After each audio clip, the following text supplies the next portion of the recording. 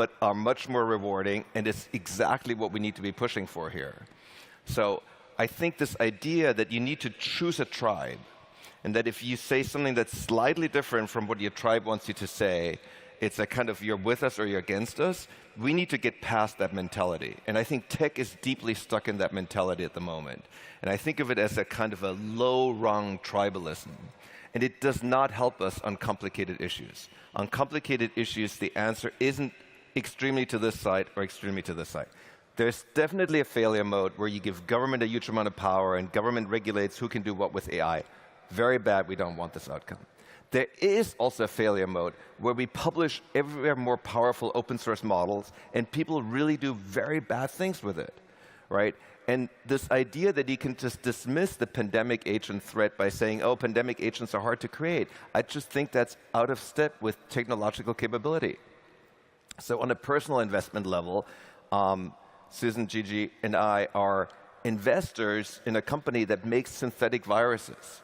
So they literally sit on a computer, they make DNA, the DNA gets printed, they make a cell, the cell makes the virus. You can do this in a lab today with not a single part that costs more than a few $1,000s, basically. So this idea that we can just go full permissionless innovation on ever more powerful technology, I think is also faulty. And so you don't have to pick one of these extremes. Yes.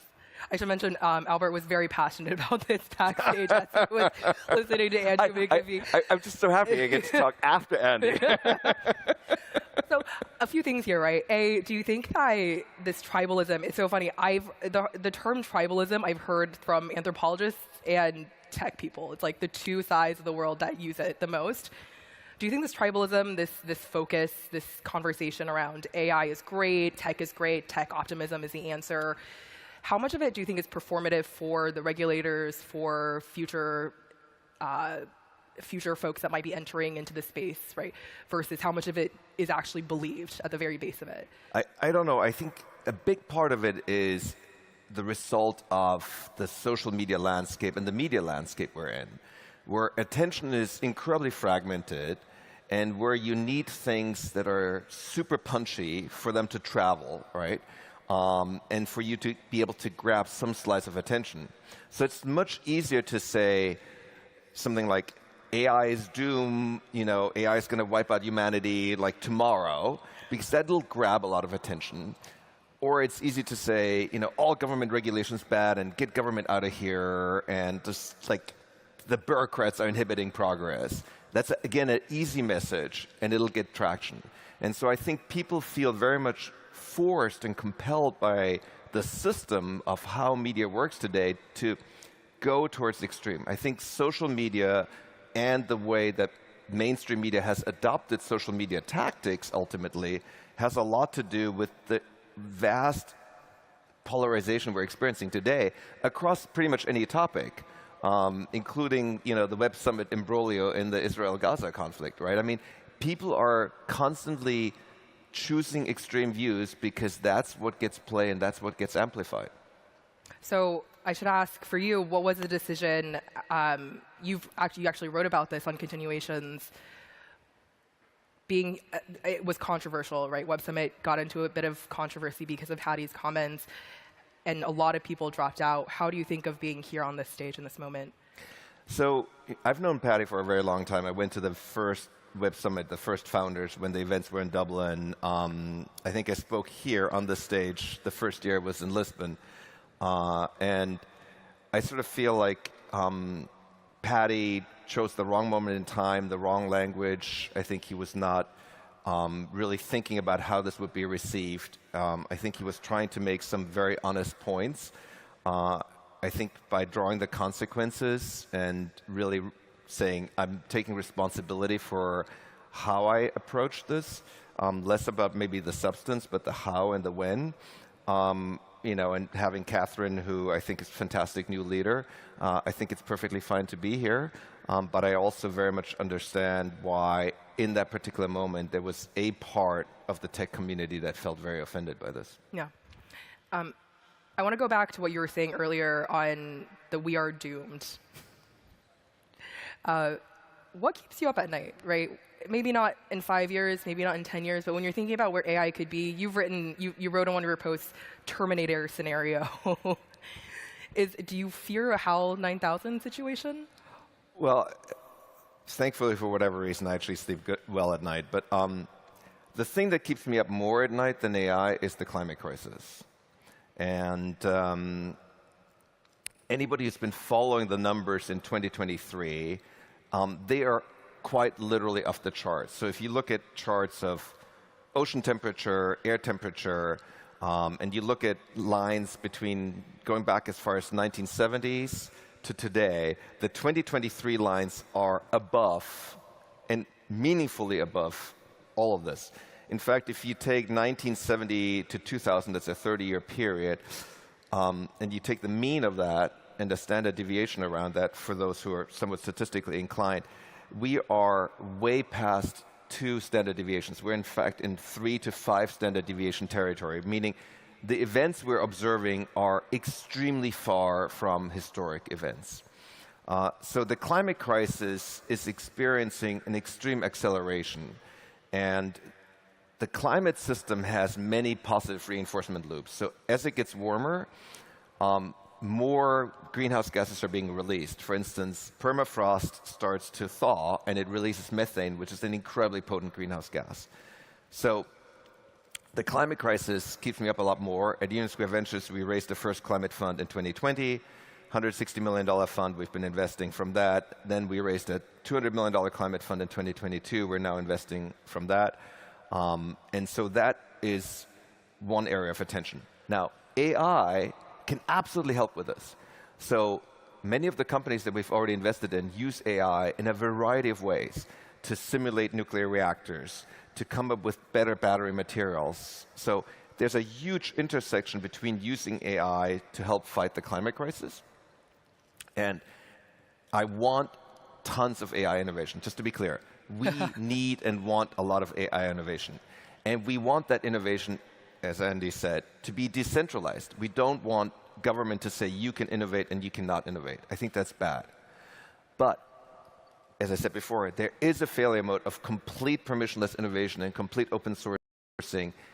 I believe we could actually get there. So in The World After Capital, I write about a very unpopular idea.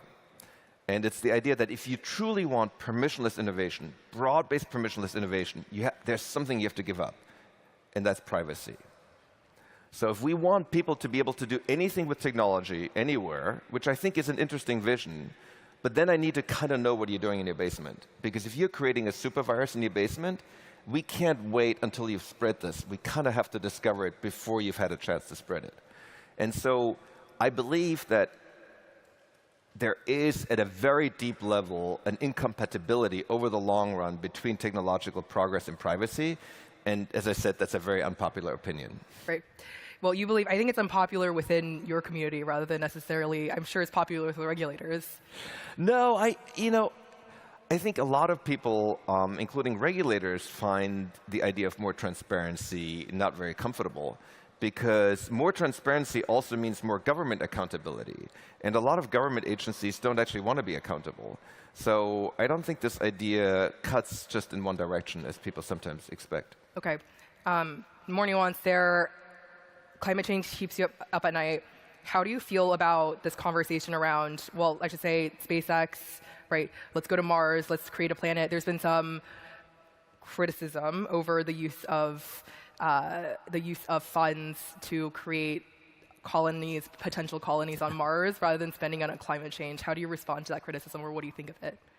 I think it's misguided. I think that we can do lots of things. The book is called The World After Capital, not because I believe that everybody has enough money, but because I believe we have enough physical capital to not be constrained by it.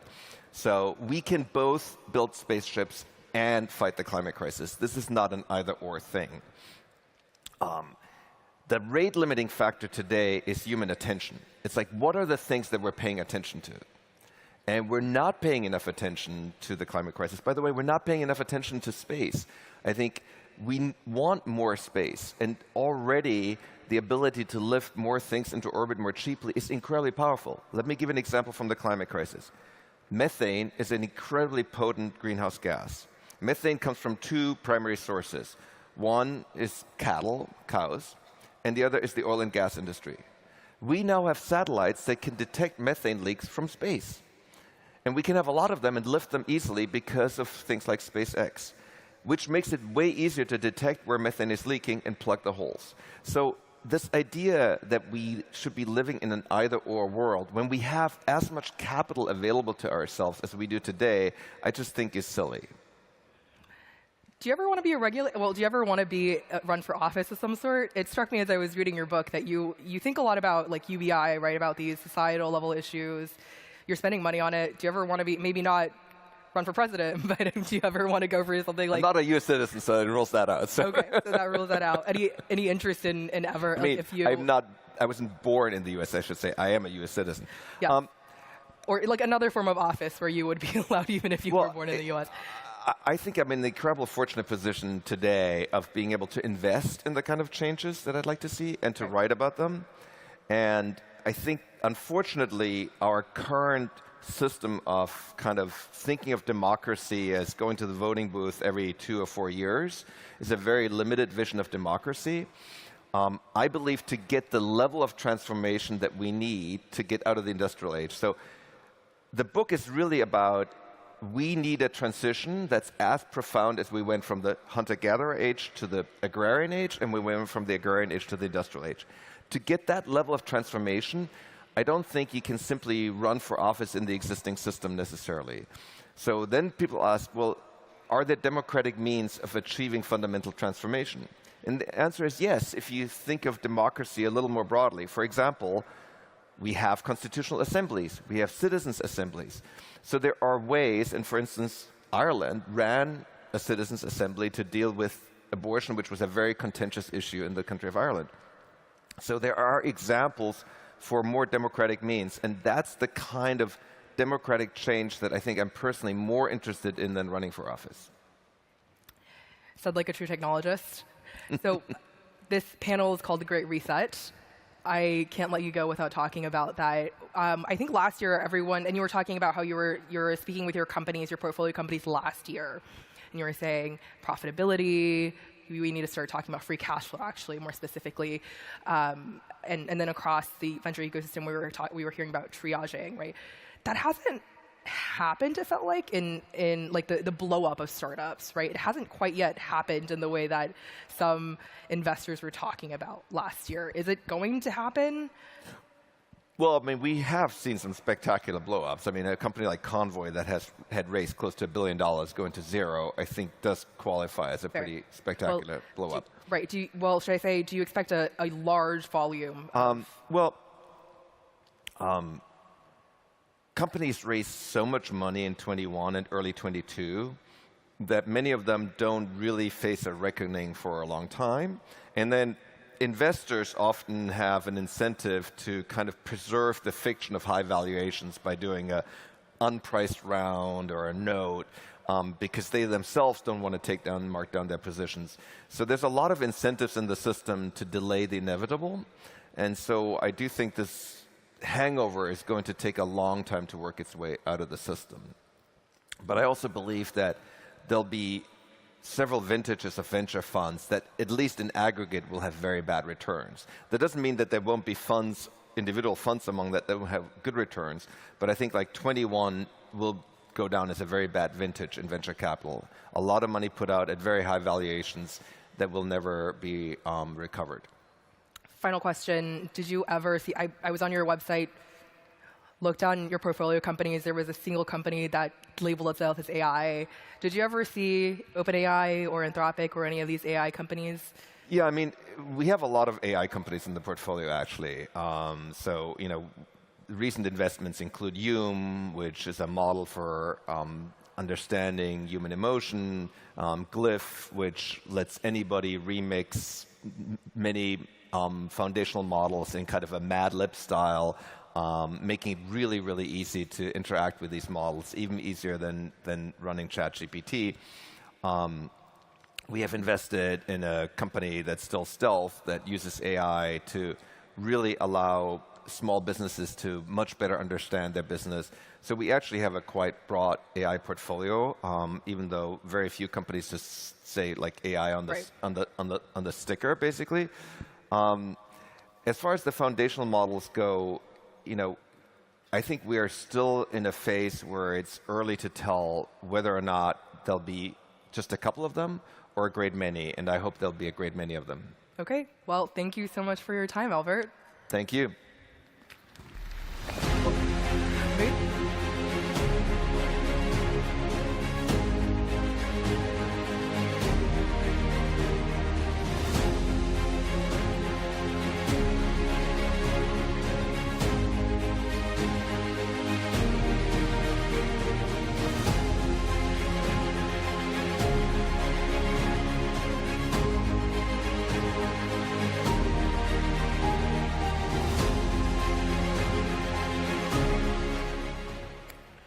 All right.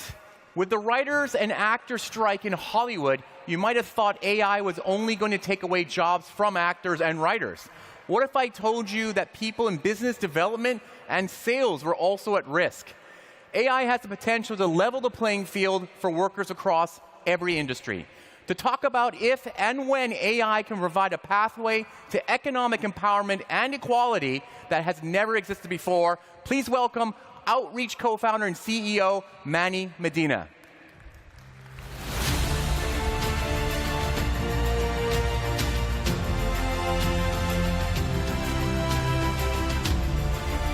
Wow.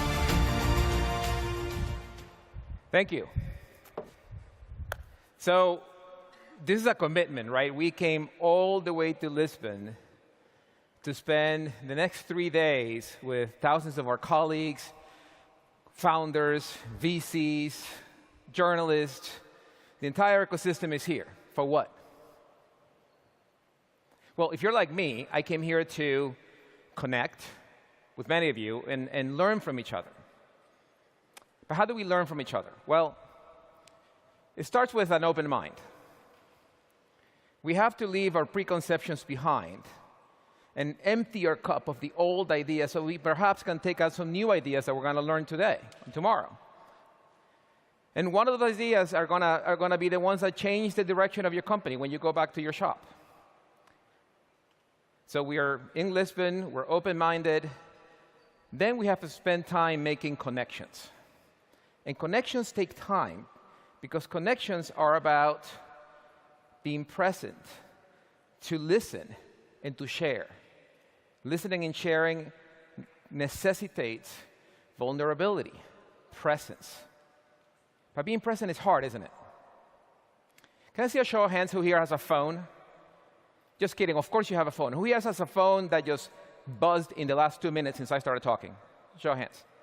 It's many of you. Why? What are we missing?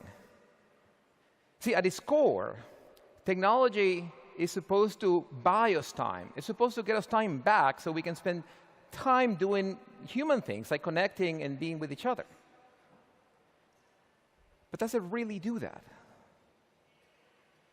We have this love-hate relationship with technology that on the one hand, we buy it so that we can get free time. On the other hand, it has become this distracting morass of stuff. And this distracting stuff is what robs us from the very time we bought technology to get us. Time to pay attention, time to empathize, time to care. And see, when technology behaves that way, then it's not doing its proper job, is it? When technology is stealing the very thing we bought it to do, then that is the wrong relationship with technology.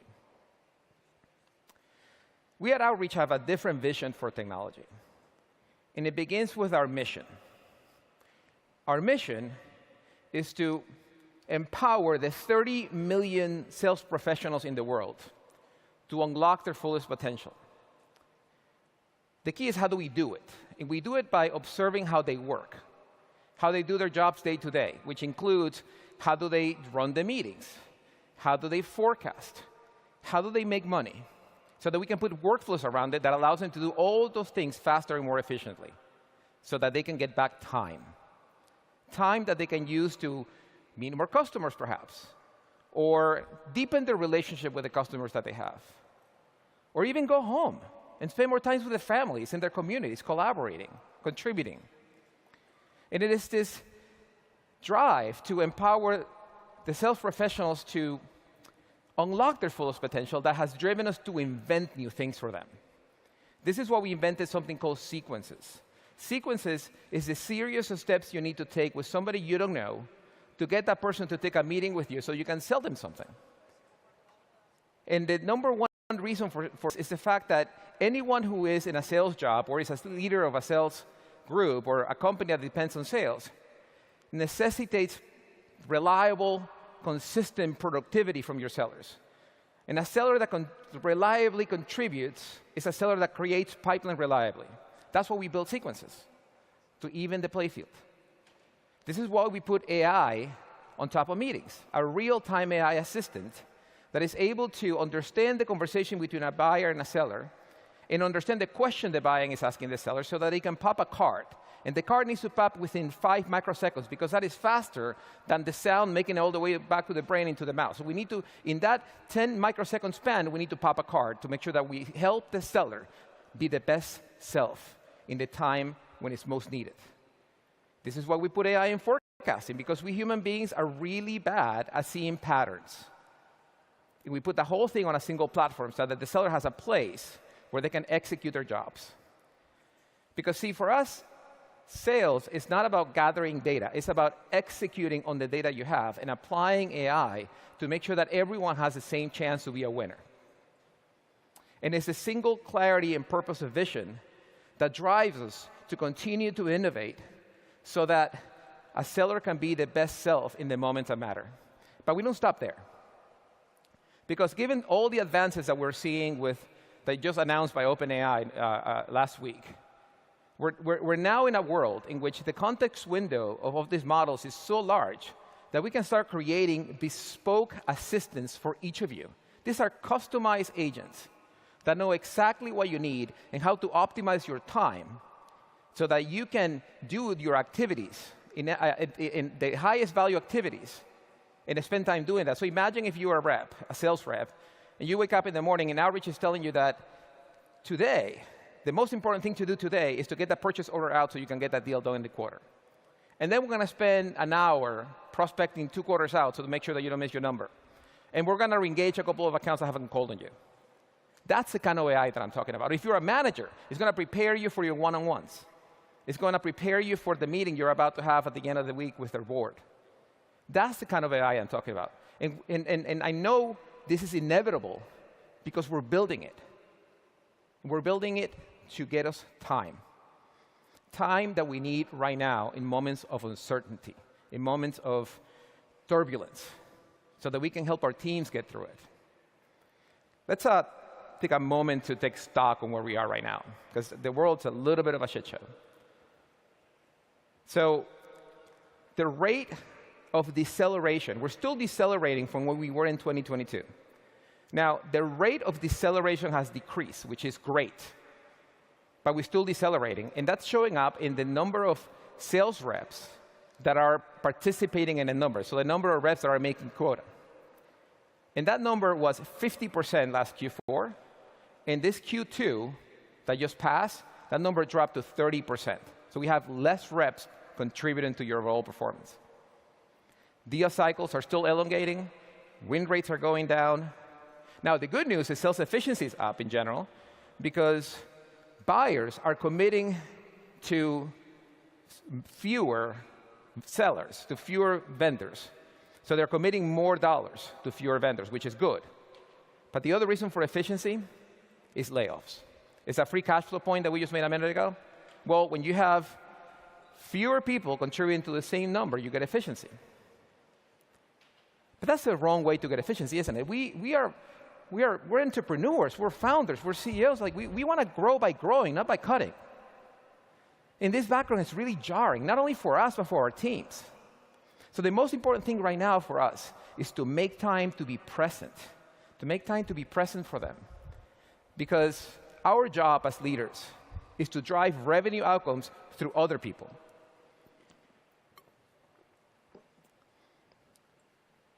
Being present for them is so important right now that we need to do it whether we know what's going on or not, whether we have all the answers or not. We need to do it whether we can't help with what they're struggling with. We need to be present even if we're struggling ourselves. Sometimes being present and showing up for your team is all it takes. Let me share a story with you, something that happened to me recently that really taught me about being present. So a couple of months ago, I took a vacation with my wife. We haven't been by ourselves in 7 years. And we went to Florence. We had a great time there for 3 days, but after 3 days, we were ready to come back home to our 2 young kids, who are 3 and 7, because we miss them tremendously. So we got to the Florence airport early in the morning. We had a late night connection in Amsterdam to go back to Seattle. And we show up, and the plane is already an hour late. No issue, plenty of time in the connection. We jump on the plane taxis over to the runway, and then stops. And the pilot comes through the intercom and says, "Dear ladies and gentlemen, this is your pilot. I regret to inform you." Who here has heard that before? Who here has heard that on the way here? Right, I regret to inform you that we're going to be delayed by 30 minutes. Fine, 30 minutes is good. We wait another 30 minutes, and then the pilot comes on again and says that it's going to be another 30 minutes. At the end of the next 30 minutes, the pilot goes to the loudspeaker and says, "I don't have any better news, but I'm going to come out and tell you myself." Whoa. Pilot walks out of the cockpit, gets in front of the plane, grabs the intercom and says, I don't know when we're going to leave. There's a storm that is affecting all flights coming from Southern Europe, and we're delayed because they're not letting that many planes go through the storm at the same time, so we're being throttled. And we don't know when are we going to go up. Most likely, all of you will miss your connections. But I'm going to stand right here in front of the plane and take questions from you because this is my responsibility. And I'm like, who does that? Usually pilots are safely behind the cockpit doors and letting the flight attendants do all the bad news. But not this pilot. He stood in front of the plane. He was vulnerable and present to tell everyone that we're going to be late. But you know what happened? The rest of the plane met him halfway through it. The rest of the plane began talking to each other, came and talked to the pilot. They were all a little bit more relaxed. People started making plans about what they're going to do in Amsterdam that night, as opposed to getting all freaked out. And that's when it dawned on me. The true advantage, the true competitive advantage in an era of turbulence in AI is showing up, is being present. But to be present the way this pilot was, we need time. We need our technology to really empower us to unlock the best of our humanity so we can gather the strength to show up for our teams and be present and be vulnerable for them. Unfortunately, in sales technology, which is the world that I live in, technology is doing the opposite. Technology is sucking away our time and robbing us from the opportunity to be present. Most of you know what Salesforce does. When was the last time Salesforce helped you do anything? And this is rife in B2B tech. And because of this inability of technology to get us time back, we have seen a Cambrian explosion of applications. So now you need 5 applications to do one job. So you go from screen to screen to screen to screen just to execute one task. And that cognitive dissonance that is the result of the swivel chair tax is killing us, is robbing us from the opportunity to be that pilot for our team and our customers. So let me share a story of something Outreach did for me to avoid this problem. So when we were early in Outreach, we raised our Series A, and the investor who invested in us was a very boutique shop. And they didn't make a lot of investments. They made very few investments, kind of like Mark Twain says, put all your eggs in one basket and watch that basket. So we were in that basket. We were one of the 2 investments that they made that year. And the investor managed the investment by having a board meeting every month. Not every quarter, but every month. Because that's how they helped us. So the first board meeting comes on. We had a good conversation. I learned a little bit. The second month, we have another board meeting, and I'm learning a little bit less.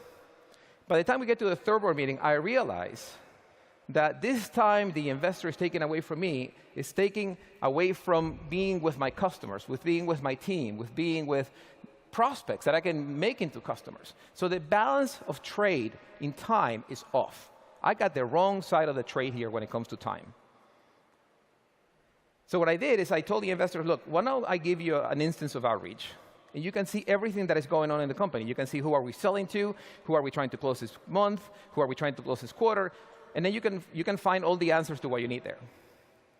And that was probably the most magical moment I had in my entire professional career, because now I was able to inflect the balance of trade. This investor was calling me to help me close deals. This investor was calling me to make introductions into accounts that I needed to penetrate. And I was able to then save my team time by getting the deals go faster. And that is a balance of trade you need to reestablish with your technology and with your AI. You need to demand time back. Because I don't need to remind you that we're living very difficult times. And if you are in business-to-business tech, every deal out there is competitive, every single one of them. And in competition, especially in sales, there is no place for number two. Only the winner matters. Who here watched the Women's World Cup? Who won? Spain, right? Who came in second and third? No one remembers.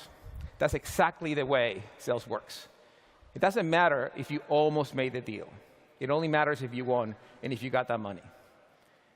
In this competitive environment, the most important thing is that you get your time back and you demand efficiency from your applications. That is the only way that we're going to get to winning and the only way we're going to get through this. Thank you very much.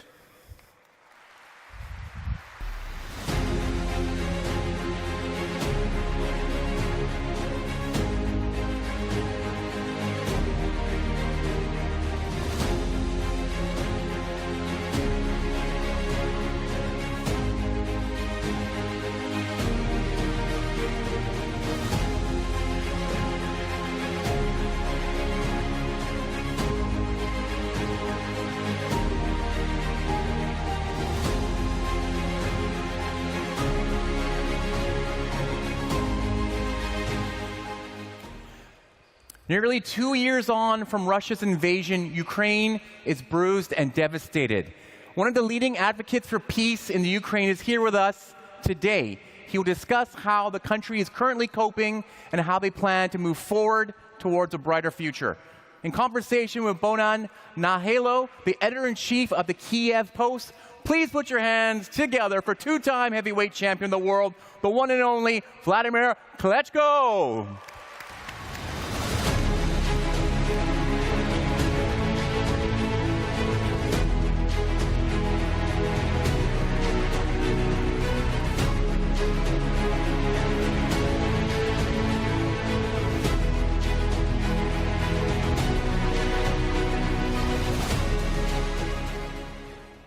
Wow. Quite a few people out there. Good day. Listen, a few years ago, all of you got used to saying Kyiv, not Kiev. And this is Volodymyr Klitschko, not Vladimir Ilyich or Putin.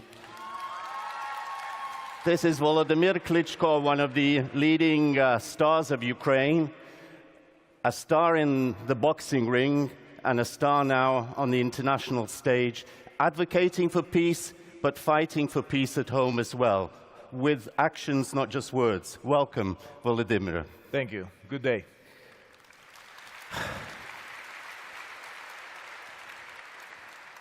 Look, when Russia attacked Ukraine in February 22, many compared this to a kind of David and Goliath struggle. You're a heavyweight. Russia's a massive heavyweight. Ukraine was dismissed as a lightweight with no chance.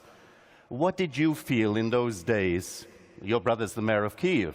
What did you feel? Did Ukraine have a chance? Unfortunately, rewinding back to a year and a half ago, more than a year and a half ago, that Ukraine is in a war, and still, we couldn't believe that our neighbor is going to attack us. Like, no one in the world couldn't believe this. But what happened, happened. And we were counted out before the fight started, because the Russian bear is bigger than anything in this world with the army, and that was the expectation of people, that we're going to fail in 3 days. Do you remember that? Maybe a week.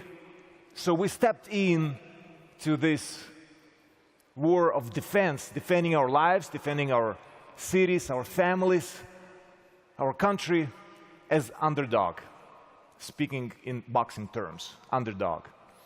And we were pretty much counted out, as I said.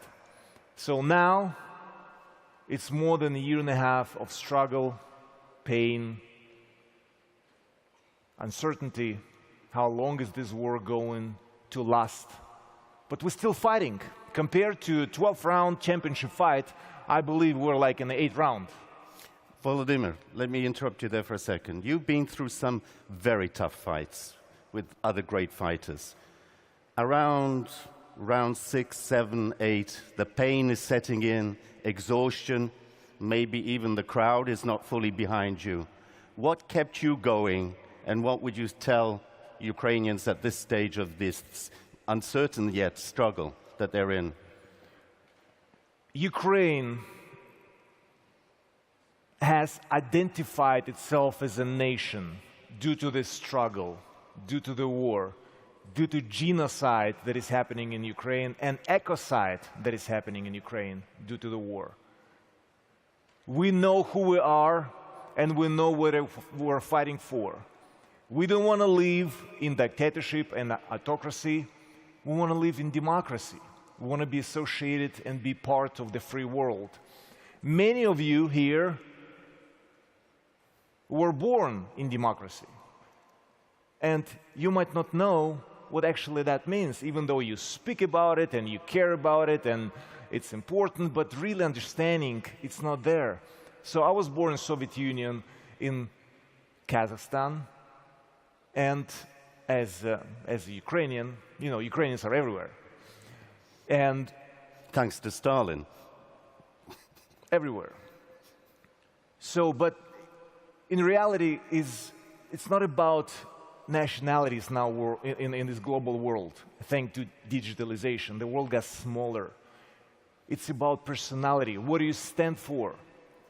Unfortunately, if you look in the history, wars were happening, are happening, and gonna continue to happen once in a while. It has been a fight between the evil and the good. So you need to choose on which side you are. Not passively, but actively. So focus. That's the main point for us Ukrainians. Who we are, what we stand for, and we stand for democracy. We stand for a right to live, create, not be destructive, but creative, and be just the best part that we can feel into this free world and be part of it and just fight for the good. Volodymyr, you were born in Kazakhstan, you've said, and as a young man you were a Russian speaker, you moved to Ukraine. One of the things the Russians always use as an excuse is Russian speakers in Ukraine have been discriminated against, and Vladimir, self-styled the great Putin, is saving them somehow from Russian fascists, a Jewish president who is a Nazi. Did you ever feel this discrimination? You've switched to Ukrainian, but as a Ukrainian that was born outside of Ukraine, did you feel comfortable coming back to Ukraine? Well, the language has been always a topic of a controversy. If you're in Ukraine and you communicate in Russian, Ukrainian, or any other language, you're welcome, as long as you're a constructive and not destructive person, obviously. So language is matter, and I have to say, since the beginning of the war, I was born in a Russian-speaking family. My dad is Ukrainian, my mom is from Siberia, and I was raised with Russian language, so we use it in the family, mostly Russian language. I've heard from my grandparents on the father's side Ukrainian, but I never used it. Since the beginning of the war, I'm using Ukrainian only, like 90%. But still, if you use the language, whatever language in Ukraine, it's not an issue. There's no problem. Sometimes people make a problem out of it, just to get into controversy. And I think it's more kind of destructive. But you have to respect the language of a nation. And that's why I turned out of respect to my own nation into Ukrainian. So I'm using more Ukrainian. Even us speaking in the backstage, so we used Ukrainian more than Russian. I'm sorry, and I was born English. in Britain of Ukrainian origin, incidentally. So what I wanted to ask you about is this pull towards Europe. Ukrainians, they feel themselves as if they're not a long-lost child of Europe, but an abducted child that history, communism, Russia abducted. They want to go back and join Europe, as do many Belarusians. It's Belarus Solidarity Day today, for example. How strong is that sense of being part of Europe in Ukraine? Has it been heightened by the war, or are people still a bit wary about the geopolitical situation between East and West in which Ukraine has traditionally found itself? You know what's interesting? Ukraine as a nation is very modern. I think that digitalization has kicked in the past year and a half more than ever in Ukraine. And then on the other side, you look on the opposite side, Russia. What Russia does, turning off internet because you can get the truth. VPN is getting like really complicated to use in Russia. YouTube and so on, other channels of social media are getting turned off. So basically Russia is going backwards. Instead of developing its people and its country, it's going backwards. So we Ukrainians are on the border of the East and the West, and it's also on the border of the free world. What we stand for, we do stand for freedom. We do stand for digitalization. We do stand to learn from the past, learn from the mistakes of the past, and not to repeat them again, and develop our country and be part of this development and evolution. So we don't want to stop evolution of humankind like Russia does in this case, unfortunately. But also I want to say it's not about the nations, it's about personalities. What do you stand for, what do you believe in, and just be active part of this world. That's what we'll come to that in a minute because you're very active on the digital front. You spent a large part of the last 20 years or so as an international figure, sportsman, boxer, world champion outside of Ukraine. But you've just told me behind the stage that since the war you've been mainly in Ukraine. What effect has this war had on you? You told me that when you look in the mirror, you ask yourself, what am I doing for my people? Can you elaborate a bit more? I mean, what does war mean to a champion boxer that can live out here and be far away from it and with words support the struggle? You've gone back. Your brother's the mayor of Kyiv, as we know, defending the capital. What are you doing personally? Well, you can say it in the words of wearing different hats, and it's important to have the view from the outside of Ukraine and also inside of Ukraine on the front line. Speaking of the front line, either its front line was a year and a half ago on the border of the city of Kyiv, the capital. Russian military were trying to capture the capital of Ukraine, so we were preparing for street fights. Now the front line is in the south and the east of the country. And there's another front line, informational front line, which is one probably of the most important front lines. Information makes people's minds change, think differently. There is some information could be fake, how we can prevent that with AI as an example or not. So there are a lot of questions in this world how to handle that. So we definitely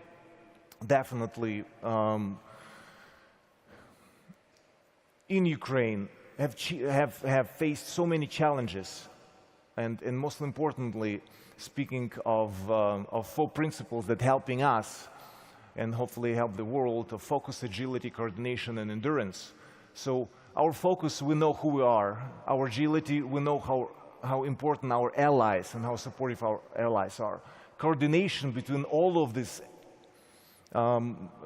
challenge that we're facing in Ukraine, as I said, on the eco side and personal challenges due to the war and destruction, and most importantly, is the principle of endurance. Because maybe some of you are tired of war. You're tired of war in Palestine and Israel, you're tired of war in Ukraine and what Russia does in Ukraine and other wars that are happening in this world. Endurance, to keep on going, to defend what you stand for, is probably one of the most important values and principles that humankind can have. Not to get tired, not to get exhausted, but keep on going. And as we said before and mentioned, so we're in round 8. So there are 4 more rounds to go.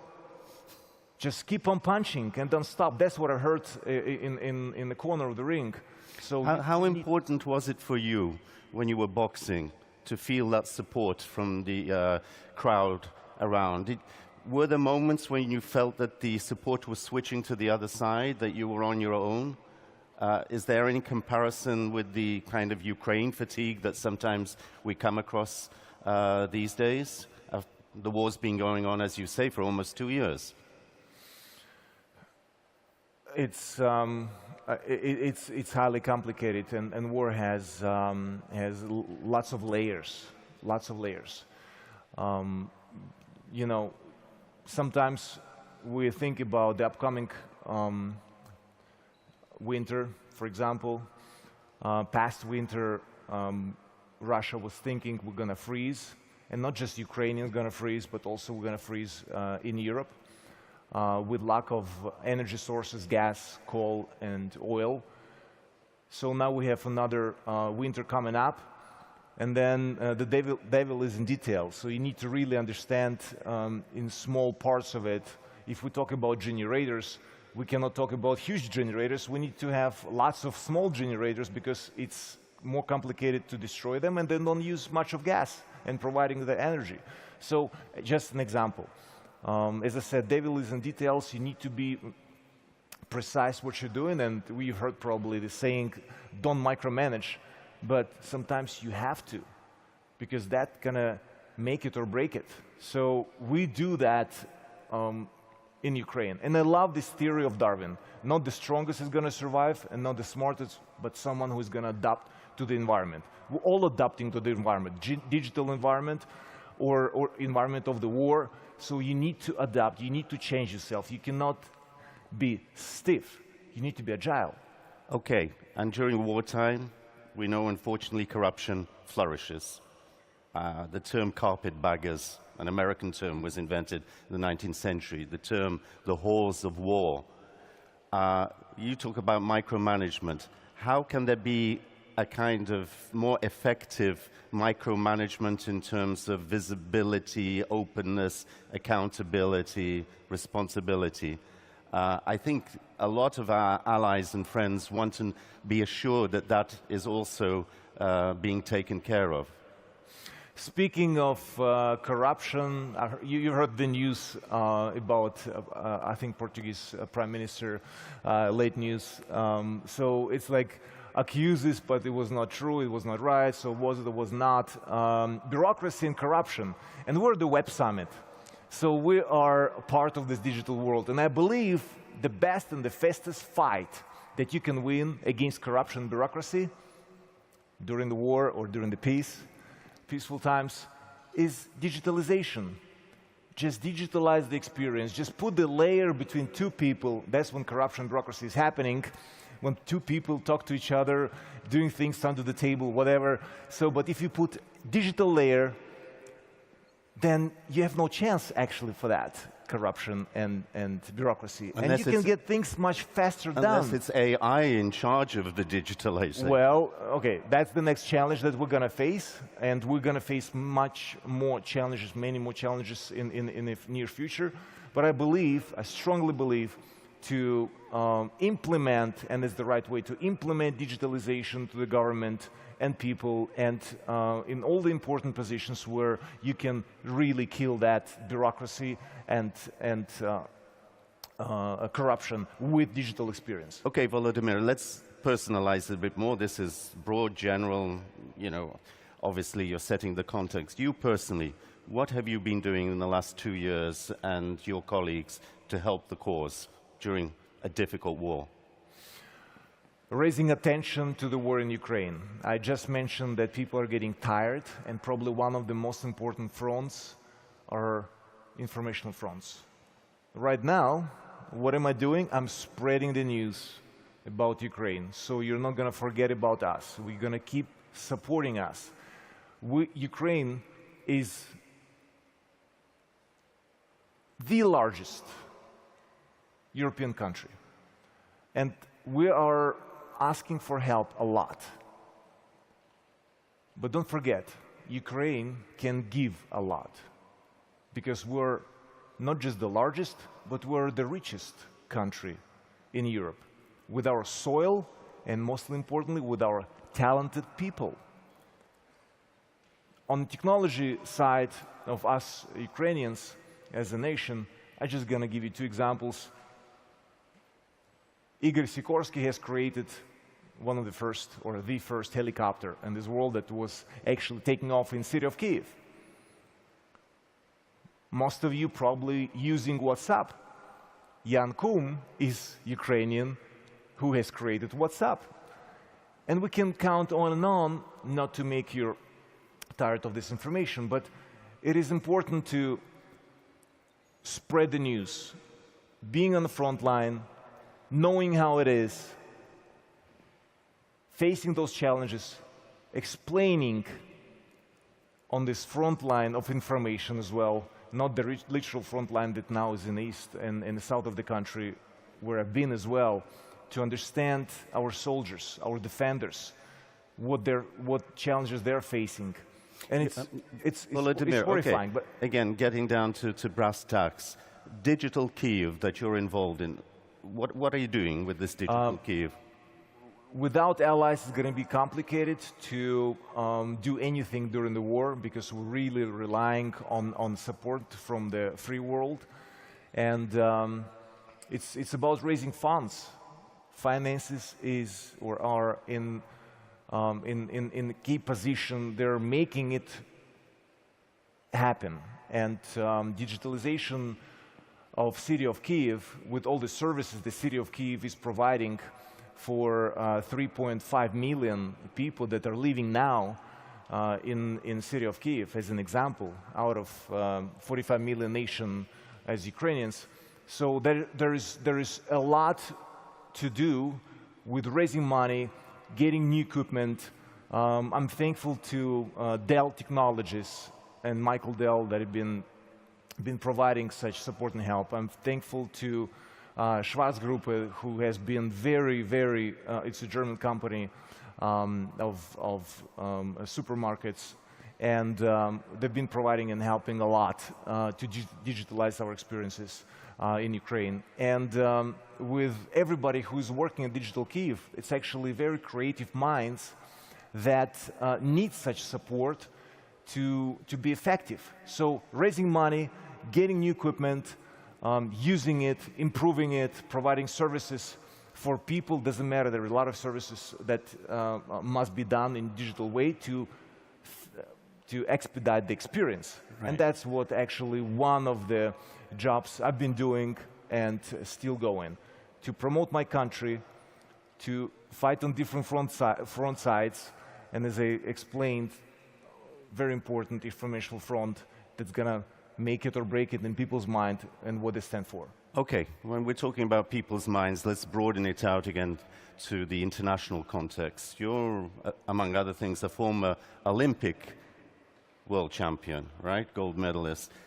The Olympics are coming up next year in Paris, right? Touchy subject. We know the Ukrainian position. What's your personal position about boycotting Russian, Belarusian athletes who are supporting the war of aggression against Ukraine? I believe that next Olympic Games must take place in Paris next year. So we're all looking forward to watch all those athletes perform, but not to forget, sometimes people think, you know, sport has nothing to do with politics.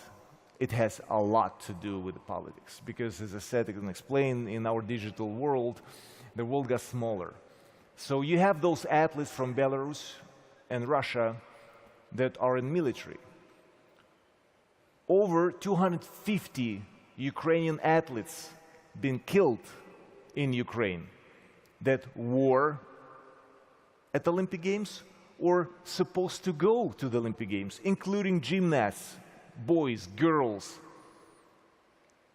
And Russian athletes are part of military.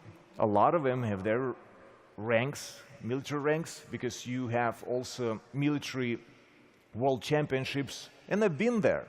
I know what it is. I mean, all the national teams been performing at the military world championships, and they're performing at the Olympic Games, and they're going to perform at the Olympic Games. So I believe that as the consequence for this aggression from Russia, for this war, Russia and Belarus must be banned from the Olympic Games. Because if there are going to be no consequences in this world, the aggressor is going to keep on going. You must have consequences. It is not nice for the athletes, but they must say and really mean it against the war. None of those Russian athletes do it. None of them, because they're supporting and they're part of it. And one more time, it's painful to realize that Ukrainian athletes that's supposed to perform at the Olympic Games been murdered in Mariupol, in Bakhmut, Solidar, Kharkiv, Kyiv, Borodyanka, Irpin, Gostomel, and on and on and on and on. And how many are going to be killed, not to forget, until the Olympic Games going to start, because every single night we're under attack. Every single night, Iranian kamikaze drones, Shahids, and rockets bombarding our country, taking the lives, destroying the infrastructure. And how many athletes are not going to be capable of performing in 2024 Olympic Games in Paris? So ban Russia and Belarus as the consequence, and Russian Belarusian athletes to participate at the Olympic Games.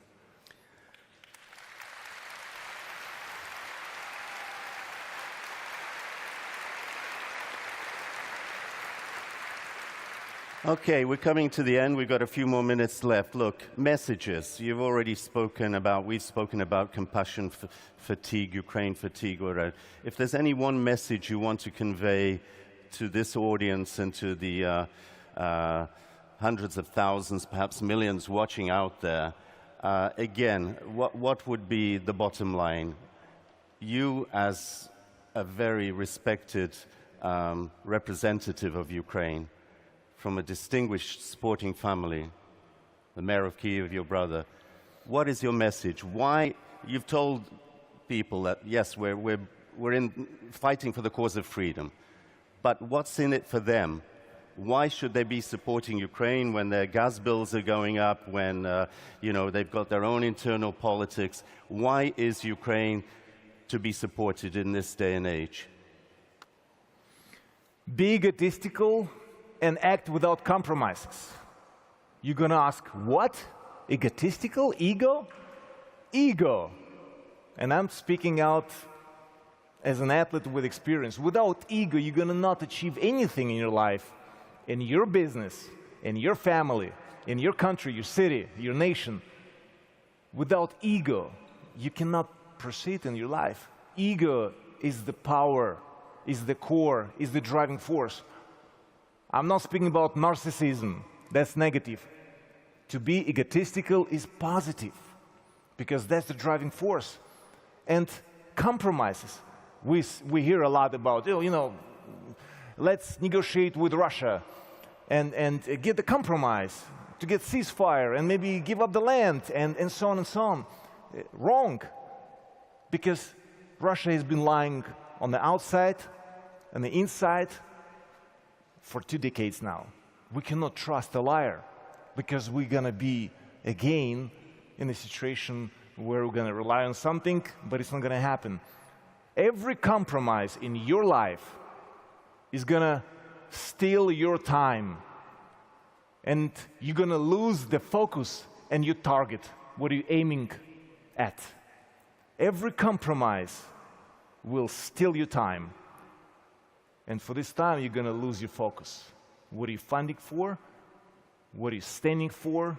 Just, as we say in boxing, keep on punching until it's done. And that's my message to you.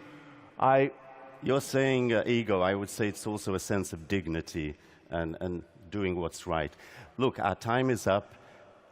We have not only a great boxer, but clearly Ukraine has not just one, but several great communicators. Please thank our special guest, Volodymyr Klitschko. Thank you. Thank you. Slava Ukraini!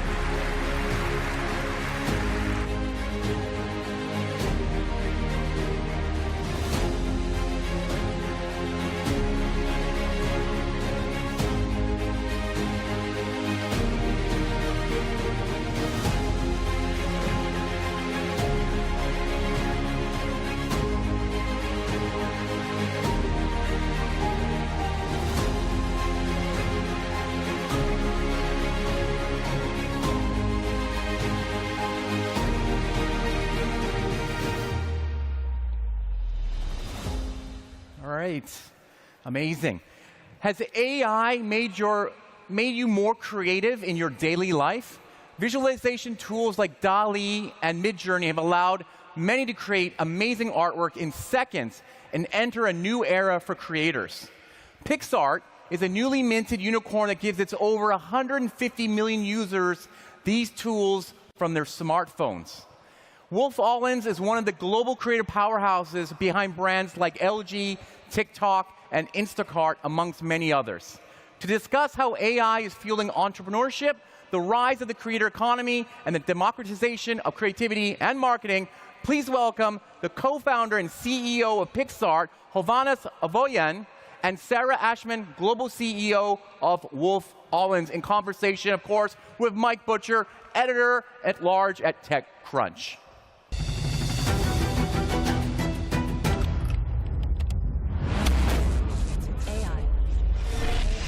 AI, a transformative force shaping our world, revolutionizing our lives, solving challenges, safer roads, self-driving cars, simplifying tasks, answering questions, a catalyst for progress. The power of AI. Well, ladies and gentlemen, thanks so much for joining us. It's great to be back in Lisbon for Web Summit. My name is Mike Butcher, editor-at-large for TechCrunch, based out of London, and seat C of the plane. I'm delighted to be joined by a fantastic panel today. Hovhannes Avoyan, who's the co-founder and CEO of PixArt, which I'm sure many of you use. Let's do a round of hands. Who uses PixArt or has heard of it? Put up your hands. Right, yeah, I think we've got a few fans in the audience. Fantastic, thank you. And I'm also delighted to be joined by Sarah Ashman, who's global CEO of the creative powerhouse Wolf Allens. And those of you who don't know, Wolf Allens is the branding agency, branding, marketing, you name it, behind many of the world's biggest brands. So let's open up the conversation, which is about Generation AI and this new era of creatives and businesses. The issue, I think, that we're facing at the moment is there's been such an explosion of interest in generative AI, particularly, of course, from the artistic and visual perspective, which is so key to branding. Sarah, what did you think when you first saw the Pope in a rapper's puffer jacket? Did you think, my goodness, he's so modern? Or did you think something else was going on? Well, I think he was rocking a pretty good look and doing it quite well. But obviously, we know the Pope in a different context, so you're going to ask some questions pretty soon, aren't you? Well, of course. Well, I'm being a little bit cheeky, because generative AI, generative art, has exploded onto the scene via that kind of medium, and many of us, of course, see those pictures, and they went around the world. And it's just a sort of an interesting conversation opener, to the point that art is, and you know, the artful visual art is being changed by this. And Pixar, obviously, famously, was really a pioneer of this area prior to, you know, this new generative AI experience. And you've been such an enormous empowerment platform for artists and for creators. How is your audience reacting to the rise of generative AI? Okay, thank you. So first of all, hello Pixar users. Very nice to see you all here. And for those who don't know Pixar, we have 1 billion installs actually up to date. We use generative AI not like since 2017.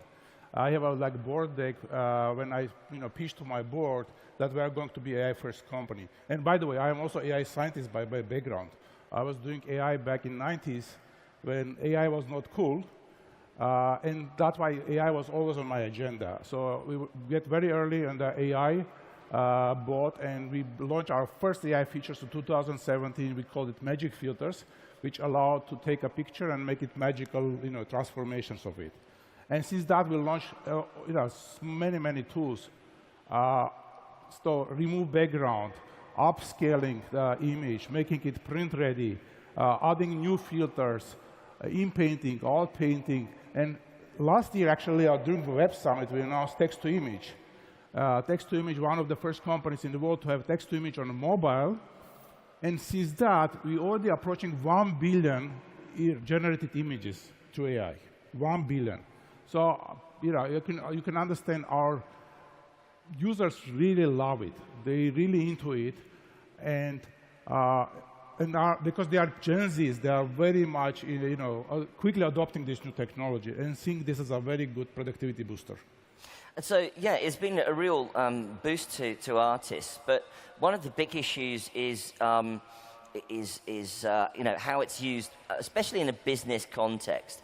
What's been the feedback from your creatives at Wolf Ollins about how to use these new tools? Well, we're clearly at the early stages of how you could use it. Within the current context, it's quite useful as a sort of a tool to enhance or make things more efficient. Processes. So usually in the work that we do, you might go through a visual auditing phase, and it's quite interesting to be able to use generative AI in that context. Or you're looking for references, and they're usually quite obvious references because you want to avoid them because we're in the business of doing things with originality. So there's lots of things like that is quite useful, but they haven't evolved enough yet for us to believe that you can actually work hand in hand with them and get to something that feels truly original. And we're nowhere near all the copyright stuff having been sorted out in a way that makes you understand that actually you could own it and therefore you could assign the rights to someone else either. So that's why I say I think we're at this sort of shallow end of the pool of what's possible and still very much in exploration and curiosity mode. Do your clients, and that copyright issue is so important, isn't it? Do your clients come to you and saying, oh, why can't we use this new tool? Let's whip up some advertising campaign. Surely it's going to be cheaper to do things like that. Well, I think in our particular kind of corner of the creative industries, because we're not making advertising per se, so we don't have those conversations. But there are definitely conversations around how could you set internal teams up to be able to do things efficiently themselves once they've maybe rebranded in that context and create some things for themselves. And obviously there's a lot of lawyers involved in all of this these days, so no one is ever going to say, Sarah Havanis, do you want to sit down and sort that out? It's unlikely that's going to happen. The world will be a better place without those. Yeah, lawyers. So, are we going to be able to get to the point where the lawyer aspect? Do you get any lawsuits coming to Pixar saying, please cease and desist and take this account down? They've used my art.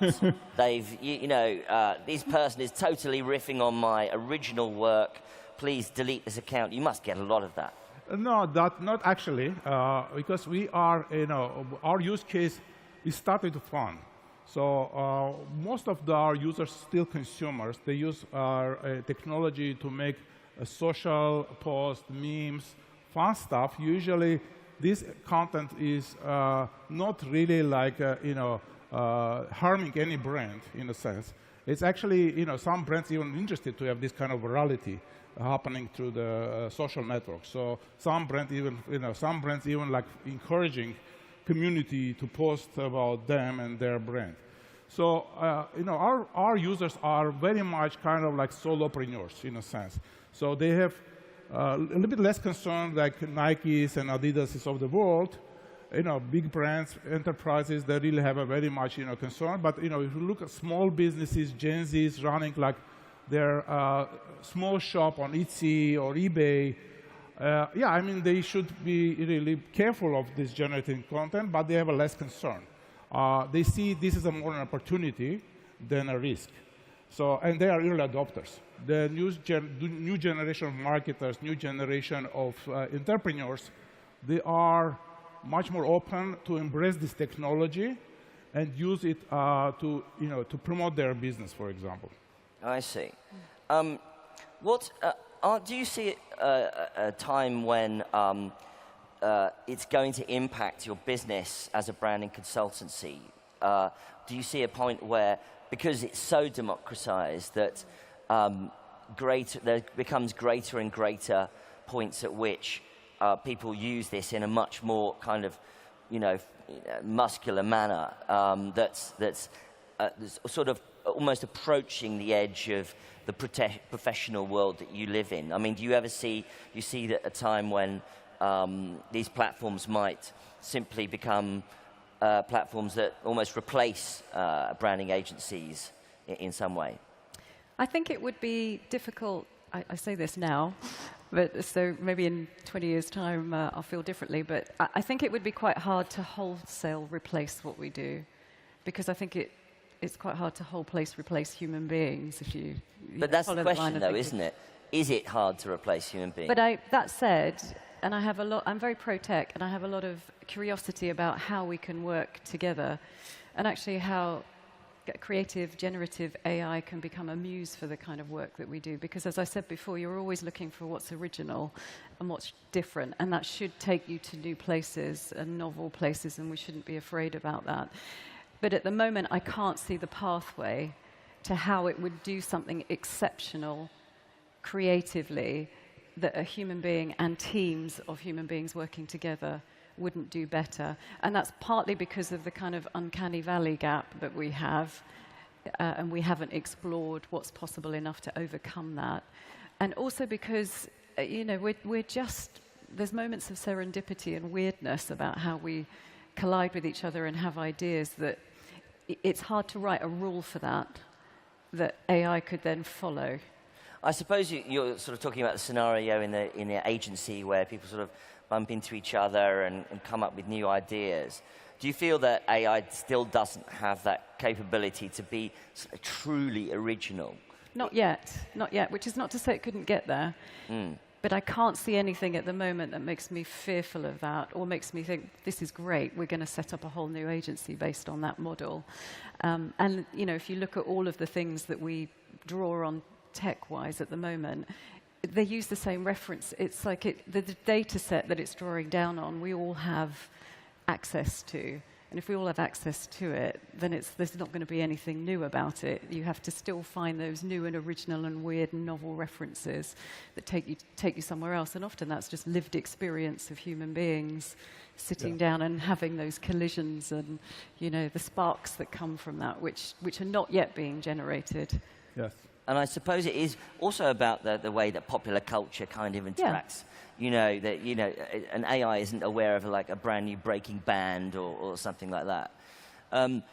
PixArt recently released new tools, one of which was, I noticed, that we covered on TechCrunch, which was where you could remove an object in a video. Now, there's a lot of controversy about the potential for AI to create disinformation. Do you feel that PixArt is bordering on the edge of being empowering that potential for disinformation? Yeah, first of all, I can continue the discussion about, I think we believe the AI is not a replacement for human creativity. It's actually a copilot or booster of human creativity. I give you like one statistics.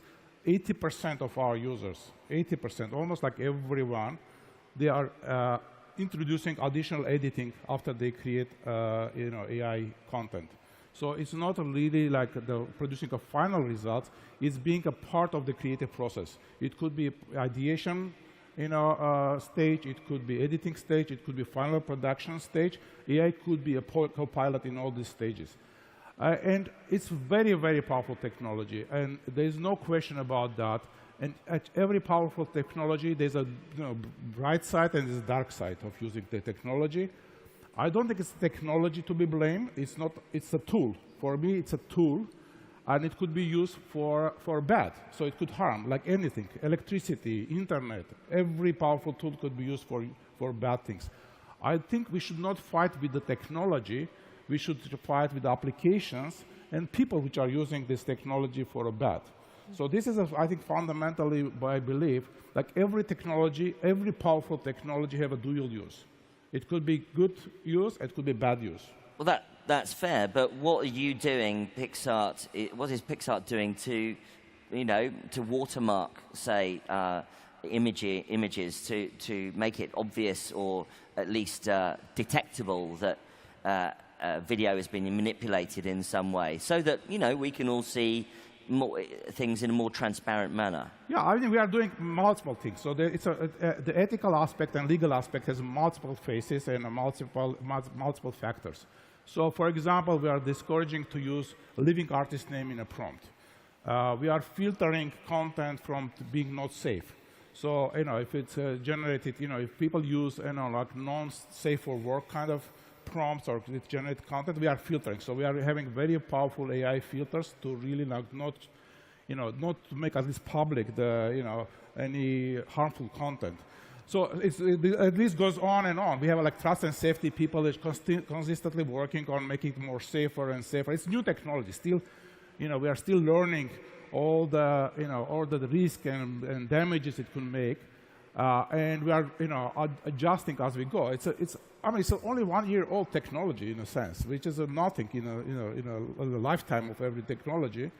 But we are actively working to make it safer and safer and safer. Right. Yeah. But also, do you feel that your platform is being used as sort of training data in some way, for these new foundational platforms?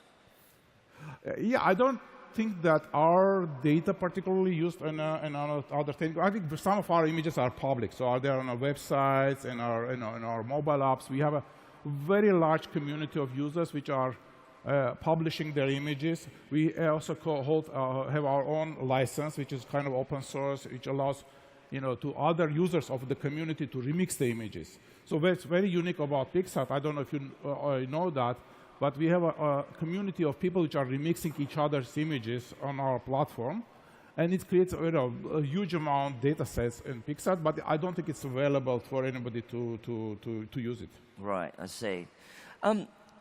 Obviously, Wolf Olins is a massive branding agency and is globally known, has been around for many years. One of its key aspects is logos, isn't it? It's the actual kind of brand identity of a company. But of course, we can see now that using generative AI, people can take those logos, they can manipulate them slightly. What do you see, and what have you seen in terms of how the platforms are being used in that manner? Are you seeing strange, interesting things coming out of that world? I think people are always going to have a lot of fun with any symbol or gesture in the world, aren't they, visual or otherwise? And of course it's out there, and it always has been, in truth. It's just that more people have hands on the tools to be able to do that. If you're a company, you own your logo. It's copyrighted, so you get to decide whether you want to do something about that if you feel like it's either infringing but more likely reputationally damaging you in some way. And then they make decisions on that basis. So for us as creators at Wolf Olins, we're constantly, as I've mentioned before, just trying to find how do you stick true to what's true about yourself and your origins, but do that in a more distinctive way. And that could get harder as the world's flatter and you get to see more references in the world, or it could get easier if the same references are being used in other places, and therefore you've got more distinction. And if I'm a company seeing my logo being manipulated in lots of different ways right now, on one hand, that's actually quite good, because it means people In what way? Well, it means people are actually interested in you culturally, and they're interested in playing with your toolkit, as it were. And if that's being done in a sort of playful, fun way, then even though you want to make sure that your copyright is protected, that's not a bad thing to see in the world necessarily. Do you think there's a sort of an interesting feedback loop that's going to happen because these tools are becoming so well democratized that anyone, I mean, I can go and make a strange logo out of a Pepsi logo or a Coca-Cola logo using one of these platforms now. Do you think there's going to be an interesting sort of feedback loop that develops in the way that's going to affect your work in a professional sense? Well, anyone can create these things. Whether they're good or not is another question. And who gets to define what good taste is the question that's, I'm curious to debate, because we've always had tastemakers in the world, and we've always had a standard that's being set, whatever creative discipline you're in, writing, architecture. These are defined by the day and by particular entities of the day, and I think that will sustain. Interesting question is whether a generative AI will ever become one of those tastemakers of the future. But yeah, I think we do get to decide whether we think something is of a particular standard, and I don't think personally that anyone is going to be able to create that standard without the training, without some people around them to spark the right ideas. All sorts of things go into the pot to really be able to create something that's amazing, exceptional, as opposed to something that we could all create, It's interesting you mentioned the word tastemakers, because tastemakers in the traditional sense and in the old sense of the last, say, 20, 30, 40 years, I suppose, or as longer, have been people who, affect the culture, or at least certainly tweak the culture that we're all living in to, enliven it in some new way. There's a lot of debate, of course, about how artificial intelligence is going to change the way we work day to day. You, obviously, as an agency, you're looking at these tools. Pixart as a platform is enabling these tools. How do you both see the world of work changing? Are you excited about the possibilities of humans being augmented in this way? Do you see that, or is there a concern that humans might be replaced in some way? Right. What's your view on Pixar? Right. So we are in the same creative space, but we have different mission. As you said, our mission is to democratize creativity. The story of Pixar, we started because I want to create something for my daughter. She was 10 years old, to be creative and empowering her and all creatives in the world to make it accessible and available to everyone to create. So that was my big mission. That's what I believe. And that's why I see AI is really playing well with my mission, because it's making it even easier to create. It's lowering of barriers and doesn't require lots of education and training to create something beautiful, and really unlocking lots of creative power of human beings. So I think this is for me, it's a very fundamental thing. I believe AI is helping you to bypass certain kind of friction to create.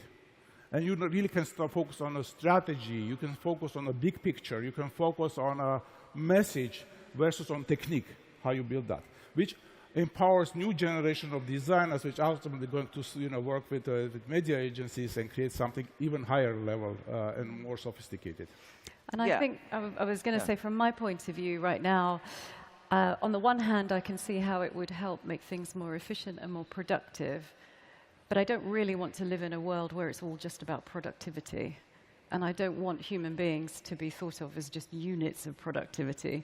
And so in the company that I work in, I want to make sure that we don't become a factory that gets faster because we've got new tools, as opposed to a place where creativity thrives and finds different ways to thrive.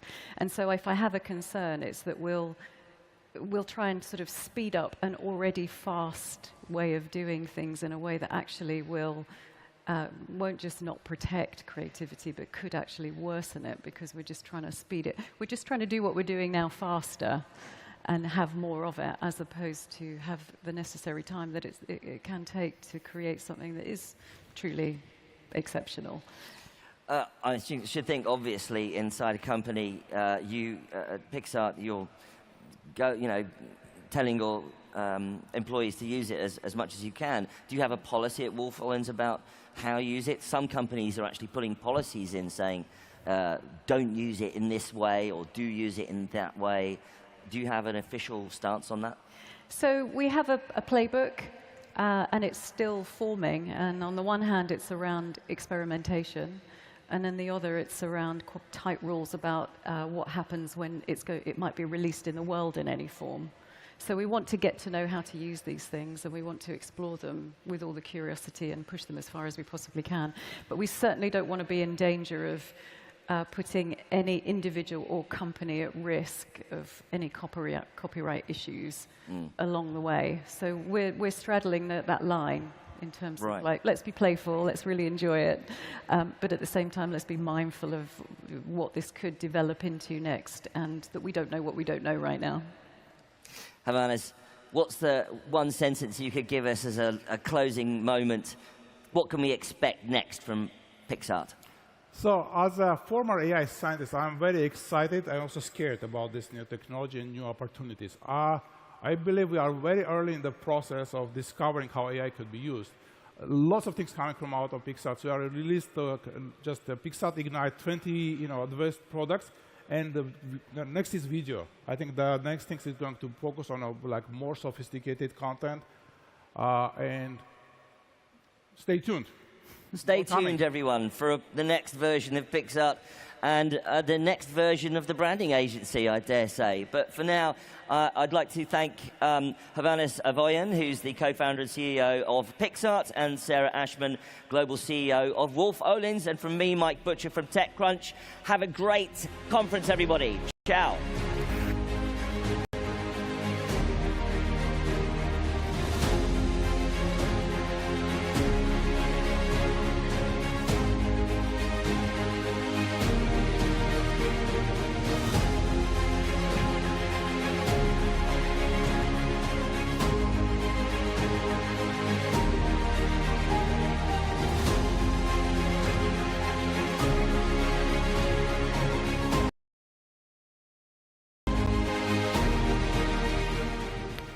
All right. Our next speaker is an American billionaire real estate mogul and the former owner of the Los Angeles Dodgers. He is pouring $100 million into an attempt to rebuild the foundations of social media. This nonprofit effort, which he has lawfully named Project Liberty, centers on the reconstruction of a publicly accessible, decentralized database of people's social connections, allowing users to move records of their relationships between social media services instead of being locked into a few dominant apps. To find out more, please welcome Liberty Frank Court to center stage in conversation with Ryan Heath of Axios.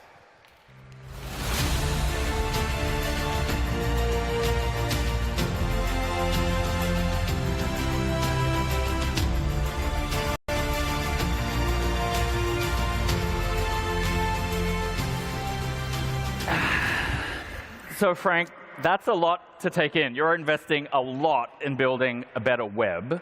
So let's just start with the basics first. What do you see as being wrong with the web today, Web 2.0?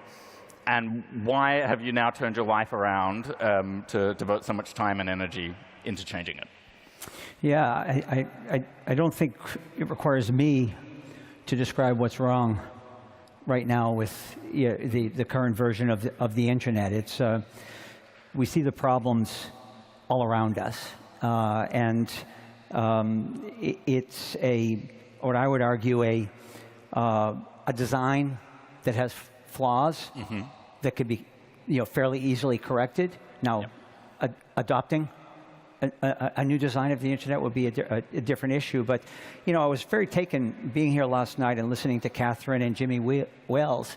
I mean, they're really acknowledging that something's wrong with the current architecture, and let's fix it, right? And you mean not just from the technical perspective, but from the harms and the real-world impacts of that technical architecture. Yeah, I mean, pick the harm to democracy, the harms to young kids, the challenges we have to govern, even have a civil discourse.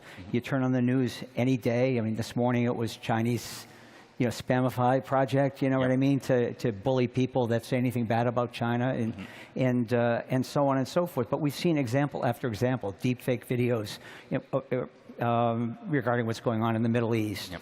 Et cetera, et cetera. And the point is that we have an internet that is highly centralized, highly centralized, autocratic, and surveillance-based. And then we have social media that is really creating a lot of problems for us to solve other problems. Because if we don't have a kind of a shared set of facts and a underlying trust in the system, it's really hard to get beyond that. So you see polarization and all the things everyone knows about. It really almost rewards the bad behaviors, as opposed to really celebrating the good stuff. And so what Project Liberty is really focused on is not putting more logs on the fire of what's wrong. It's actually acknowledging that we can do better, and now putting forward solutions to actually reset how the internet works. And think of us entering now the third generation of the internet, and solutions is a good word. Let's pause on that word for a second, because all those impacts you were just describing, the sort of the tech lash, there's been a bit of a backlash to the backlash recently. And that made me really think of Mark Andreessen's manifesto, the venture capitalist that he put out a couple of weeks ago.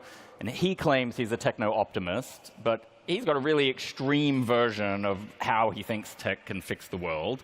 And we have some news today that you want to announce. So we're going to queue up on this big screen a kind of counter-manifesto, a different manifesto. And the way you were explaining it to me, it's a pro-tech manifesto, but it's a different type of optimism. So if we can get that up on the screen, I want to get you to tell me about that manifesto and what is actually new in that and different about that compared to Mark. Yeah, and please you put it up and then we'll take it down, because we're not asking anybody to read it. We're just saying it exists as of right now. And you can go to projectliberty.io and click on it and share it and read it. And maybe you agree, or maybe you disagree. And I would just ask you to read it. And if you disagree, ask yourself why. And the point here is, as we move into the next generation of the internet, let's actually learn from the last 30 years and think about the values we want embedded in the internet. What are we optimizing for? And if we want democracy to thrive, let's optimize for democracy. If we want to protect kids, let's build that. Let's actually create an internet together which will give us the results we want as outcomes, rather than kind of a move fast and break things mentality, and then sit here with broken things and wonder why. So it's like, let's think about not just what's wrong, but what we'd like as outcomes.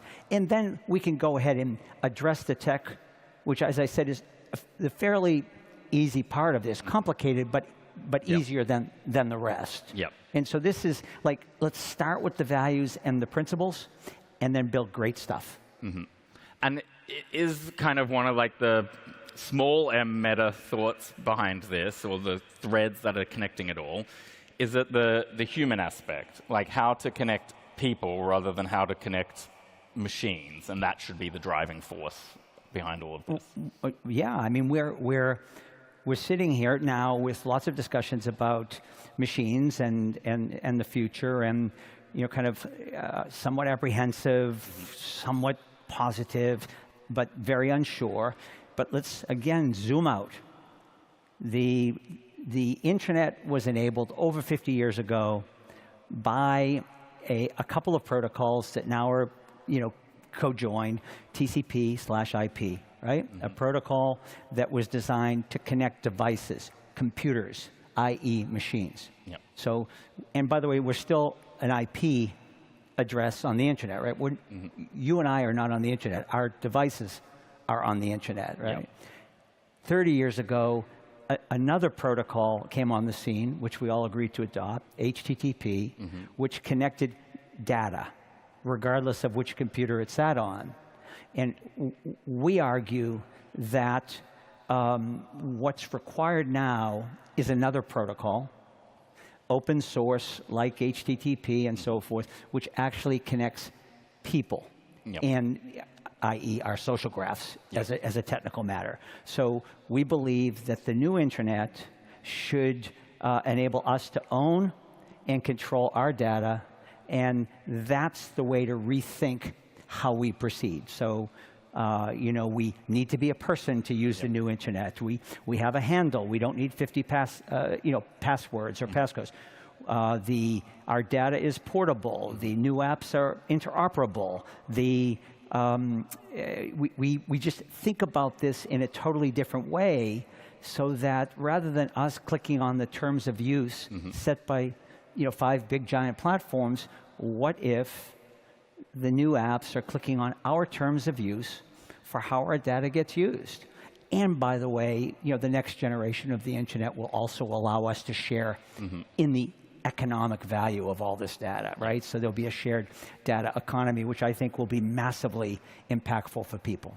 So what I'm hearing there as well is you have a real systems thinking approach. When we look at a lot of the debates that occurred over the last 5 or 6 years, it was people saying there were things wrong with this digital ecosystem, but there were a lot of Band-Aid sort of ideas in a way. It was about begging for concessions out of big companies, sort of little tweaks and fixes on the edges. But you're really talking about a kind of system change, and I think you're arguing that the system change is not AI, that it is a bunch of other changes. Yeah, it's definitely a systems change. It's definitely a rethink, again, which is very doable.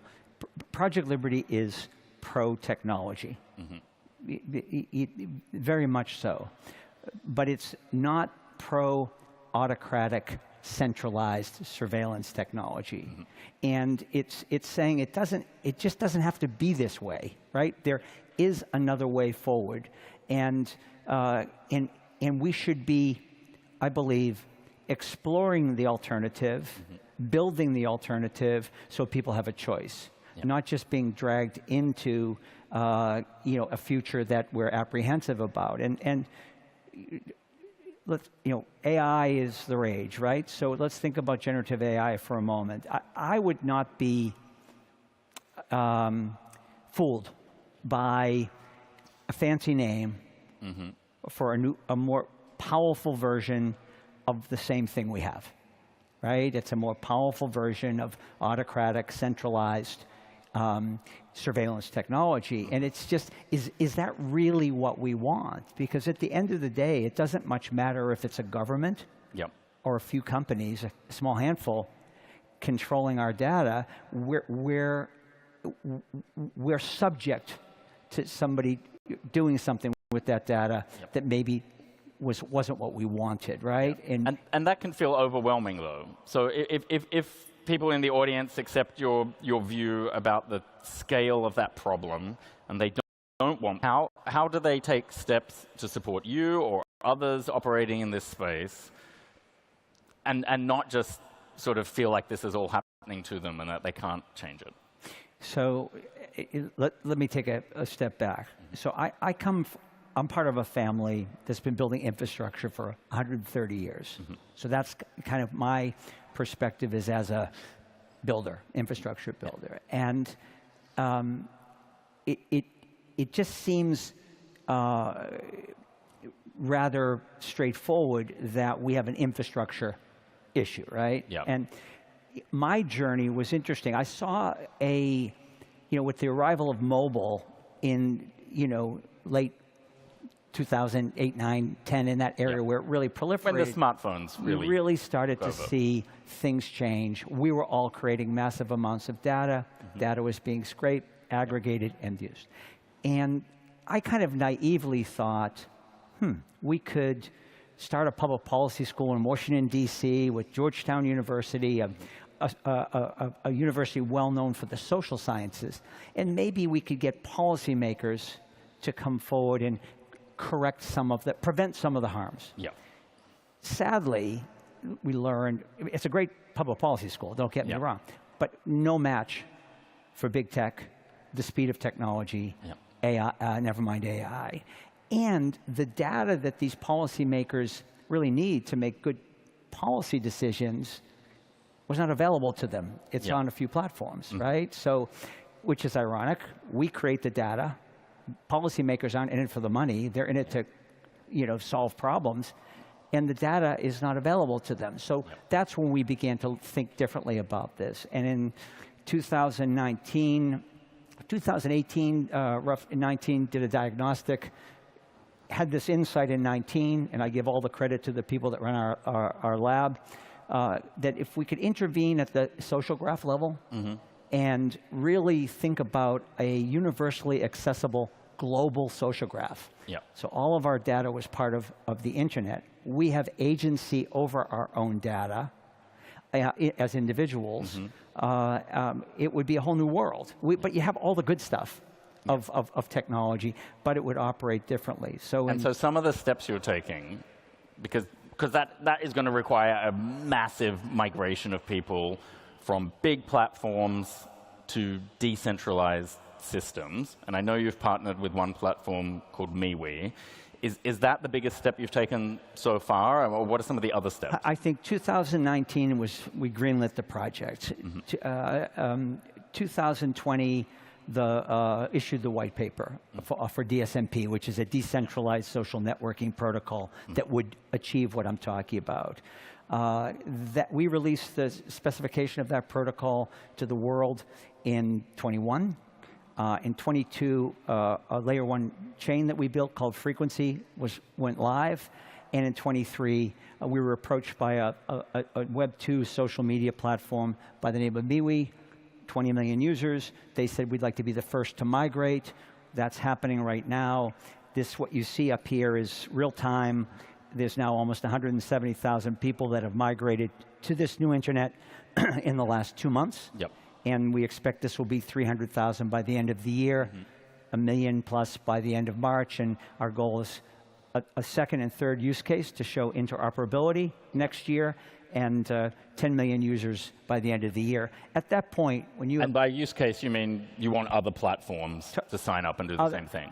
What this is demonstrating is that the user experience for a MeWe user, a customer, is no different. They just now own and control their data. And it's a better internet that's actually respectful of individuals, puts individuals at the center, not the machines at the center. And when we have 2 or 3 apps and 10 million users, I mean, you all will start building like crazy on this. And it's not for us. What we've tried to do is give a leg up to people here in order to say, look, we focused on the infrastructure, kind of identified a way to maybe fix a big problem, and here's a suggestion. And if somebody has a better protocol than DSMP, we would say use that, right? This is not a product pitch. This is a much bigger idea that we're not going to fix the problems we have with the current internet by a series of Band-Aids or regulations, sadly, because the tech is too big, too ubiquitous, too omnipresent. We need to fix the design, I believe, at the infrastructure level, and that just like the first generation was a protocol base, the second generation was a protocol base, a third generation which connects us, that's us is the priority, human beings, we control our social graph, and we now build the next generation of this incredibly awesome, powerful technology. in a way that we restore agency. By the way, I would argue. I got a tough question for you here, which is that we have seen other people pitch, I don't want to say similar ideas, but we just saw Sam Bankman-Fried go to jail, a guy who was out there advocating for blockchain technologies and explaining that we needed a different world as well. And he turned out to be a snake oil salesman. Yeah. Does that complicate your pitch, or do you have to rethink how you talk to people because people like Sam Bankman-Fried went and messed it up? Yeah, I think we need a new, look, first of all, DSMP is not tokenized. It's open source. In order to fix the internet, and by fix I mean identity, provenance, verifiable attributes, attestation, those are the things actually the blockchain does extremely well. Yep. Immutable, immutable fact, non-corruptible information. But dodgy cryptocurrencies and silly NFTs are not the same as core technology that can actually help make the internet better for us. So I do think the narrative has been spoiled somewhat, and we need to have the proper narrative. But I'm old enough to remember 2000 in the dot-com boom and bust. And remember, there were a lot of, get-rich-quick schemes then too. But there were also some very, very big platforms built at that time, or what became big platforms, the ones we use today. And is that the final message? Because we're down to the last 30 seconds, that you've got to focus on that big system core technological problem if we want to change our world. Yeah, or at least we need to understand we have that choice. And I would argue that's the way to move forward. But today, if you do nothing else, I'm just asking you to please read the document. And if you're interested and it resonates with you, join. Because this is about building a coalition of stakeholders. This has to include people that care about democracy, people that care about their data, moms that care about their kids. This is a broad stakeholder coalition. That's what Project Liberty is. And like I say, if you disagree with it, that's okay too. Reflect on why you disagree, though, and challenge us. And if you have better ideas, put them forward. We need a systems change here, I would argue, and I would also leave you with this point. The harms that we're seeing and all the things we're struggling with, mitigating damage, it doesn't have to be this way. We can own and control our data. We can restore agency to this and really have choice. And what I would argue is essentially liberty and freedom here moving forward.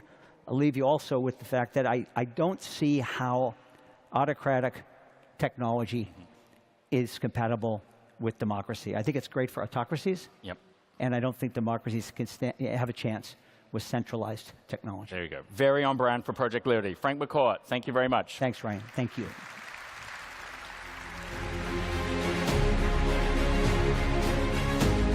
Thank you. Well done.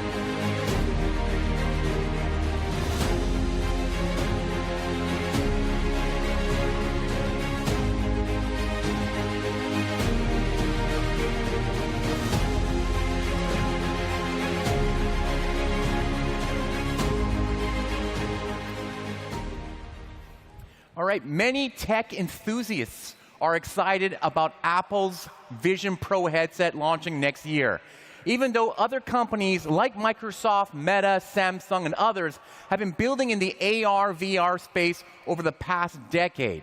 One of the companies that led a lot of that development is Magic Leap. Obviously, Magic Leap was ahead of the game, launching the first mixed reality headset, and first doesn't always mean a home run success, especially in this much hyped AR game. To explore the advancements in AR technology, its applications in everyday life and the workplace, and the social and ethical considerations we must address to ensure a bright future for AR, please welcome in conversation with Mike Butcher from TechCrunch, the former CEO of Magic Leap, Peggy Johnson.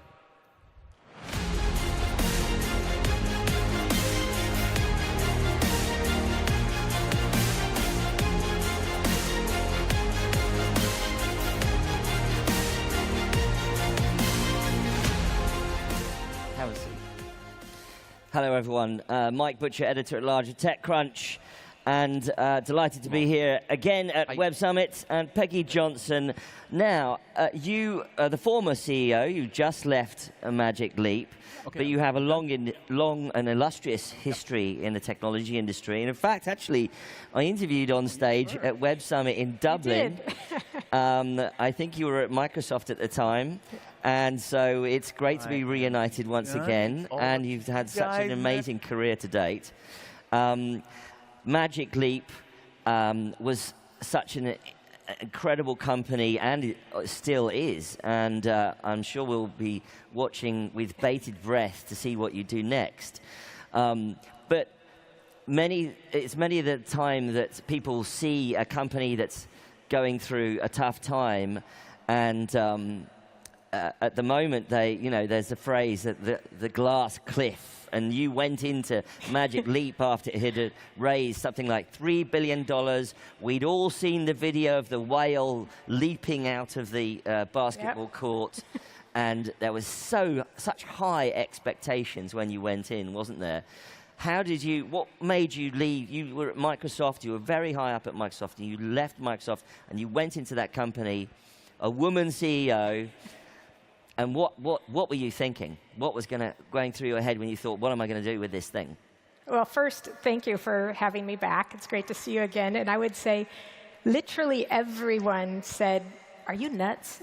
Are you crazy? What are you doing? You're leaving a job that is arguably one of the best in the industry. I was running biz dev for Satya Nadella, loved it, had been there 6 years and 25 years at Qualcomm before that. But I had seen Magic Leap's technology. I had had a chance to visit the facilities, to wear the headset. I was blown away by it. I thought it was amazing. So when I saw that Roni stepped down, I very intentionally raised my hand because my vision for it was, it just needs some focus. I mean, you're right, the company was challenged at the time. It had raised a lot of money. It had chased the consumer market, which is a hard entry point for this technology. And it was very early with that technology. Early, super early. They'd been working on the technology really for about a decade. And they brought out the first headset, and it worked. Basically, it worked. You put the headset on, you still see your physical world, and they put digital content in front of your eyes. But consumer's tough, right? The device was expensive. There wasn't much of an ecosystem. And basically, people were still trying to understand, well, what's the utility here when I have a smartphone that can do everything that can, but maybe better at that point? But the technology was there. They had solved that part of it. So when I heard that the founder was stepping down, I thought they just need some focus. And I think the entry point is enterprise, because the technology was useful for use cases in the enterprise space at the time. They were already seeing that. Did you come in and switch them from consumer to enterprise, or were they already on that track? They had seen some glimmer of hope along the enterprise track already. So I said, what we're going to do is super focus on that and just a few use cases. So things like training, what we call see what I see. So I put the headset on, my hands are free. I can be looking at something and talking to an expert who maybe knows how to fix a machine that's gone offline in front of me. And I can use my hands and be talked through a fix, and there's digital overlay on top of the machine pointing to what gauges to turn, that sort of thing. So that was the entry point. You didn't need a huge ecosystem. The device could be a little big, but it did need to be worn all day long. That was a problem with so many of the devices. And it needed to not be hot and heavy. And I think Magic Leap did a great job of capturing that. So you could wear it for 8 hours or 10 hours, which surgeons and folks need to wear it for long operations. That was the focus of the company. And do you think that Magic Leap and others have achieved what they set out to do in that enterprise space with those kinds of applications? I do, and I think it starts small, like any technology. I mean, roll back to mobile phones in the beginning, because I was at Qualcomm at the time, we thought mobile phones will take the place of phone booths, and that's all it'll ever be. You know, you could make a phone call from your car. Wouldn't that be great? Problem solved. I mean, we couldn't even envision that you'd have a computer in your pocket.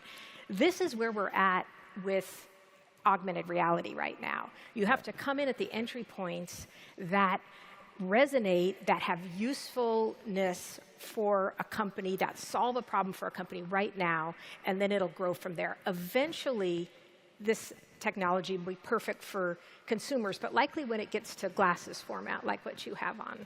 Well, yes, and that's really the promise of augmented reality, and say where some of the startups in, perhaps some of us remember Google Glass. Yeah. And that really, it fell over. It was clear that it wasn't really going to go very far after that initial hype. But, you know, that is the promise eventually, that something as lightweight as these rather nice Italian glasses nice. that I like to wear will be able to kind of give me this vision of the world. But we're not there yet, are we? No. And I mean, what sort of timeline do you think we're going to get to before we're able to see the world the way the science fiction movies put it? Right. So I think a couple things have to happen. First is the ecosystem has to be there. So it can't just be, well, it does a few things and nothing else. Like, you have to have an ecosystem, which means developers. And developers have to start learning this medium of coding in 3D, which is really an entirely new type of coding. A lot of times we get coders and devs out of the gaming world because they're coding in things like Unity, those physics engines that bring to life 3D images. That's the sort of thing that's needed for it to really penetrate consumer market. Also, I would say in the same way that mobile phones were big and then they were small, there was a lot of component reduction and silicon integration that happens as any sort of technology is coming down that trajectory, and that still needs to happen. That's why the devices are still a bit big and perhaps not something you'd want to wear around all day long. I don't know if you're able to comment much, but obviously we're aware of the launch recently of Apple Vision Pro, and people are talking about those in different terms. They're not really setting up these huge augmented reality expectations so much as this concept of spatial computing. Right. So either in an enterprise setting, or perhaps for gaming, or perhaps like having a bigger screen so you can, a vast screen or several screens in front of you in a sort of almost maybe in a Minority Report kind of a way. What do you think their strategy is? Well, I think, I don't know exactly, but I do think as they enter first of all, just having them enter the market was great, right? If Apple enters a market, you know that the market's there. And this is their first device, maybe much like the Apple Watch 1.0.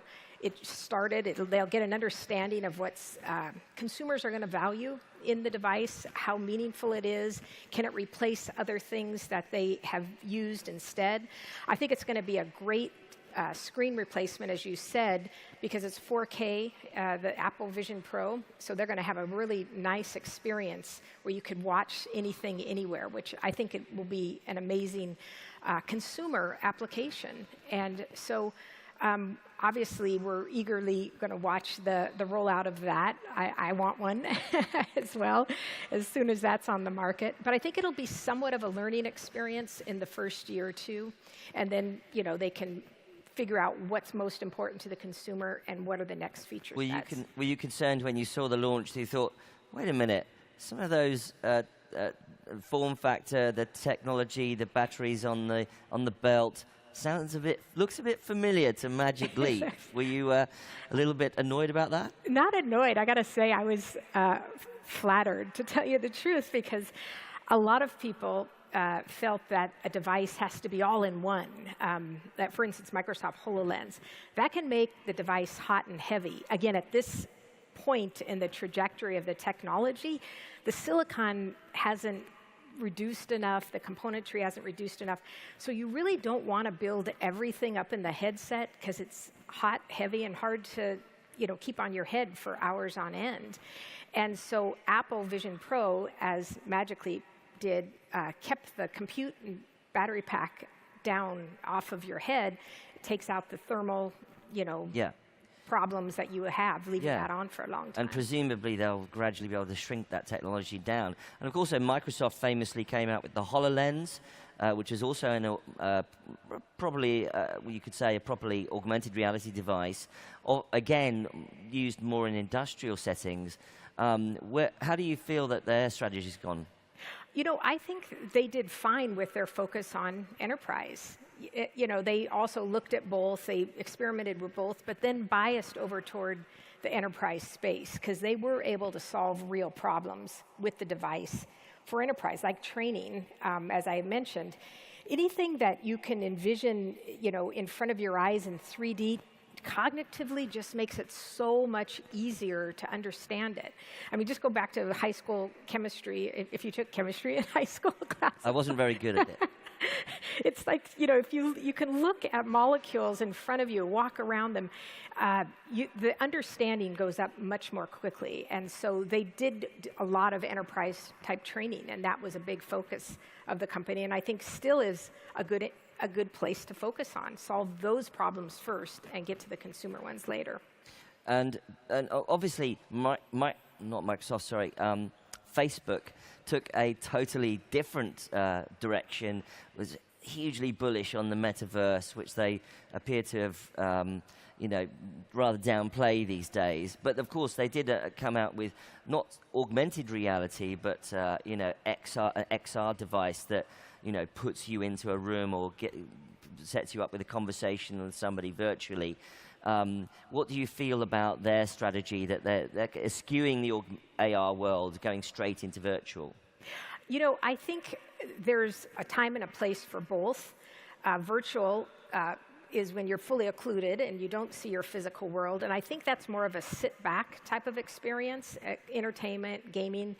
And then augmented is you see your physical world and you're moving around in it, and you said the word spatial computing. You're able to interact intelligently with content in that physical world. It can also be a gaming and entertainment experience or enterprise or education or whatever.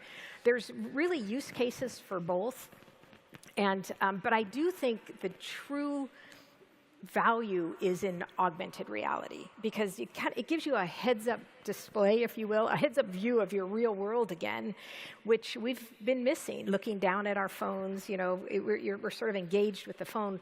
Now you can engage with your real physical world and just put the content where you want it, when you want it, very intelligently placed, not overloading you. And I believe that's really the real vision of where these technologies will go toward AR. I dare say we will eventually get there. And of course, having a lighter weight device, or certainly something as innocuous as a pair of glasses might well come to fruition. But do you think we're ready culturally for that? Because obviously these things will have a front-facing camera, because the device needs to be able to see what you can see. Do you think we as a society are ready for that to happen? And what do you think might happen? Do you think people will walk into a bar and see someone with glasses and say, like, right, get out? Which is what happened with Google Glass, by the way. Yeah. Some guy walked into a bar in San Francisco and they threw him out because he had a camera on his face. These things have a lot more than one camera. They've got 4 cameras, right? Because they're imaging your world. They're trying to understand how far you are from a table that you want to put the content on. So one thing that I spoke a lot about during my tenure was the fact that these devices are brimming with sensors. There's 5 looking at your eyes, 4 looking out at your real world. There's all sorts of gestures, hand gestures. Eye gaze can pick things out of a list because we know where your eyes are. So this is much more than a mobile phone is today. And people need to know that, understand it, and we need to be able to protect that data. There's biological data because we know exactly by looking at your eyes, we can identify someone. And then there's all this data around you. Anywhere you look can be mapped and imaged. So we need obviously, you don't want any technology to be over-regulated, but people need to understand what these devices can do and be aware of where their data is going and be able to control their own data. So huge fans of privacy from day one, security of that data, and keeping what's yours, unless you want to offboard it. Yes, and famously, we do know, of course, that Facebook's business model is based on data, and having Facebook effectively sitting on your face, looking at your eyeball, looking at what you're seeing, is, some would say, slightly problematic, but that's perhaps left for a different panel discussion. In the last couple of minutes, I'd love to unpack a little bit more about you yourself. You've been a woman CEO in a very difficult situation, a difficult company, but obviously pulled it out of the fire. You've had a long history in Qualcomm, Microsoft, other companies as well, working at the highest levels.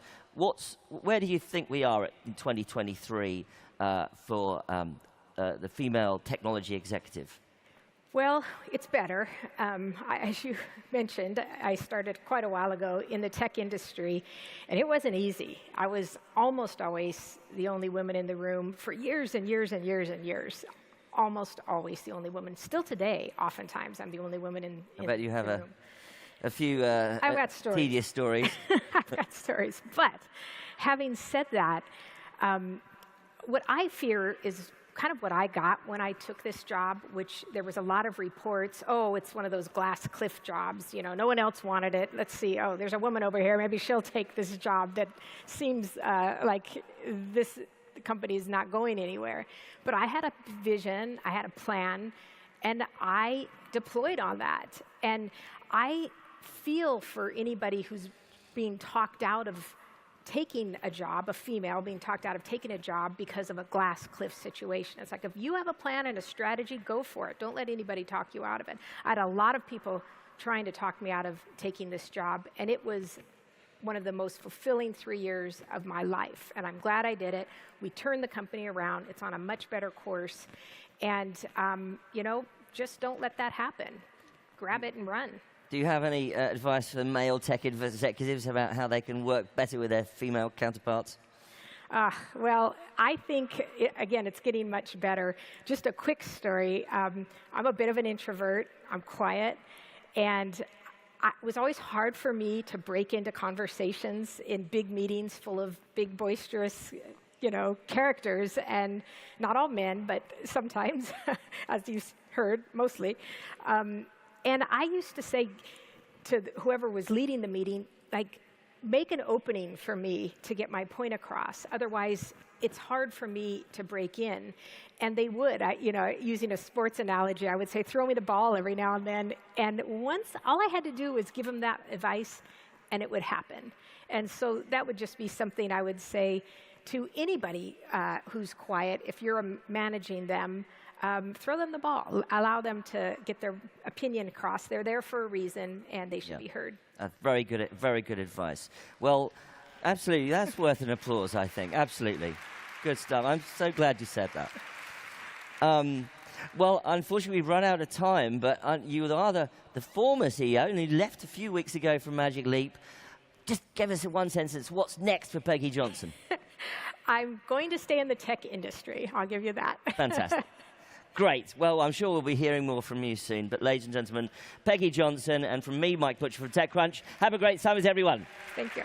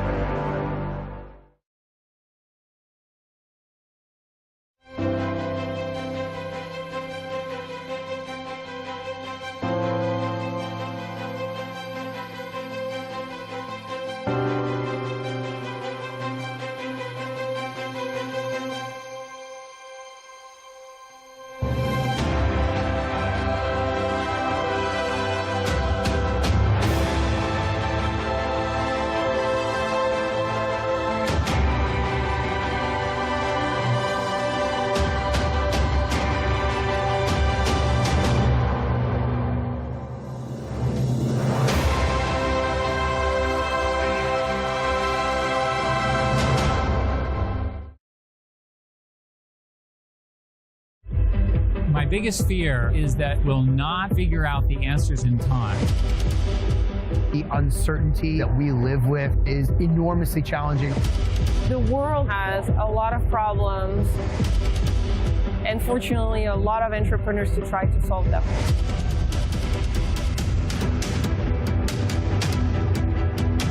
The 5,000 people are coming from different countries, from different walks of life.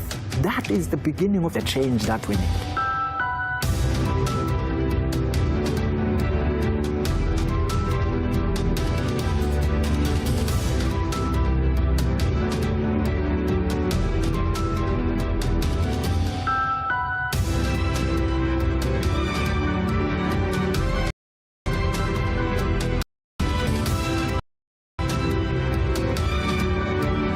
People who are willing to go first are what is driving our innovation. Human beings are built for resilience, and creativity often emerges in times of great struggle. We have to be able to dream of a future if we're going to be able to walk into it together.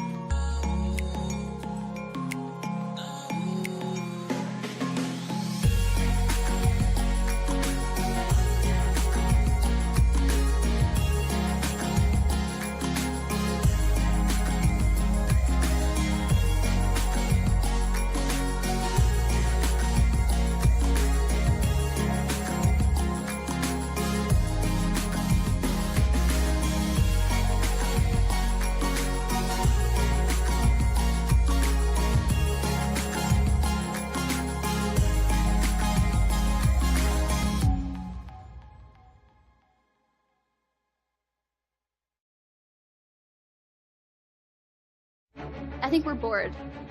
Bored of perfect, polished, pretty. I would much rather see chaotic energy.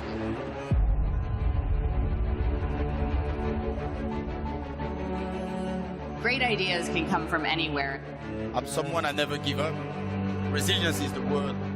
What problems there are that you can solve yourself.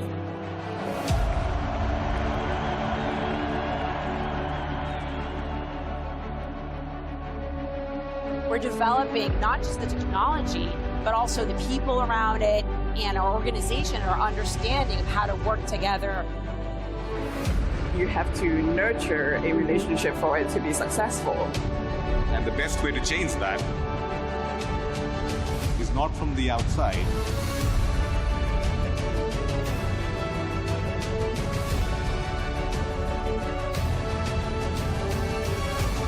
Be part of the dream, follow your passion, make the impossible possible. You have the power to determine the direction in which this world moves. If we can do it, everybody else can do it.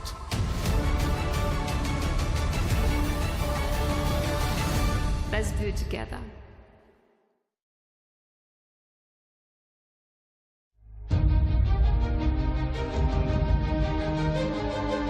Content, there's no question, is going from 2D to 3D. It's happening all around us. I don't think you could replace me with AI and do the same YouTube videos. It's all about people. When you have a shared vision, it is incredible what you can accomplish. The people in this room, the jobs that you create allow us to have vibrant and dynamic communities. And we get to have some fun over the course of that process as well.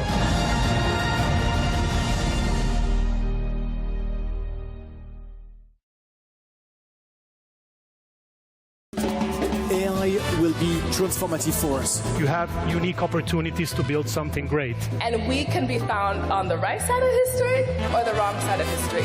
And that's really where we need to start flipping the script and thinking about things differently. Creative people and creativity is about what could be and should be. And I think it's really up to you guys. We're in love with the region. Like, there's so many possibilities here. The world needs more of that now than ever. Let's go get it. Let's do it, because it can be done.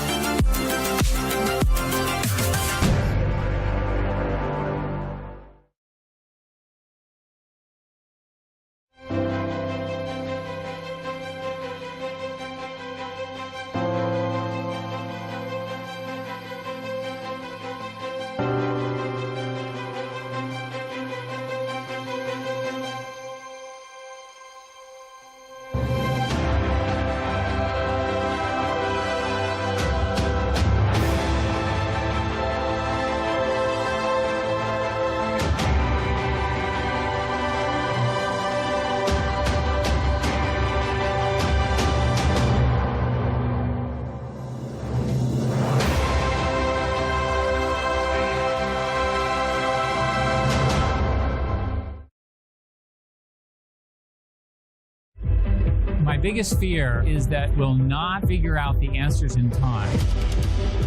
The uncertainty that we live with is enormously challenging.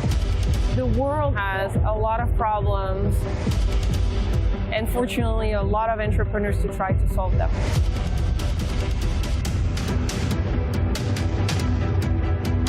The 5,000 people are coming from different countries, from different walks of life. That is the beginning of the change that we need.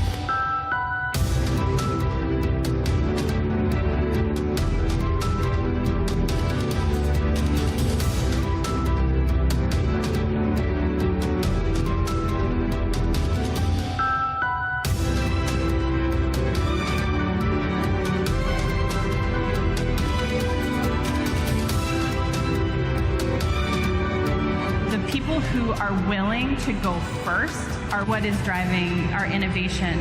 Human beings are built for resilience, and creativity often emerges in times of great struggle. We have to be able to dream of a future if we're going to be able to walk into it together.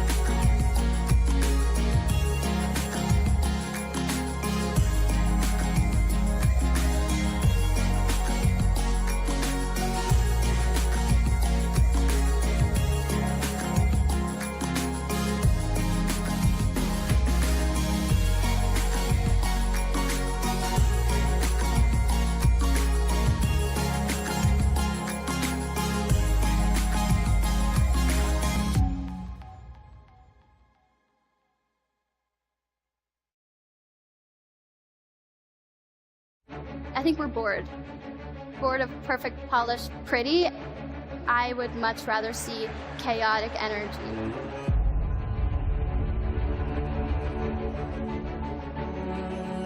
Great ideas can come from anywhere. I'm someone I never give up. Resilience is the word. What problems there are that you can solve yourself.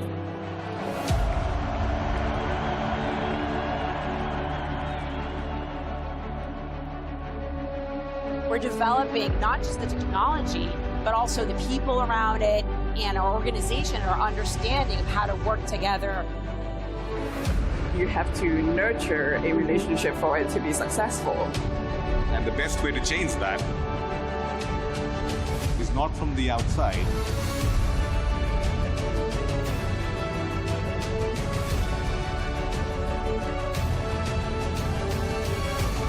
Be part of the dream, follow your passion, make the impossible possible. You have the power to determine the direction in which this world moves. If we can do it, everybody else can do it.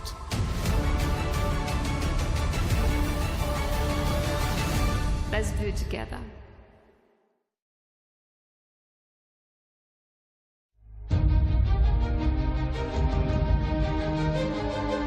Content, there's no question, is going from 2D to 3D. It's happening all around us. I don't think you could replace me with AI and do the same YouTube videos. It's all about people. When you have a shared vision, it is incredible what you can accomplish. The people in this room, the jobs that you create allow us to have vibrant and dynamic communities. And we get to have some fun over the course of that process as well.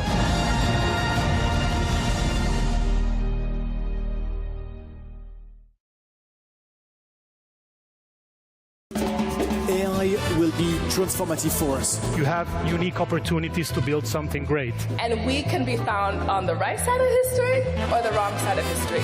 And that's really where we need to start flipping the script and thinking about things differently. Creative people and creativity is about what could be and should be. And I think it's really up to you guys. We're in love with the region. Like, there's so many possibilities here. The world needs more of that now than ever. Let's go get it. Let's do it because it can be done.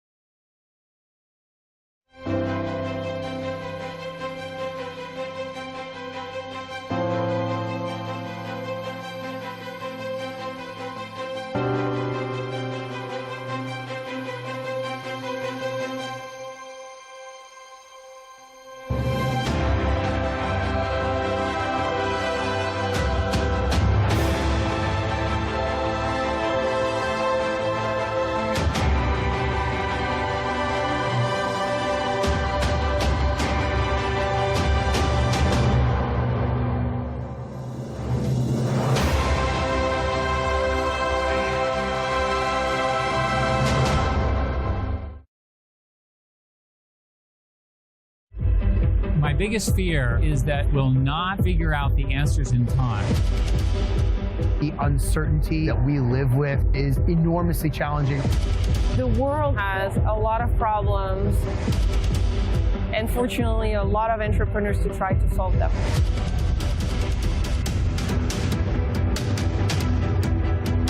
The 5,000 people are coming from different countries, from different walks of life.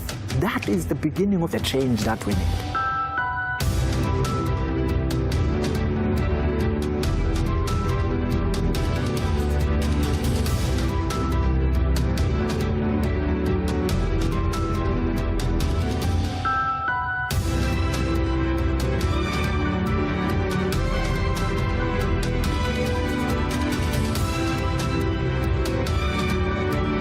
People who are willing to go first are what is driving our innovation. Human beings are built for resilience, and creativity often emerges in times of great struggle. We have to be able to dream of a future if we're going to be able to walk into it together.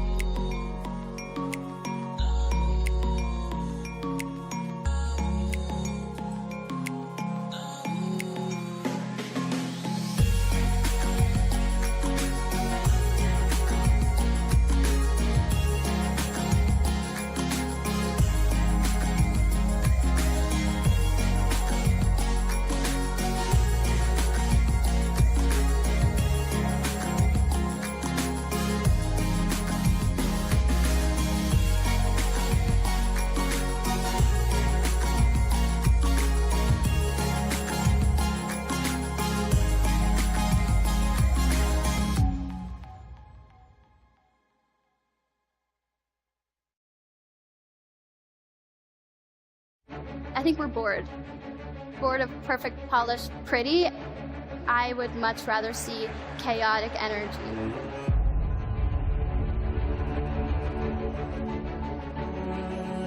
Great ideas can come from anywhere. I'm someone I never give up. Resilience is the word. What problems there are that you can solve yourself.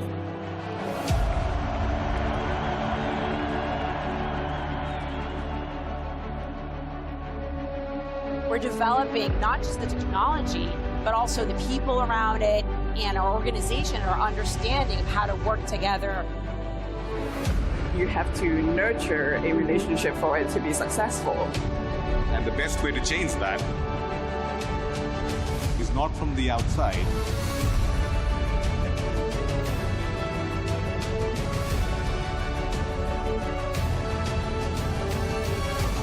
Be part of the dream, follow your passion, make the impossible possible.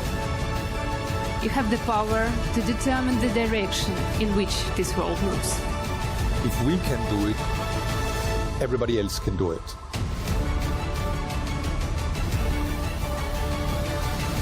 Let's do it together.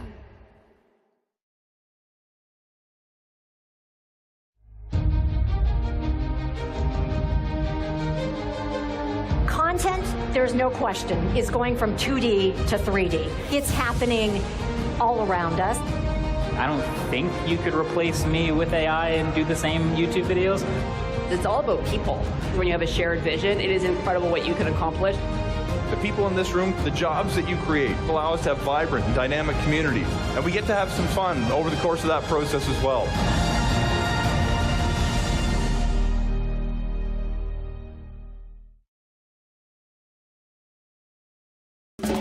AI will be transformative for us. You have unique opportunities to build something great. And we can be found on the right side of history or the wrong side of history. And that's really where we need to start flipping the script and thinking about things differently. Creative people and creativity is about what could be and should be. And I think it's really up to you guys. We're in love with the region. Like, there's so many possibilities here. The world needs more of that now than ever. Let's go get it. Let's do it because it can be done.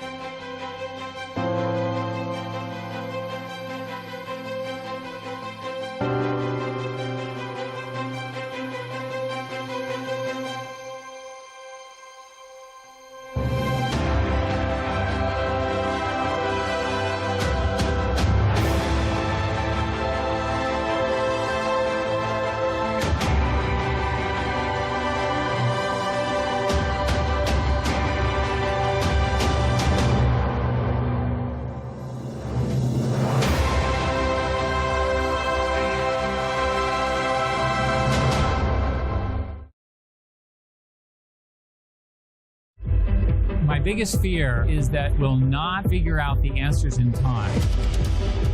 The uncertainty that we live with is enormously challenging. The world has a lot of problems, and fortunately, a lot of entrepreneurs to try to solve them.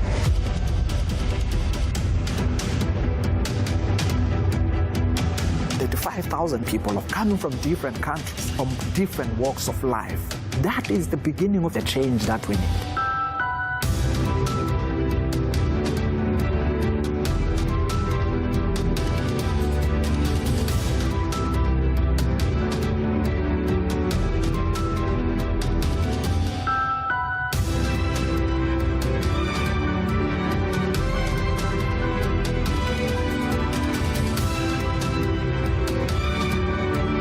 People who are willing to go first are what is driving our innovation.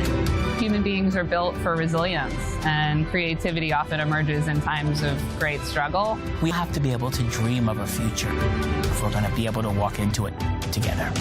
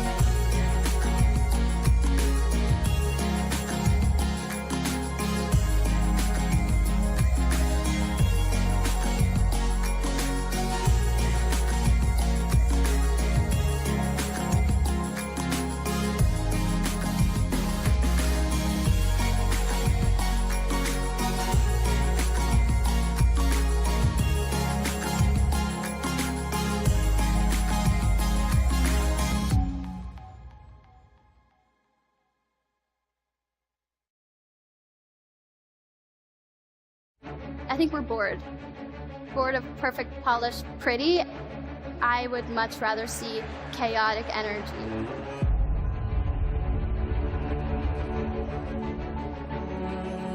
Great ideas can come from anywhere.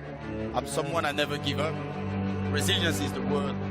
What problems there are that you can solve yourself.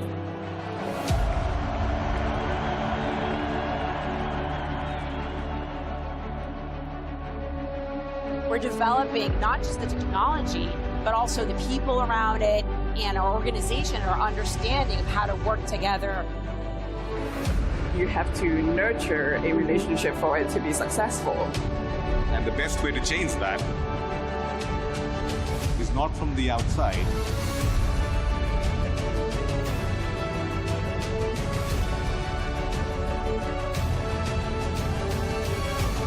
Be part of the dream, follow your passion, make the impossible possible.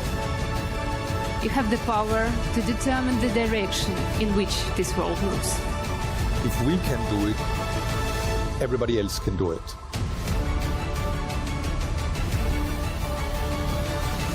Let's do it together.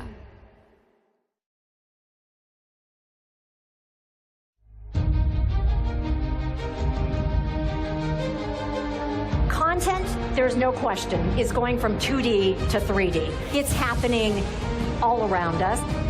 I don't think you could replace me with AI and do the same YouTube videos. It's all about people. When you have a shared vision, it is incredible what you can accomplish. The people in this room, the jobs that you create allow us to have vibrant and dynamic communities. And we get to have some fun over the course of that process as well.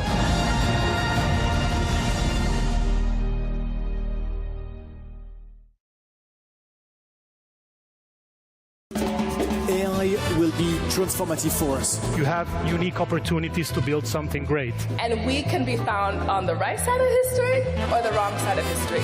And that's really where we need to start flipping the script and thinking about things differently. Creative people and creativity is about what could be and should be. And I think it's really up to you guys. We're in love with the region. Like, there's so many possibilities here. The world needs more of that now than ever. Let's go get it. Let's do it because it can be done.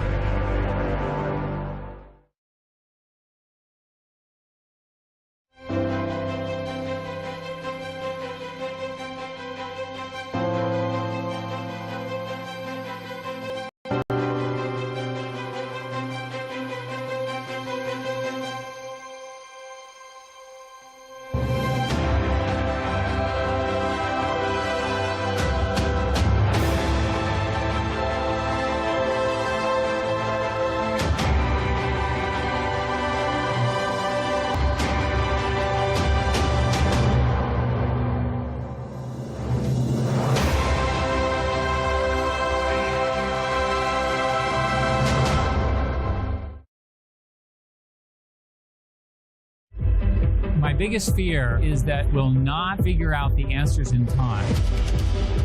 The uncertainty that we live with is enormously challenging. The world has a lot of problems, and fortunately, a lot of entrepreneurs to try to solve them.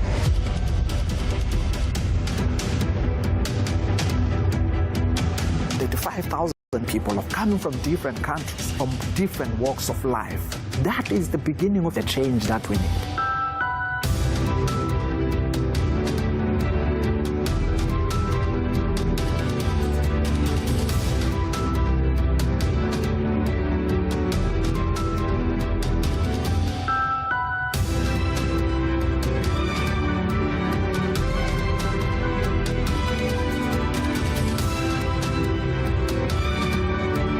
People who are willing to go first are what is driving our innovation.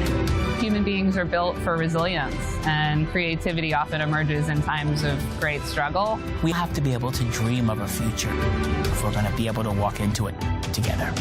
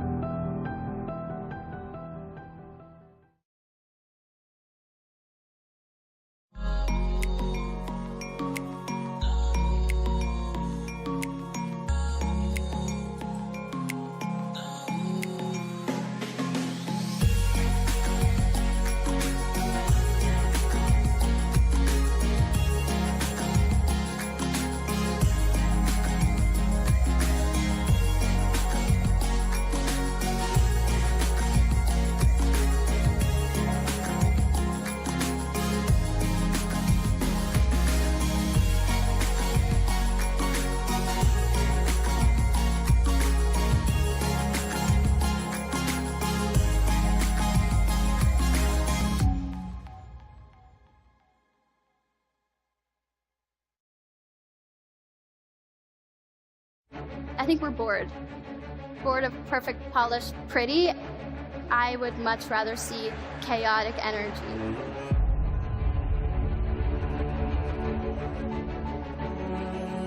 Great ideas can come from anywhere. I'm someone I never give up. Resilience is the word. What problems there are that you can solve yourself.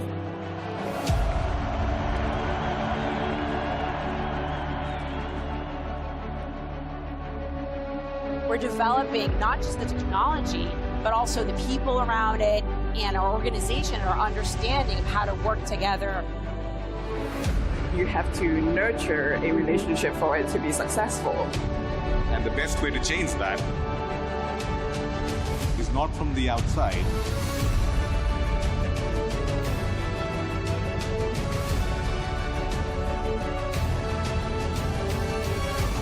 Be part of the dream, follow your passion, make the impossible possible. You have the power to determine the direction in which this world moves. If we can do it, everybody else can do it.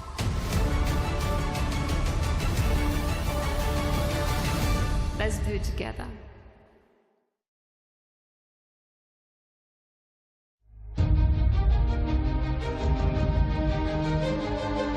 Content, there's no question, is going from 2D to 3D. It's happening all around us. I don't think you could replace me with AI and do the same YouTube videos. It's all about people. When you have a shared vision, it is incredible what you can accomplish. The people in this room, the jobs that you create allow us to have vibrant and dynamic communities. And we get to have some fun over the course of that process as well.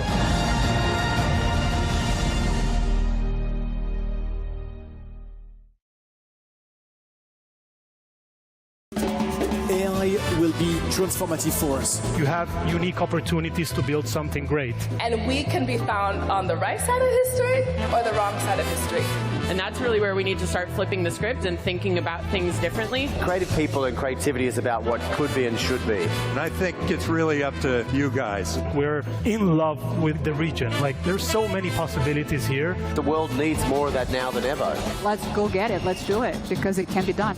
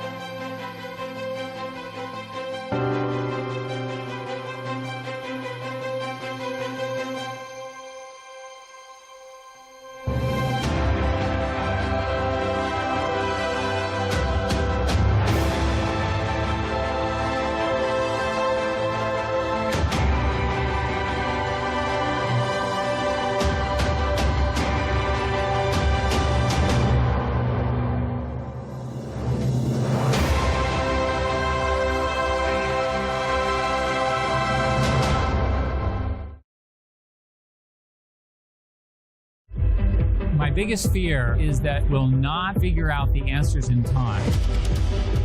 The uncertainty that we live with is enormously challenging. The world has a lot of problems, and fortunately, a lot of entrepreneurs to try to solve them.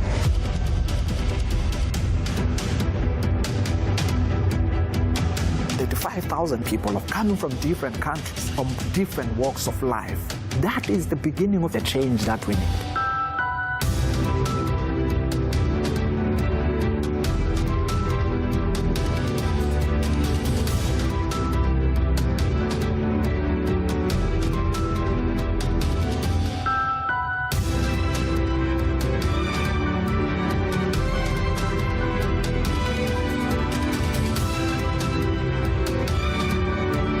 People who are willing to go first are what is driving our innovation. Human beings are built for resilience, and creativity often emerges in times of great struggle. We have to be able to dream of a future if we're going to be able to walk into it together.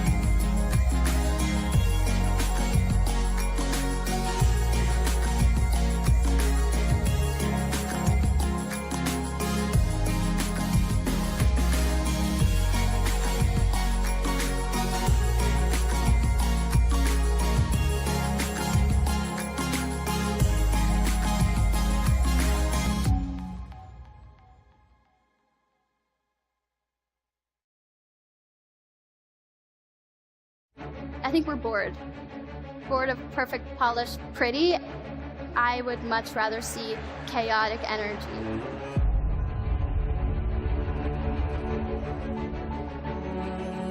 Great ideas can come from anywhere.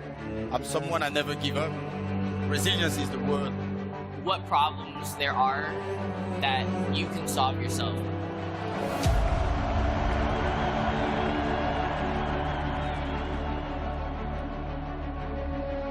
We're developing not just the technology, but also the people around it and our organization, our understanding of how to work together.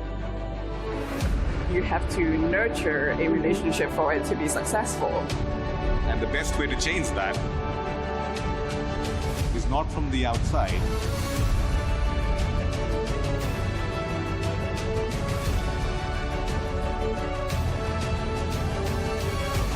Be part of the dream, follow your passion, make the impossible possible.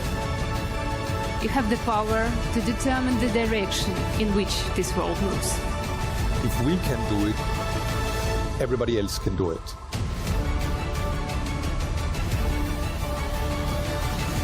Let's do it together.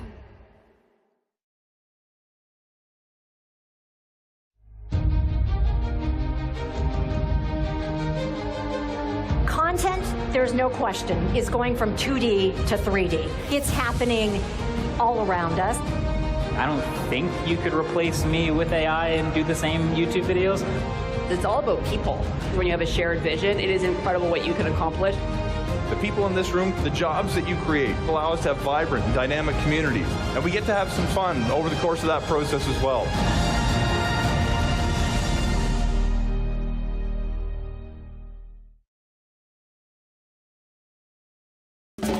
AI will be transformative for us. You have unique opportunities to build something great. And we can be found on the right side of history or the wrong side of history.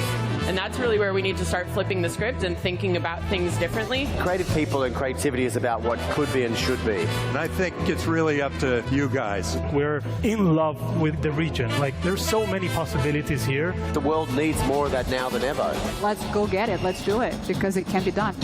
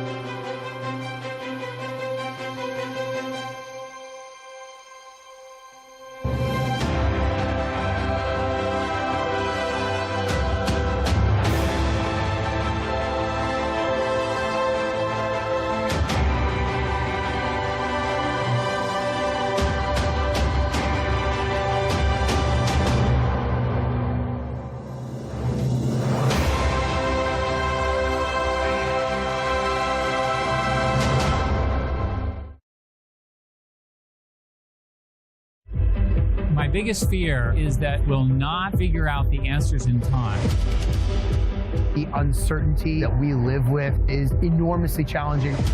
The world has a lot of problems, and fortunately, a lot of entrepreneurs to try to solve them.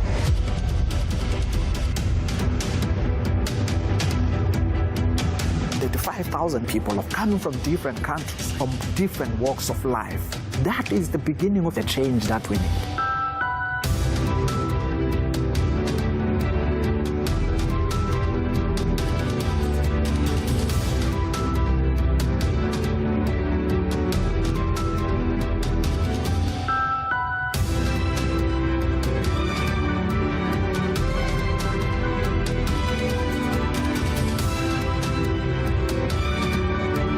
People who are willing to go first are what is driving our innovation.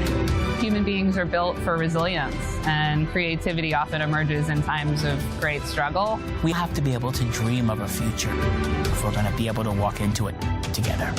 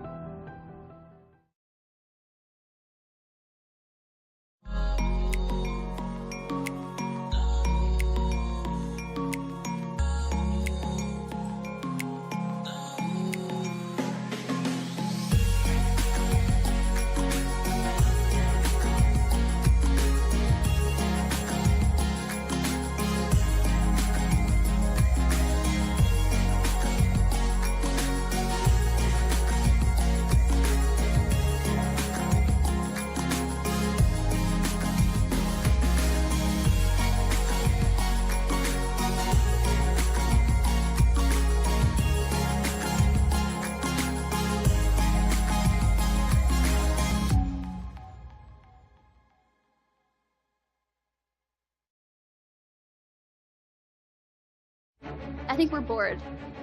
Bored of perfect, polished, pretty. I would much rather see chaotic energy.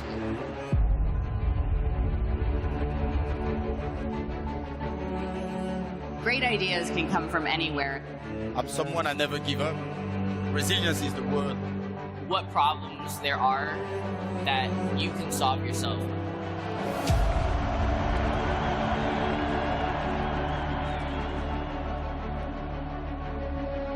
We're developing not just the technology, but also the people around it and our organization, our understanding of how to work together. You have to nurture a relationship for it to be successful. And the best way to change that is not from the outside.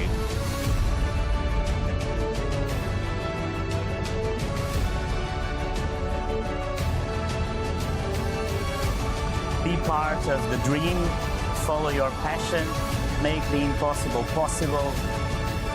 You have the power to determine the direction in which this world moves. If we can do it, everybody else can do it.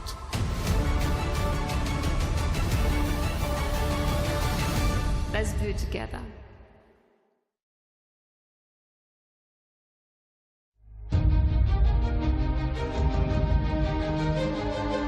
Content, there's no question, is going from 2D to 3D. It's happening all around us. I don't think you could replace me with AI and do the same YouTube videos. It's all about people. When you have a shared vision, it is incredible what you can accomplish. The people in this room, the jobs that you create allow us to have vibrant and dynamic communities. And we get to have some fun over the course of that process as well.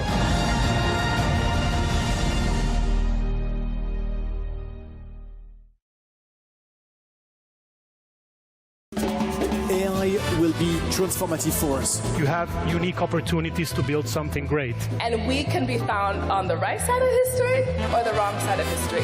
And that's really where we need to start flipping the script and thinking about things differently. Creative people and creativity is about what could be and should be. And I think it's really up to you guys. We're in love with the region. Like, there's so many possibilities here. The world needs more of that now than ever. Let's go get it. Let's do it because it can be done.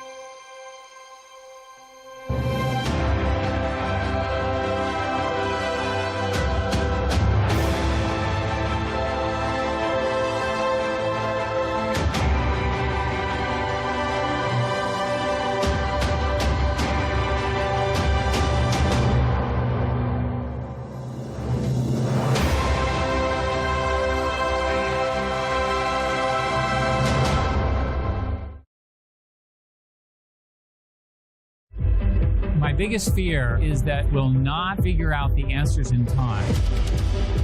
The uncertainty that we live with is enormously challenging. The world has a lot of problems, and fortunately, a lot of entrepreneurs to try to solve them.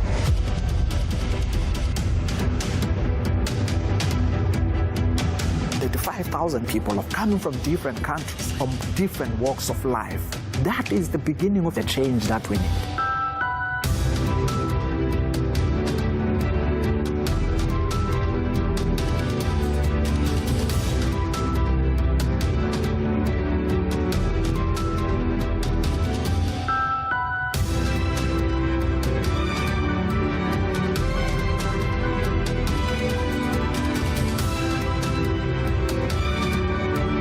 People who are willing to go first are what is driving our innovation.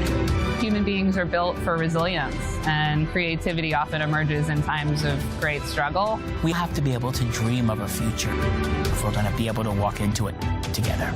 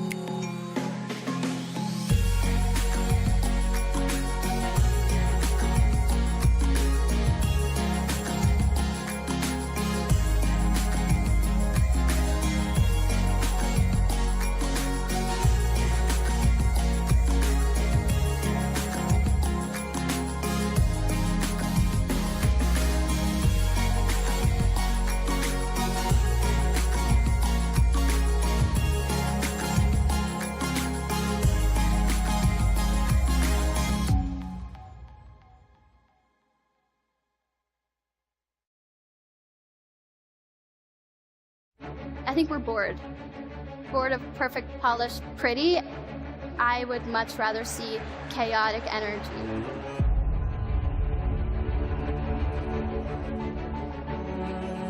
Great ideas can come from anywhere. I'm someone I never give up. Resilience is the word. What problems there are that you can solve yourself.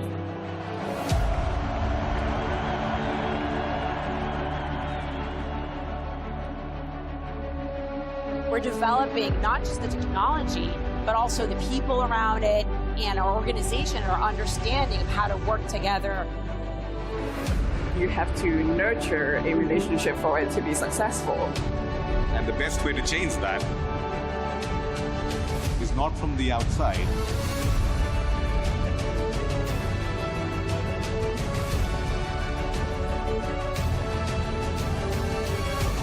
Be part of the dream, follow your passion, make the impossible possible.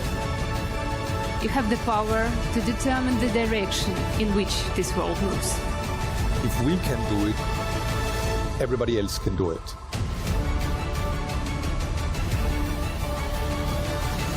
Let's do it together.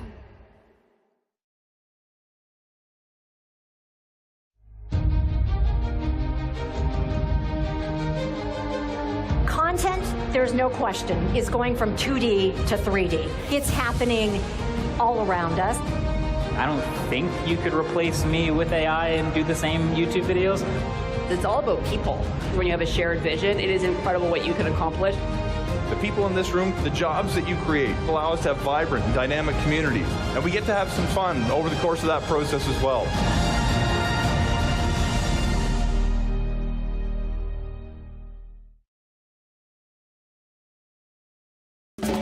AI will be transformative for us. You have unique opportunities to build something great. And we can be found on the right side of history or the wrong side of history. And that's really where we need to start flipping the script and thinking about things differently. Creative people and creativity is about what could be and should be. And I think it's really up to you guys. We're in love with the region. Like, there's so many possibilities here. The world needs more of that now than ever. Let's go get it. Let's do it because it can be done.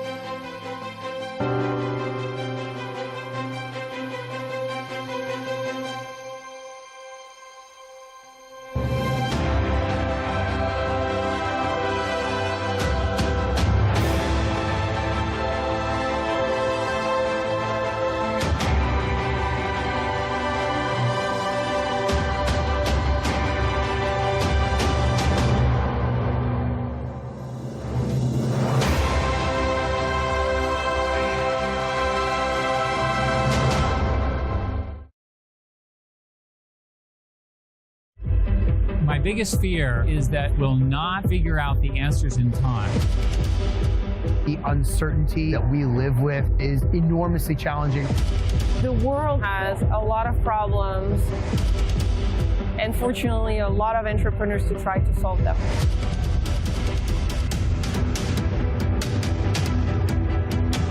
The 5,000 people have come from different countries, from different walks of life. That is the beginning of the change that we need.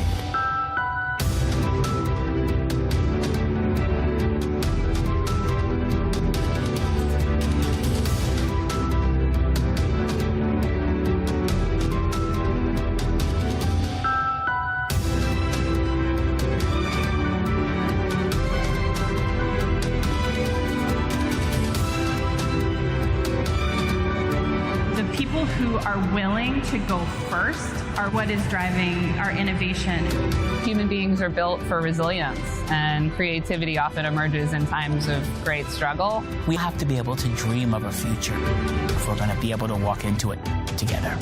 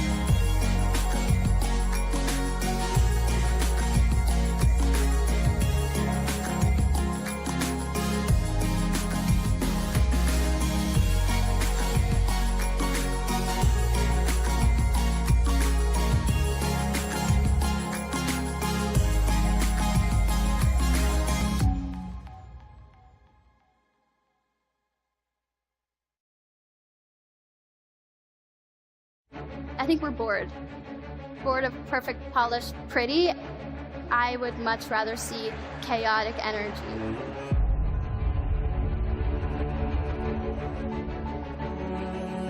Great ideas can come from anywhere. I'm someone I never give up. Resilience is the word.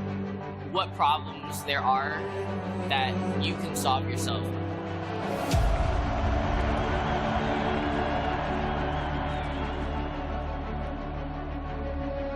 We're developing not just the technology, but also the people around it and our organization, our understanding of how to work together. You have to nurture a relationship for it to be successful. And the best way to change that is not from the outside.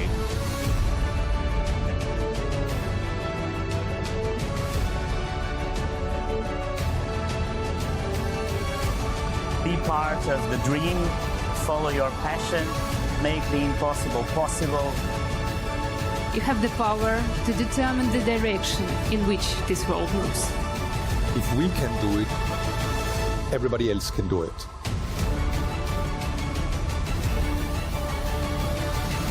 Let's do it together.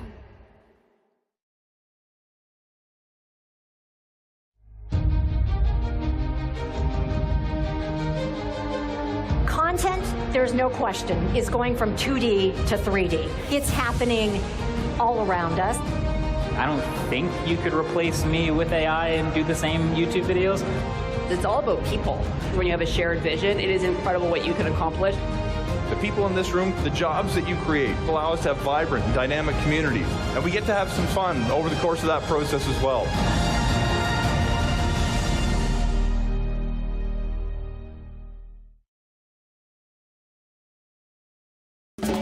AI will be transformative for us. You have unique opportunities to build something great. And we can be found on the right side of history or the wrong side of history. And that's really where we need to start flipping the script and thinking about things differently. Creative people and creativity is about what could be and should be. And I think it's really up to you guys. We're in love with the region. Like, there's so many possibilities here. The world needs more of that now than ever. Let's go get it. Let's do it because it can be done.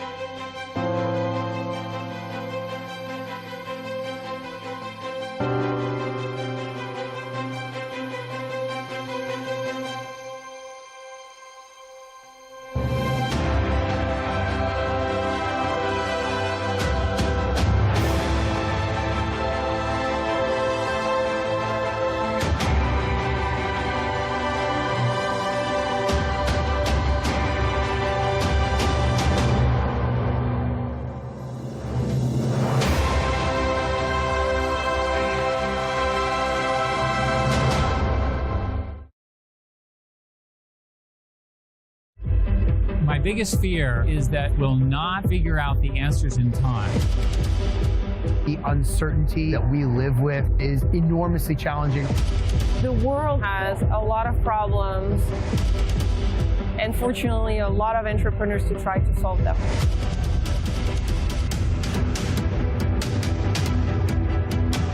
The 5,000 people are coming from different countries, from different walks of life. That is the beginning of the change that we need.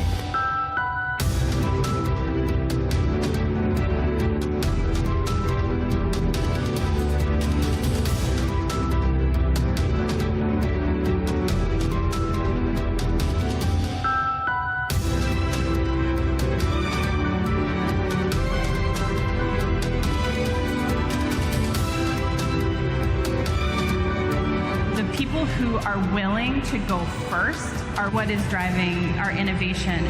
Human beings are built for resilience, and creativity often emerges in times of great struggle. We have to be able to dream of a future if we're going to be able to walk into it together.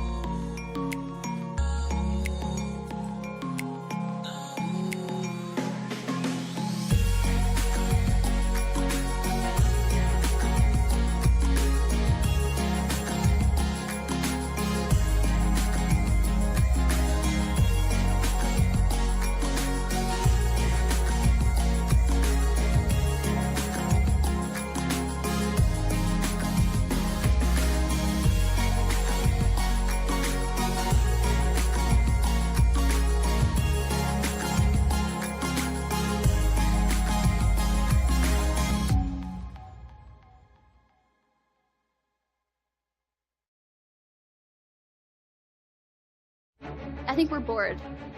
Bored of perfect, polished, pretty. I would much rather see chaotic energy.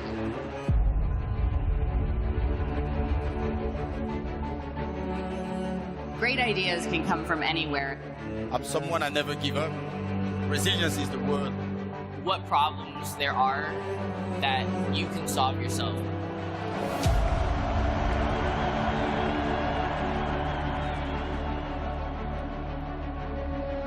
We're developing not just the technology, but also the people around it and our organization, our understanding of how to work together. You have to nurture a relationship for it to be successful. And the best way to change that is not from the outside.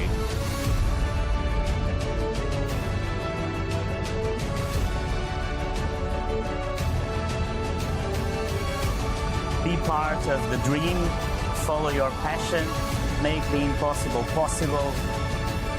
You have the power to determine the direction in which this world moves. If we can do it, everybody else can do it.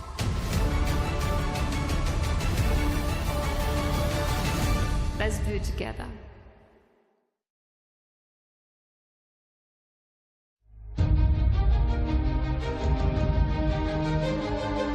Content, there's no question, is going from 2D to 3D. It's happening all around us. I don't think you could replace me with AI and do the same YouTube videos. It's all about people. When you have a shared vision, it is incredible what you can accomplish. The people in this room, the jobs that you create allow us to have vibrant and dynamic communities. And we get to have some fun over the course of that process as well.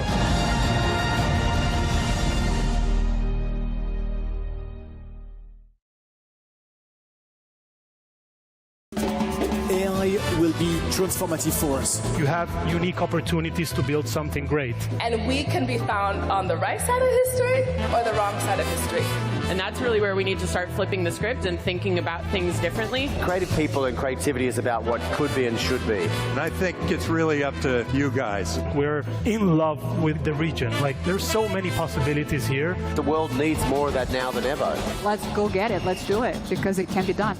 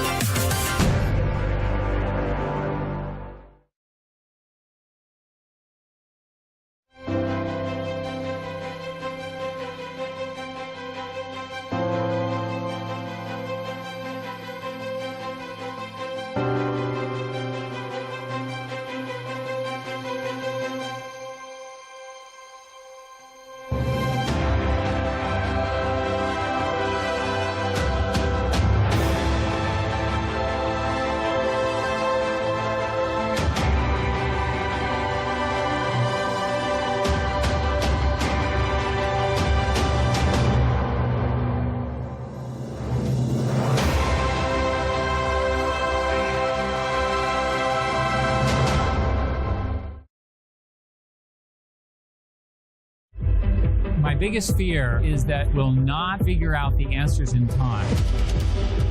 The uncertainty that we live with is enormously challenging. The world has a lot of problems, and fortunately, a lot of entrepreneurs to try to solve them.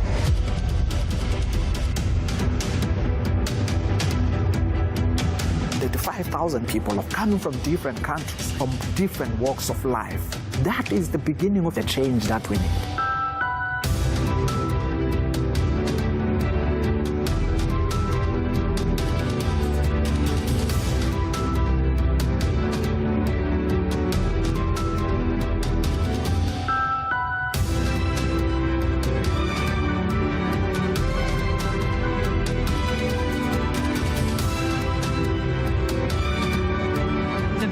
Who are willing to go first are what is driving our innovation. Human beings are built for resilience, and creativity often emerges in times of great struggle. We have to be able to dream of a future if we're going to be able to walk into it together.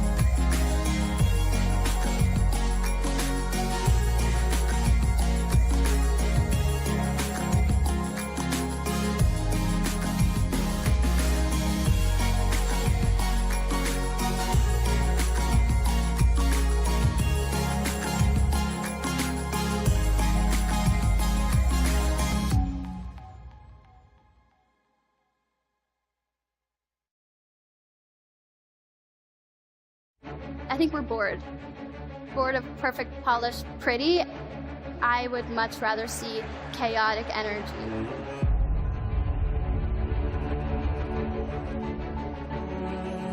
Great ideas can come from anywhere. I'm someone I never give up. Resilience is the word. What problems there are that you can solve yourself.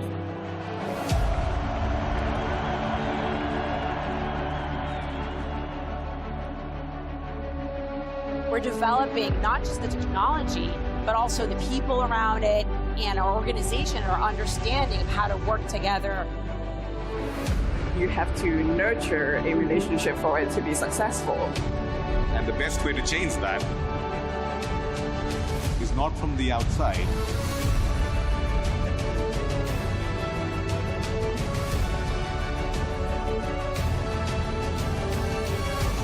Be part of the dream. Follow your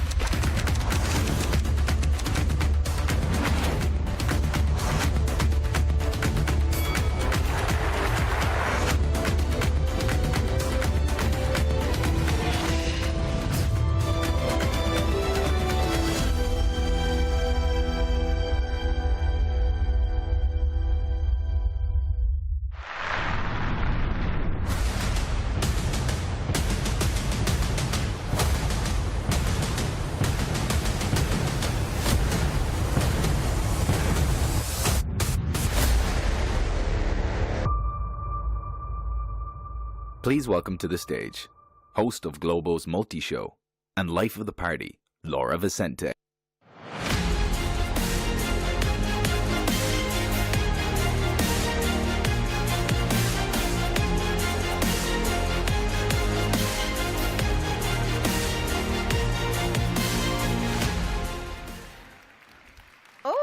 you.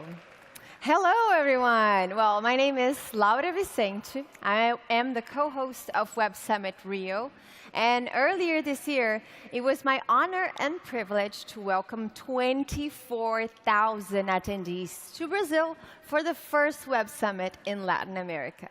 We're expecting an even bigger turnout next year in April 2024. Quero aproveitar e mandar oi para o Brasil, para todos os brasileiros que estão por aqui. E oi para todos os portugueses, também para todos os falantes de língua portuguesa. E também para quem está acompanhando a gente online. For the first talk in this afternoon, on day one, I want to ask you guys, who here loves Star Trek? I'm seeing some hands. Good. And I love it that we get to see it come to life every year in Web Summit. The Universal Translator is one of the most imaginative and desirable technologies created for the TV show back in the 60s. Now, are you guys ready to witness the future of language interaction? Next here on center stage, we have Unbabel unveiling for the first time Unbabel Halo, a project merging generative AI and non-invasive neural interfaces to unlock superhuman communication abilities. Yes. Please welcome to the stage CEO Vasco Pedro.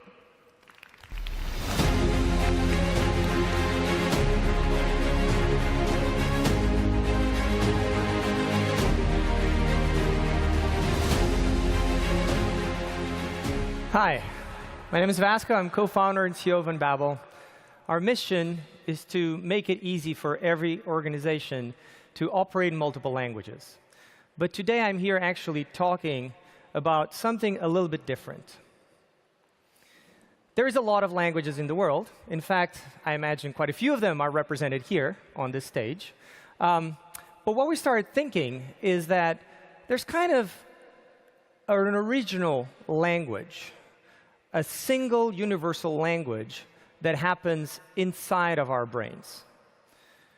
What I mean by this is, when you look at fMRI images of people that speak different languages but are thinking of the same object, they basically activate the same areas of the brain. So we were hoping to really understand how to decode this brain language from the beginning. And in doing that, we've developed what we call Project Halo, which is a combination of non-invasive neural interfaces with generative AI. And the outcome of this is essentially what we call silent communication. Now, why do you want silent communication? Well, sometimes you want to reply to a message without bothering the people around you. You know, wouldn't it be great? I mean, it would be great for me if the person in front of me in the movie theater would not take out their phone. But sometimes you actually need to be able to do it, right? There's a lot of situations where speaking or typing is not practical. And in fact, there is other situations where it's extremely hard to speak at all. I'm going to show you a video. The name has been changed to protect anonymity, but this is a real patient.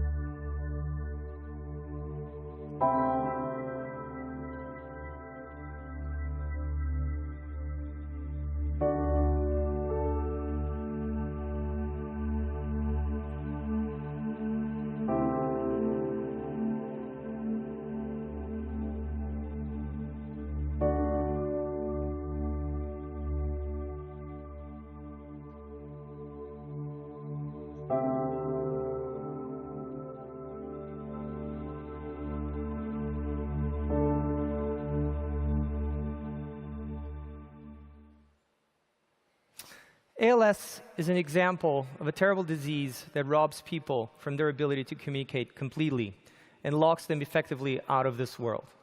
One of the most famous examples was Stephen Hawking's. Stephen Hawking would communicate at roughly 2 words per minute. And even with that very limited bandwidth, he was able to produce some of the most impressive works in physics that are literally changing the way we interpret reality. Well, today we're going to try and show you something live that hopes to improve this vastly. Now, this is a live demo. It requires Wi-Fi and Bluetooth, tends to fail. You know the drill. So we're a bit nervous how it's going to work. So you're going to have to bear with me a little bit. Let's go into demo time. I'm going to need the help of 2 people that have been working hard on this to help me. One is Paulo Dimas. He's the CEO of the Center for Responsible AI, and he heads innovation at Babel. And the other is Katerina. Guys, come on in. Katerina is the lead AI in this project. Thank you. If we can switch to the demo, that would be great. Let's see the video feed. And let me tell you what this happens, what's going to happen here. So Paulo is going to interact with me by sending me messages on Telegram. And I'm going to be receiving those messages on my AirPod here. I'm going to hear them, and I'm going to reply to them silently, so without speaking. And you will see the output showing up on the screen. Let's give this a try.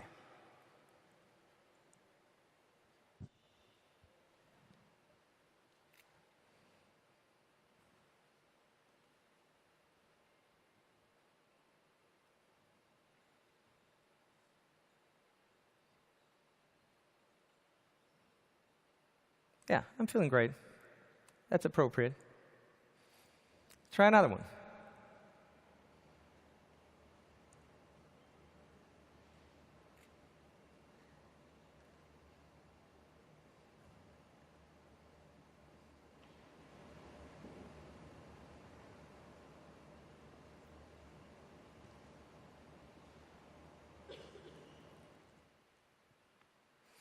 Well, it depends on your mood, I guess. OK, let's do this. Actually, it would be great to have a question from the audience. Katerina has a microphone. Why don't you go? You ask the question, Paul will type your question, and I will answer it using Halo. Who wants to ask a question? Raise your arm if you want to ask a question.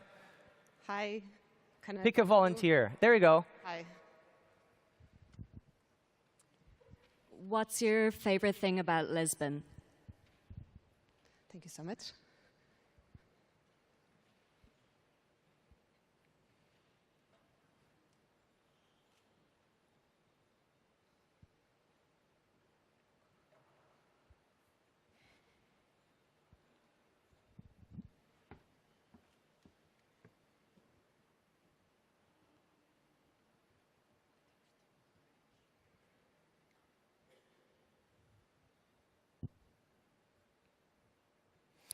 Yeah, the food and the beaches. Definitely try those any chance you have.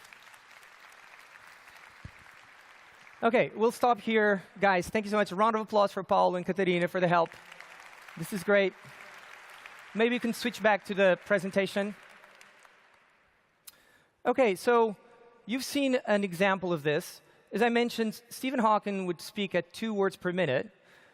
If you're an ALS patient, what you have access to today with eye tracking and other things like that will give you about, best case scenario, 10 words per minute. So it's still an improvement. Halo right now does 15 words per minute on average, right, in a much more intuitive interface. Now, how does this work, right? This, like, a lot of times people go like, well, 1, this seems dangerous. Are you reading my thoughts? What the hell is going on? 2, like, how are you interacting? So let me explain. Essentially, what's happening is I'm getting the question read to me through my AirPod. And then I'm using a neural interface that is actually in my arms. Here, it's an EMG. It's capturing biosignals. And what's happening is a large language model that knows a lot about me is trying to predict answers that I would want to do.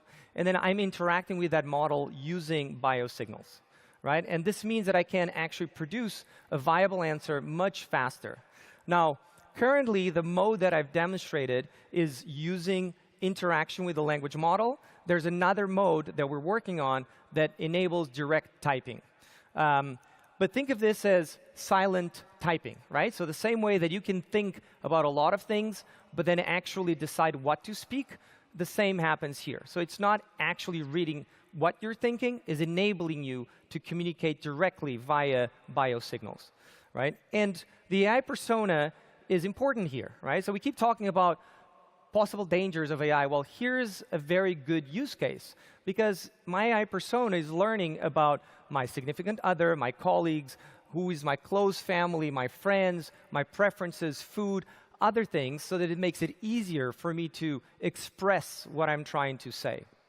Now, you could say, I'm using my EMG sensors in my arms. For ALS patients, that's actually not very efficient, because that's actually one of the first muscles that tends to disappear in terms of control. So we've created a headband that we're using with ALS patients that brings this closer to the brain and therefore reads biosignals from muscles that are much more resilient. Now, what I'm wearing is something that looks more like this in the arm, and for ALS patients, it looks more like this. Now, we have this being used today with the first ALS patient, more coming. This is literally the first time that the patient was using Halo. This is a real patient. We got permission to use this photo. It was a very emotional moment for this patient. And I'm going to show you what that interaction was. Now, what he answered was what he wanted for lunch in a much more effective way. It's a mundane interaction, but it's a very hard interaction for a patient with ALS. And in fact, we decided to go a little bit further, and we wanted to use voice morphing to synthesize the original voice from the patient from the previous WhatsApp messages that he had sent to his wife before he lost speech. So what you're hearing is an approximation of his voice when he tells his wife what he wants for lunch. Oh, it's a shame we're not hearing the sound. See. O habitual puré de carne e fruta passada, amor. Yeah, let me try this again. See. O habitual puré de carne e fruta passada, amor. O habitual puré de carne e fruta assada, amor. That's what he said. According to his wife, is a very close of his voice. And for him, it was emotional to be able to express in a voice similar to what he had. The only request we had from the family is, please don't stop working on this, which you don't plan to. This is really the first, I think, the first outcome of a product that is already within the realm of the Center for Responsible AI, a big project for which Babel is very involved with, and that aims to connect startups, investors, enterprises, and researchers to create AI for good, leveraging a lot of that we have in Portugal in AI. It's very exciting. There's a lot of things happening there. Halo is the first thing. We are actually, this started in Babel. It's been a long dream that, we started thinking about this a few years ago. But we think it's now time, with the progress we've done, to give Halo a life of its own. So we're going to be spinning off Babel Halo in 2024. If you're interested in being part of this as an investor or in any other capacity, you should reach out to me, vasco@mbabel.com. And our goal is to make AI for good and to enable everyone to communicate in every language, in this case, truly eliminating the lack of language as a barrier. Thank you.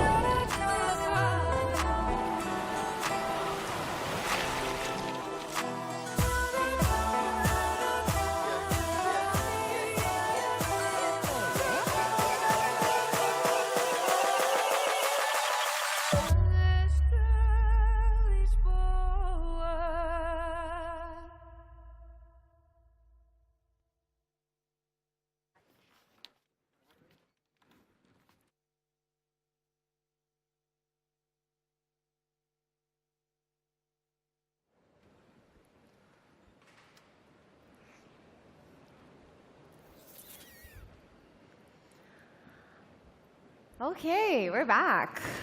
The increasing influence of AI on how individuals locate, evaluate, and create content has significant implications for what it means to be information and media literate. Digital literacy frameworks have been slow to react to AI and its repercussions, and in defining strategies for the future. To discuss how society can navigate the complex and evolving media landscape in the age of artificial intelligence, please welcome to the stage Julie Pace, Executive Editor at the Associated Press, Yazir Khan, Editor-in-Chief at Thomson Reuters Foundation, and David Meyer, Senior Writer at Fortune.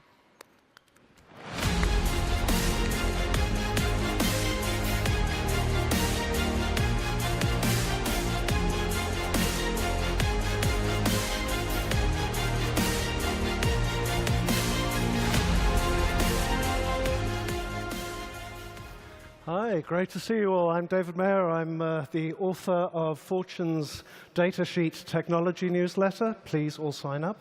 And my life has just become all about AI recently, which is a shift I think we can see represented here at the scheduled Web Summit. And what is it doing to our industry, I ask? We have some of the top figures of the credible media, I would say, who must struggle with the carnage that AI is going to be wreaking. I'm slightly over-dramatizing things.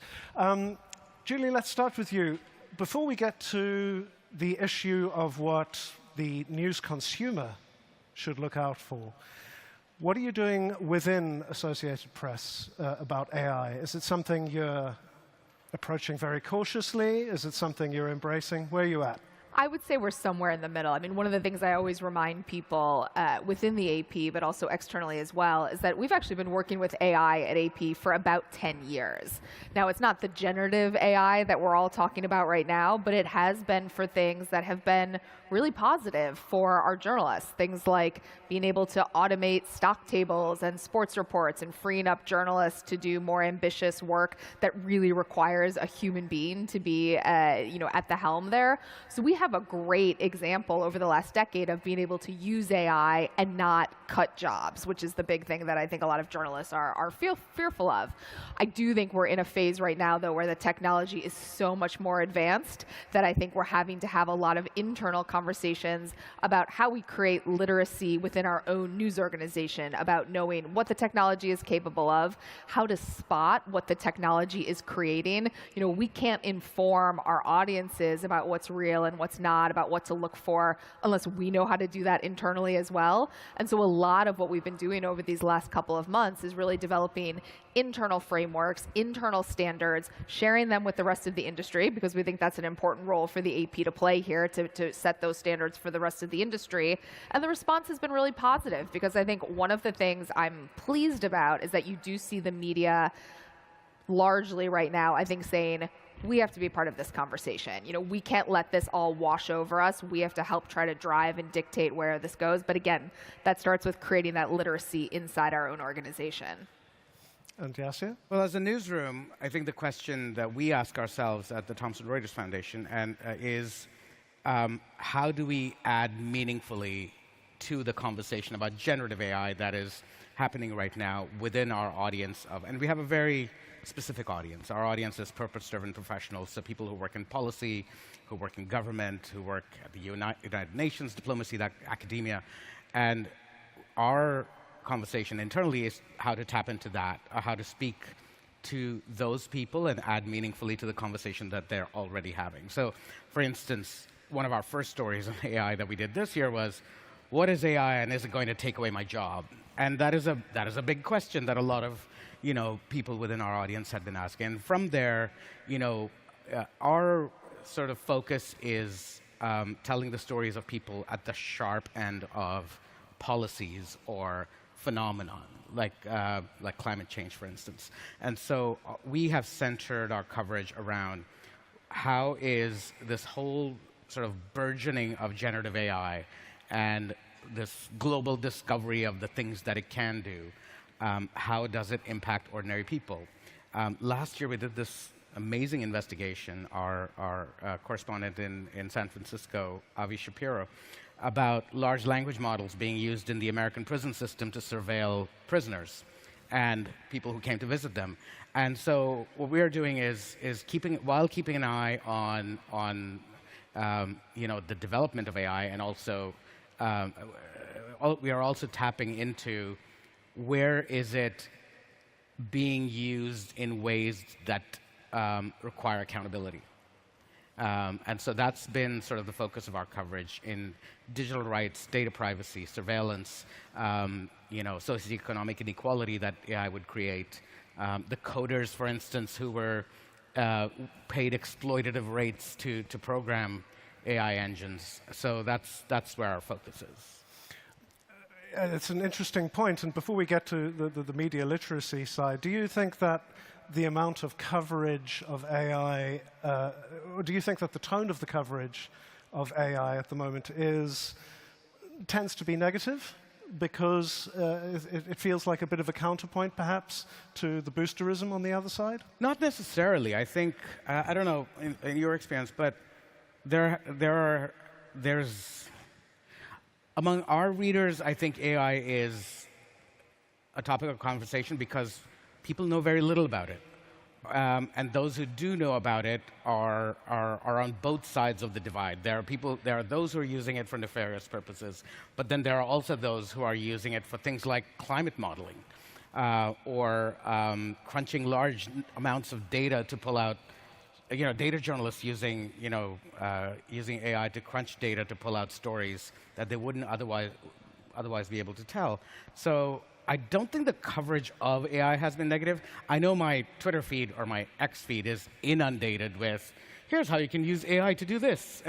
And so that I roll my eyes at. But I don't think the conversations have fallen on any one side. And I think AI coverage is not one thing. It's coverage of the technology, but it's coverage of governments and regulations. It's coverage of positive use cases and negative use cases. I mean, it's so wide-ranging right now that I think one of the things we've been talking about internally is how do we make sure that AI is kind of part of every coverage area that we have. We see stories coming up from sports and entertainment. If you look at the Hollywood strikes, that's been a lot about what the risks of AI could be. So I don't think there's sort of any one area where you can sort of pigeonhole it, and I think we all have to become internal experts in order to have it infused throughout the coverage. Just like climate change, right? Like climate change is now if you pick up a newspaper, climate change is on the front page, climate change is on the finance pages, on the real estate pages, the comic section, and the crossword. And I think AI is permeating in that way, except we've lived with the climate change conversation for a very, very long time. We've just started having the AI conversation at a popular level. And so I think that's, it's smart to look at those opportunities. Where can we have an AI conversation that really matters in our coverage? Mm-hmm. One of the themes that's been running through this entire conference so far has been that of trust and AI. Are you feeling that? I mean, you're two extremely well-established, authoritative organizations. Are you feeling that a lack of trust bleeding through as far as you so far, or? Not so far, which is good. But I think this is where, as a media organization, you say, okay, that's our place then, right? I mean, we have to maintain that trusted position, because I think what we are going to see, even though I do believe that there are really positive use cases for generative AI, both in the media industry and outside, we are going to see more misinformation, as we just are. There's no way around it. And so I think we, as a news organization, have to say, our role is to be able to provide you trusted, accurate, real information. And holding to that position, making sure that we don't do anything that knocks us off of that position, I think becomes more essential than ever. And also, hopefully, again, as we build kind of that internal literacy around AI, being that place that can also be a clearinghouse. When something significant happens that is AI-generated misinformation, we want to be able to tell you not just that it's misinformation or that it's a false creation, why, how we know it, being able to be transparent about that, I think will be really, really crucial. at Thomson Reuters, and by extension at the Thomson Reuters Foundation, we have these things called the trust principles, which is independence, integrity, and freedom from bias. And I think the brand has sort of held on to those and exhibited those consistently over a very long period of time, to the point where the brand recognition for trusted information is there. I mean, people make major economic and financial decisions based on Thomson Reuters info, right? So there's that. But I was speaking to our team recently about the trust principles because we talk about them frequently, and I was saying to them that they're once a weapon and a shield, where they protect us from even the suspicion of going wayward on something, and they have established trust within our audiences about we will triple, quadruple check things before we tell it to you, and at the same time, a weapon as in we can with that truthful, fair, accurate, independent information, we can affect a lot of impact in the world, right? And so I think in that sense, folks like you guys and we, because of a history of doing things in a certain way, are shielded from a lot of the flack. I do worry about the smaller newsrooms. I was about to come to that. Because they, A, don't have the brand recognition, B, they don't have systems in place that help them do that kind of due diligence on a photograph or a piece of video or a piece of text, and I do worry about those guys. And this is actually one of the things that we're working on, particularly in the United States, is trying to help local newsrooms. We have a local AI initiative, because I think you're so right. I mean, if we're struggling as large, well-established news organizations, how are local news organizations going to be able to get their arms around this? So we're trying to actually partner with them, help them with the tools, but also help them find the ways that they can use the technology. I mean, if you're in a small local newsroom anywhere in the world, you're probably going through a staffing shortage. You probably have fewer journalists than you used to. Can you use the technology to actually fill some of those gaps? I think that's again, a really positive part of this conversation that we should be having. But we're seeing not just a shift that we saw with social media, perhaps, where it simply went to smaller news organizations being able to get their names out there. But we're now seeing individuals becoming news organizations in their own right. I was just chatting to a TikToker who's a TikTok newsreader, and I'll be honest, 6 months ago, I didn't even know that was a thing. And I'm still struggling to get my head around it. But there's a whole generation that is consuming their news this way. People in that position would perhaps find it a lot easier as a one-person operation to employ AI. I mean, what advice would you give to smaller news organizations and even individuals who want to have some of that authority that your organizations have spent years building? How do you do it? The same advice I would give to journalists in our newsroom. Make sure you get it right. Make sure you get it right, because a reputation is something that is easier to acquire and difficult to shake. So if you want to survive as a TikTok news presenter and a journalist, that's totally fine. You can do that. There's 3.5 billion people on the internet.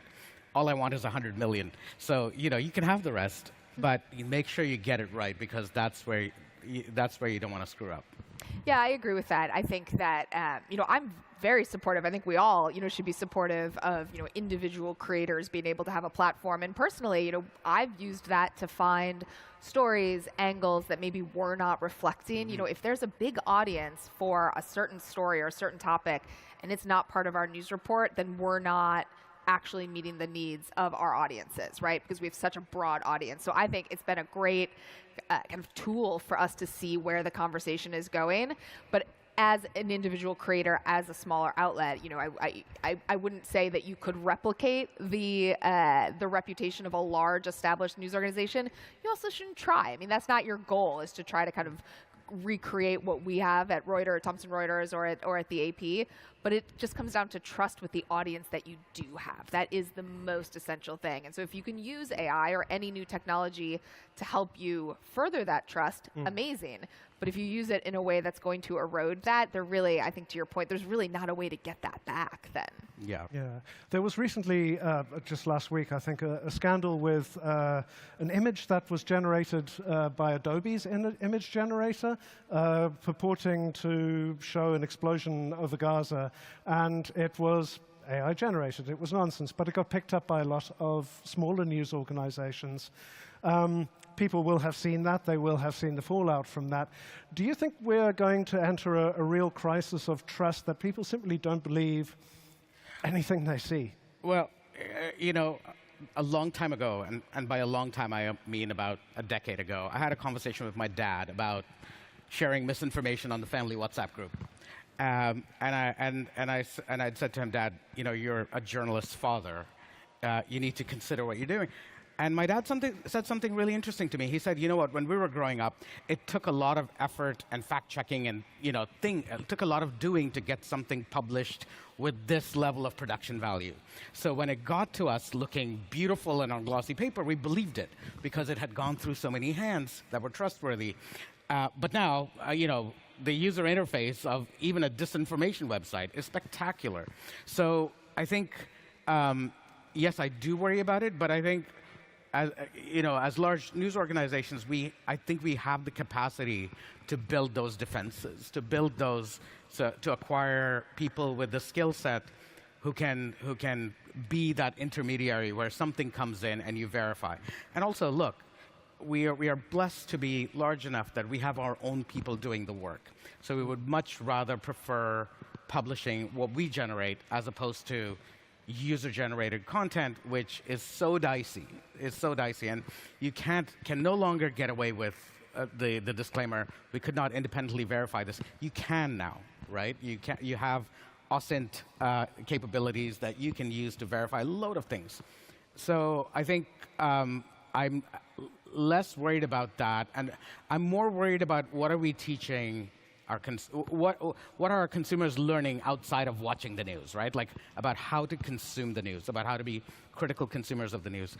I was reading my daughter's textbooks, and there's really very little in there about being a savvy news consumer. And she's the daughter of a journalist and a PR strategist. She needs to know.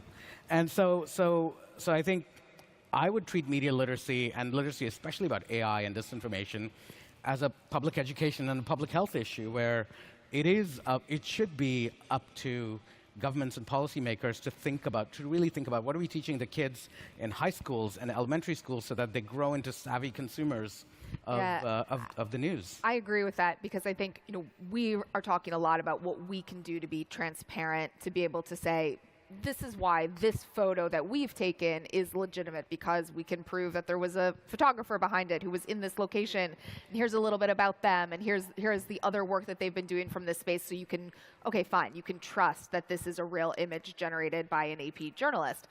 What I can't do, though, is make sure that the person on the receiving end of that information is taking the time to say, how do I know that's real and that's not, right? Yeah.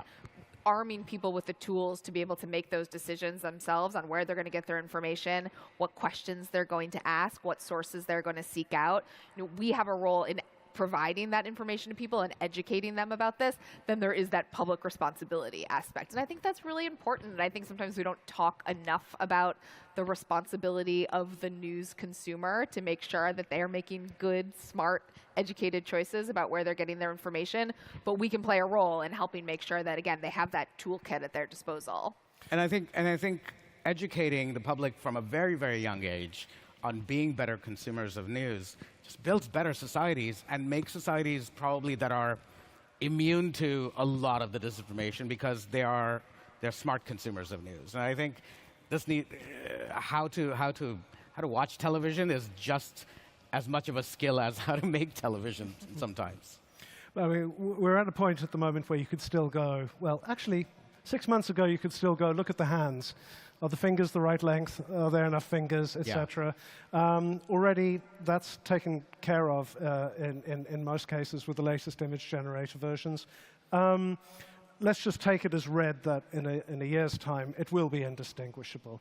Do you think we're going to have to turn to AI to prove that something is AI or disprove it? And is that going to have to be part of media literacy? It's a great question. Do you use AI to police AI, right? I mean, and I think there are other players involved in this too. I mean, I think that we also have to be honest about what our limitations as a news industry and what our responsibilities here are, right? I mean, I think there are certainly roles for the tech companies, the social platforms, you know, for who could be providing the platform for this information to be spread. I mean, there are all kinds of conversations happening right now around watermarks and, you know, other kind of visible, you know, signs on imagery, you know, to say this is real and this is not, and to block what gets pushed forward and what gets downplayed based on algorithms. And I think those conversations are, you know, as best I can tell, you know, somewhat in their infancy right now, though they're going to have to move a little bit faster to keep up with, to your point, I think where this technology is going to go. I think this is a really cool time where these sorts of conversations are happening about regulation, about, you know, policy making around, you know, good use of AI and criminal use of AI and how those can be enforced. I don't think it's just the news industry that's going through these. Law enforcement is going through this. Politicians are going through this. Policymakers are going through this. So you can look at it two ways. You can look at it as a time where there's just a lot of chaos, or you can look at it as a time where we're having consequential, interesting, super cool conversations that are going to lead to, you know, better ways of dealing with a tool that we've just begun to understand as a society, not as an industry. Like you said, you know, we've been using AI for other things for a long time, but as a society, it's so new to us and so strange. But, you know, it's an adventure. I've got a small daughter, and I was recently thinking, it actually makes me a bit sad that I'm going to have to teach her at some point to not trust what she sees on first sight. Do you think that's where we're going? Hey, Malcolm X said that a long time before I was born, that you don't believe everything you read in the newspapers, right? So that was always a good rule, is to be a savvy consumer of the media.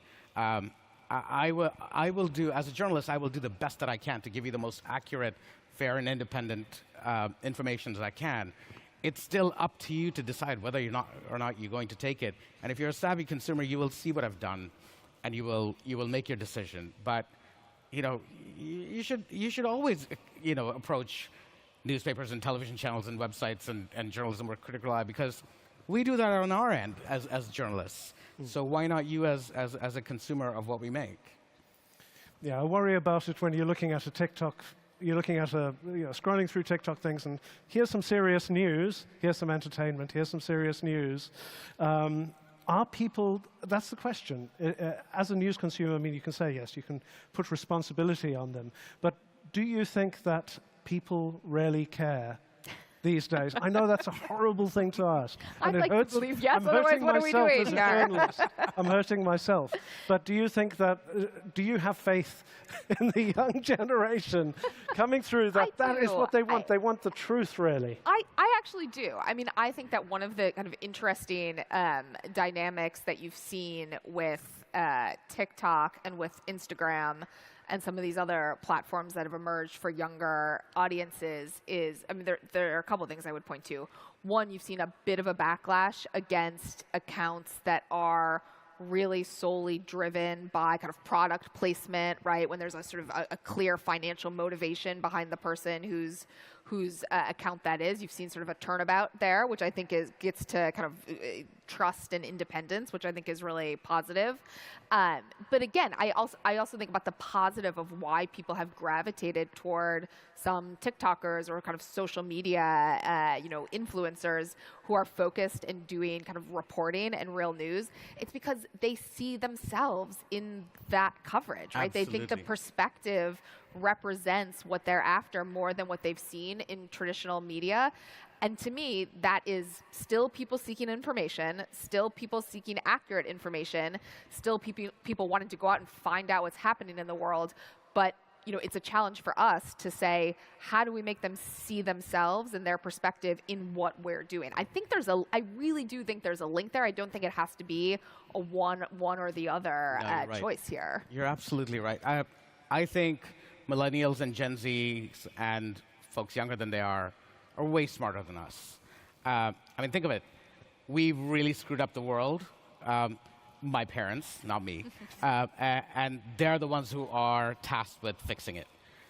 they have to be way smarter than us in order to do that. And I have no choice but to be optimistic about them being better news consumers than we are.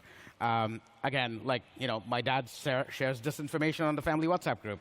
There's not a single Gen Z cousin or friend or coworker who has done that. They're a lot more critical of consuming information than we are. But also, I also think the rise in the consumption of TikTok and all these platforms that younger people are using is forcing us as news organizations to be better, to sort of overcome a certain level of skepticism that we haven't encountered before, and also speak to people in a meet people where they are on the platforms that they are on, and speak to them in a language that they speak to each other. And I think that is the way to do it. I think sort of, wouldn't we be replicating our parents' mistakes if we said, these young people, they're on TikTok, we're gone, we're lost. They're never going to be as smart of a news consumer as we were.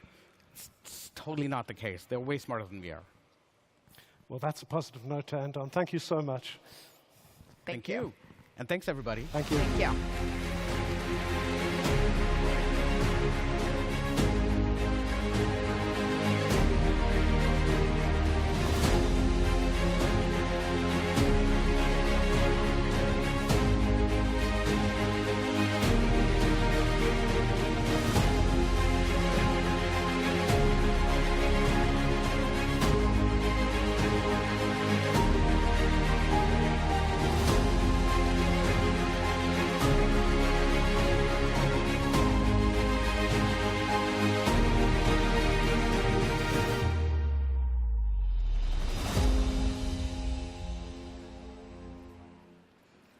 Wow, that was very good. I think we are starting on a very strong day one since the morning and now entering the afternoon.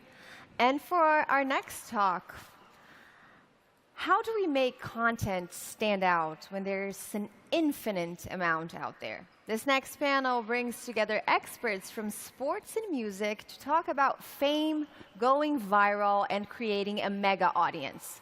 Please welcome to the stage social media personality and songwriter Lauren Gray, professional footballer and investor Patrice Evra, in conversation with Larry Madowo of CNN International.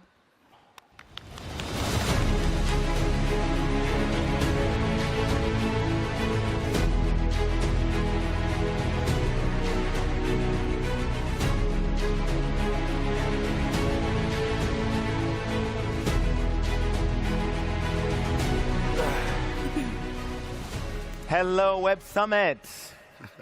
One person responded. They're not happy to see you guys.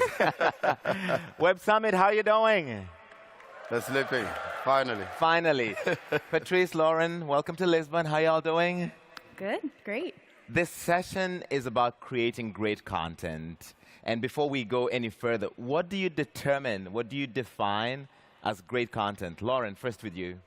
Oh my goodness. I've always defined great content as something that's authentic to you. I feel like so often people get wrapped up in trying to meet a certain trend, and I think people are just looking for that authenticity and connection. Authenticity and connection. What about you, Patrice? I think I agree with Lauren. Just be authentic. Don't try hard. Don't try to be someone you are not.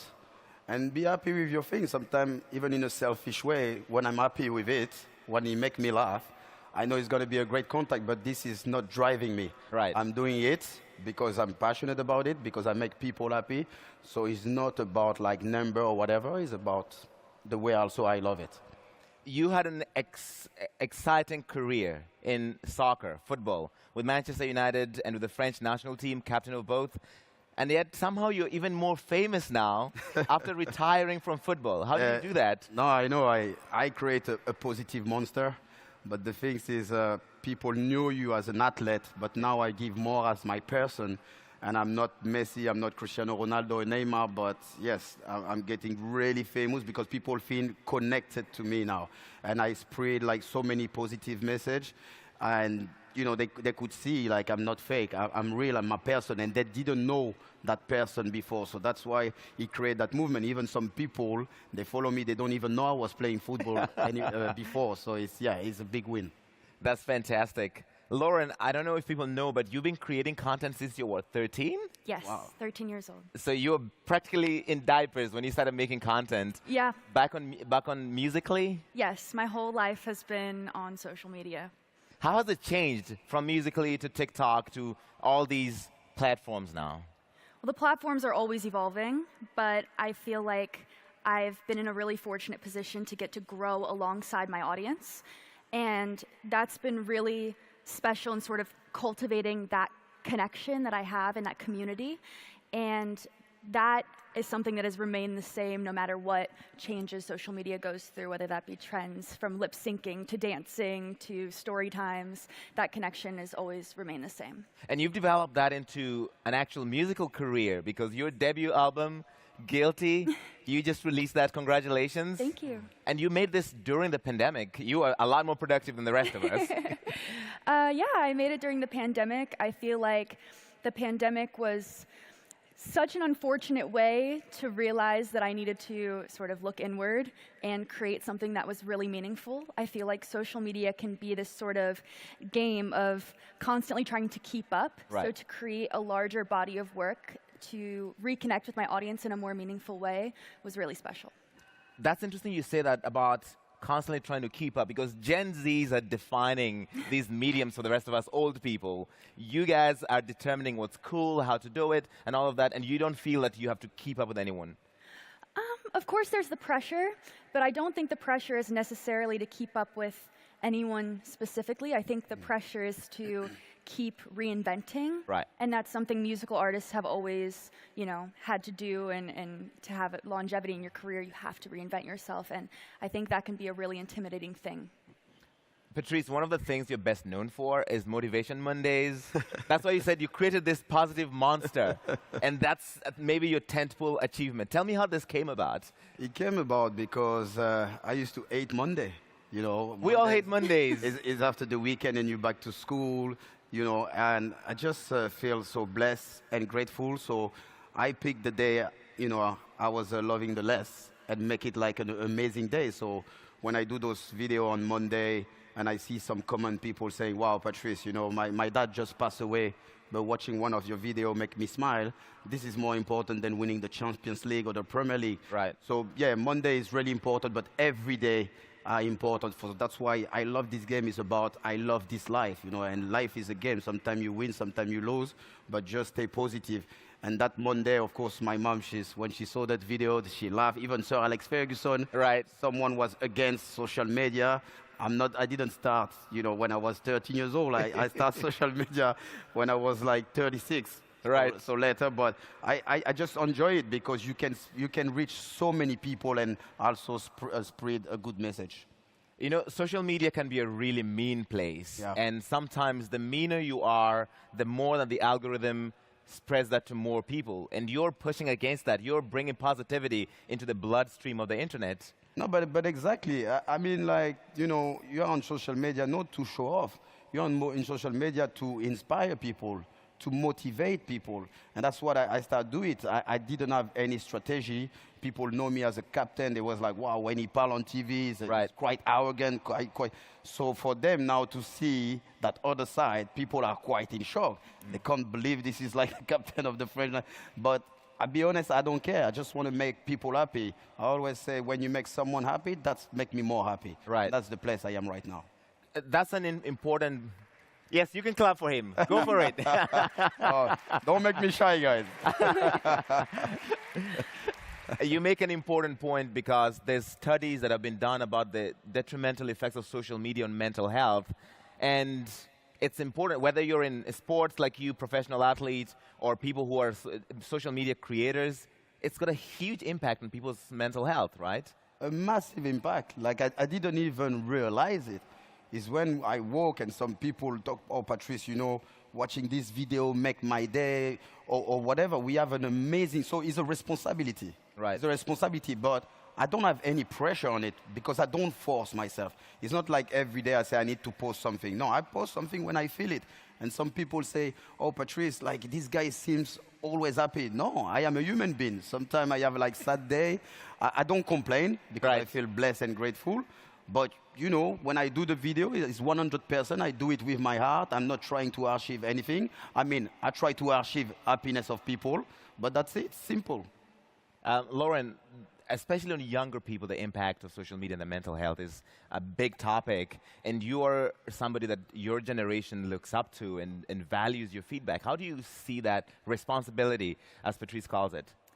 I think I've always viewed it as a responsibility to vulnerability. I think a lot... Oh, that is so good. Say that again. Thank you. A responsibility to vulnerability. That was off the top. I think what I've noticed, even as, you know, I am Gen Z and my peers, everyone just wants to feel heard and wants to feel seen. Right. And I think, to me, being a content creator is the responsibility to make people feel seen. So sharing my own personal experiences, relating to people, I think social media can be so dehumanizing in a way, and bringing that humanity back into something that's so, it's crazy because it's such a close connection, but it's so disconnected at the same time, and having that sense of unity and community is so important, and that's what I strive to do. Do you ever feel a pressure to post so frequently, twice a day, 3 times a day? Or what's your cadence in terms of, I'm going to post today or I will not post tomorrow? Oh my goodness, I used to have a really strict schedule, and I've heard a lot of people at Web Summit speaking about burnout. Right. And that was a real thing, but I was burnt out by the time I was 16. So I had to sort of reevaluate the way that I was handling my work and make it fun again. Right. So I post when I'm excited about something. I post when I have something to say. I post when I have something meaningful or something that I think people will enjoy. But I try not to put as much pressure on it as I used to, because then it becomes too much of a job. And that's not what it's ever been about for me. And just back to that, sometimes I even feel threatened, like in a nice way. Some people say, Patrice, you didn't post nothing on Monday. Now I'm going to have a bad week. I'm like, hold on, hold on. I'm doing it because I like it. It's not like I'm forced to post or whatever. So, like she said, like before maybe people start and they have to schedule if they want to gain many followers, but no. Me, it's just like natural. I feel it, I do it. There is an enormous pressure, but I think removing that pressure is actually more beneficial to what you have to say. That's interesting, because how do you determine what's been a great day? Are you chasing virality? If this post does not get 1 million views, then I got to take it down, or that was a bad day? How do you guys gauge what was meaningful out of every post, out of your interaction on these platforms? To be honest, it's really difficult to answer to that question, and I don't have the answer. Right. Like I say, it's not about the number of view or whatever. It's also the engagement and the message you send to the world. Like, for example, I'm a champion of ending the violence against children. Right. And sometimes you feel on social media, when you speak about important things, you don't get many views as if I put a wig and do some dance move. But this is not the important. The important is that message go all around the world and you reach so many people. That's why I have the same passion when I talk about sensitive subject, about bullying, about the racism, about ending the violence against children. But in the same way, it's about the way you communication is key. So I don't know if you see that when I was this guy as a panda and I was dancing, and at the end I say, you know, say no to racism. I'm white, I'm black, I'm chubby. Say no to racism, say no to the bully, because you need to know to also communicate with that new generation. It's not you always have to be serious when you talk about a sensitive or important matter. So that's my nature. That's my nature. I'm born like this. This is the way my parents educate me. All right, your thoughts? Sorry, what was the question? Generally about I talk too much. I was really invested in that. He was saying important things. He was saying important things. Do you feel a responsibility to also, say, talk about stuff in the news or things that your generation cares about, whether it's mental health or climate change or any of the other major topics? Or do you want it to be a place just for fun? Absolutely. I think there's space for both. My sort of perspective is to speak on things that I'm personally educated on. Right. advocating for women, advocating for sexual assault victims. Those are all things that I've experienced and I can relate to personally. And I also think there's a responsibility to amplify other voices that might be more educated in a topic than I am. Because at the end of the day, I can't speak for other people, and I would hate to step on other voices when I could amplify. Let's talk about platforms. Twitter, or X now, has had a lot of changes since some recent ownership changes. Instagram is evolving. Some people say to be more like TikTok. TikTok's algorithm is something that has a lot of people going viral very quickly. What do you prefer? Oh my goodness, I think there's a place for everything. Right. Do you have a favorite? This is a trap. I'm coming for you. Let's start with Lauren. I mean, my favorites are always what I'm most familiar with. Right. So, of course, X, formerly known as Twitter, Snapchat, TikTok, YouTube. Those were sort of the breeding grounds for my beginnings. Right. But there's room for everything. It can be hard to spread yourself so thin across so many platforms, and there's new ones every day, and there's that pressure to make original content for all of these different platforms. Because they're different formats and different styles. Absolutely. But some content can be syndicated to other places, and there's definitely that pressure there to keep up. But I mean, my favorites are the ones that I am most familiar with. So what makes you the most money? We're among friends here. You can tell us. Honestly, as a creator, everyone has different streams of revenue. I think, a lot of platforms will push forward with AdSense and things like that, and then they pull back once they have the engagement from the creators, which has been really interesting to see. So brand partnerships, things like that, starting your own businesses. And yeah, it's tough out there right now. Okay, Patrice, what's your favorite platform? TikTok, Instagram, Facebook, to be honest, X. No, I would say it's not my favorite, but I start with Instagram. Right. Because I was against the social media. I've been on social media by accident because some people were creating some fake account. Then I asked Instagram to delay. They say, just do like an official account. Right. But I use it in a different way, different platform. For example, when I do my documentary, I will use YouTube. When I have a message to send quickly more about politics or a reaction, I will use like Twitter. TikTok is, I will say, is more for the young generation. But the things I was already doing on Instagram was also sweet on TikTok. That's why my team, they say, okay, Patrice, now you need to open your TikTok account. And now I'm going to also open my Snapchat. So I'm involved. I'm old school. I don't know this world perfectly. I just, entertain people, share about my personality, but I am not an expert like Lovren. I'm being quite honest. I don't think you're that old school because you're killing it on all these different platforms. I would say that. Gen Zs are looking at your work thinking, okay, he knows what he's doing on social media. But I'll be honest, like, I do it by instinct. Right. I don't even prepare my video. I don't know what I'm going to. But that is the secret. Yes, and as soon as you press record, I have that gift where my brain, boom, will say something. And that's why it's difficult for me when people say, can you prepare a video for us like a week? I don't know about my mood. I always, the right moment. I'm living the moment, I always say, if you think about the past, you will live with regret. If you think about the future, you will live with anxiety and stress. I'm always have that gift to focus on the present. Right now, I am here with you two guys having a nice chat. Awesome. And you guys, I don't forget you. Let's talk about your post-soccer career. You're an investor. You actually own a team here in Portugal. Yes. Congratulations. So, yes. This happened very recently. Yes, 9 months ago. I be a co-founder in Estrella Amadora in Lisbon. And they were like in the second division. And when we invest, we get promoted. We are 12th on the league. Of course, like the focus is to stay up. But that's actually only my connection with football. I finished my coach license. Right. But right now, what I'm doing, being an investor, traveling, meeting a lot of people, this is make me more happy than when I used to play football. And people are really shocked when I say that because I can be myself. I feel when you play football, you are inside that bubble, and it's not the real world. Now I start to enjoy the real world. So now that you're a licensed coach, Are we looking at you potentially coaching a team? Thierry Henry had a really successful career I as a think coach. when you are an owner of a football club, it's better because you can sack the manager, and they have not the opportunity to sack you. So I will stay as the owner for the moment. So no coaching in the immediate future for you. It will, you know. I think it will be shame and selfish for me if I don't share my knowledge. I did my coach license really easy, and you know, when a manager like Sir Alex Ferguson say 2 of his players will be great manager, and he mentioned myself and Ryan Giggs. Right. Of course, but it's just I'm someone really honest, and when you're in football, you need to sacrifice everything. And right now, I'm not in that pace where I want to sacrifice everything to just be focused on football.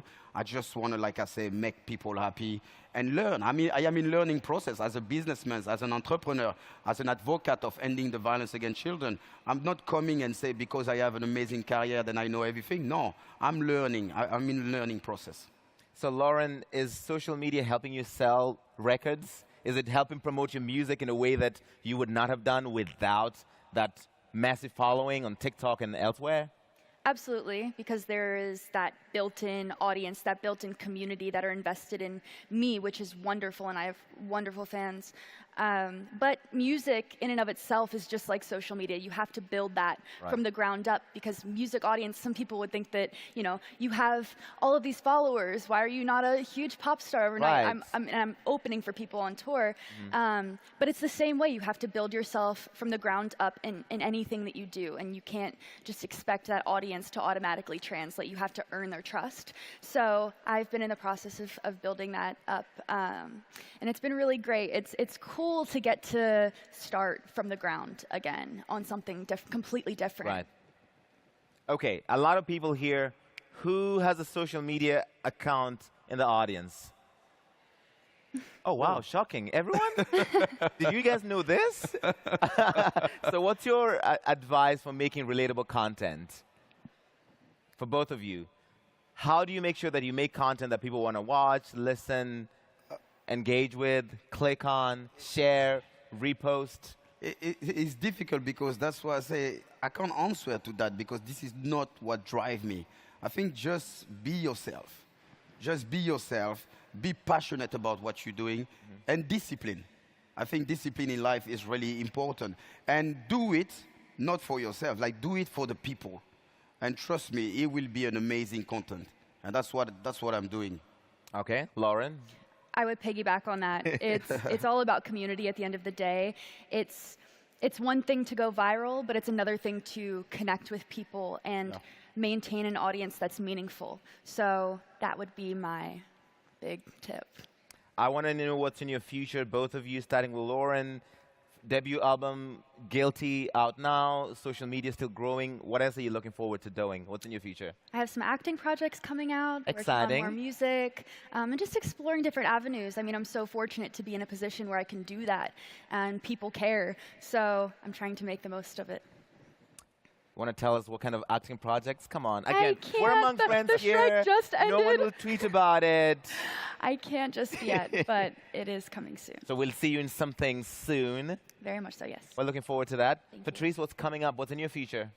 Well, like I said, I live the present, but you know, all the investment I made, I invest in a Dash, is a drink company, Street AFC, Goal Offer. Like my future is just to give back to the community. Like I say, I feel so blessed and grateful to where I am now. I will never dream about what I succeed in life. And right now, I just want to give to people. And I have a good team working around me. We share the same value. So yeah, for the moment, the project is to make people happy. I think it's amazing the work that you're doing, both of you. It's relatable. A lot of people look up to it. I was just in Senegal recently, as I was telling you, and people look up to you. And I think some of those kids were not born when you were playing football, but they follow your social media account now. Yeah, no, it's amazing. Of course, my dad is Senegalese and my mom is French, and I play for the national team. And sometimes some Senegalese people are not quite happy about that. But I also have like a 2 shelter, more than 400 kids, so they could see, no matter if I was far from the country, I come back and I give a lot. And yes, I'm a Senegalese. Like, people in this society, they want you to pick. Are you feeling more French? Are you feeling more Senegalese? No. Yes. I just feel as a human being. All right, that's a great place to end it. Patrice Evra, Lauren Gray, thank you so much. They've been fantastic. Thanks a lot. Thank you. Perfect.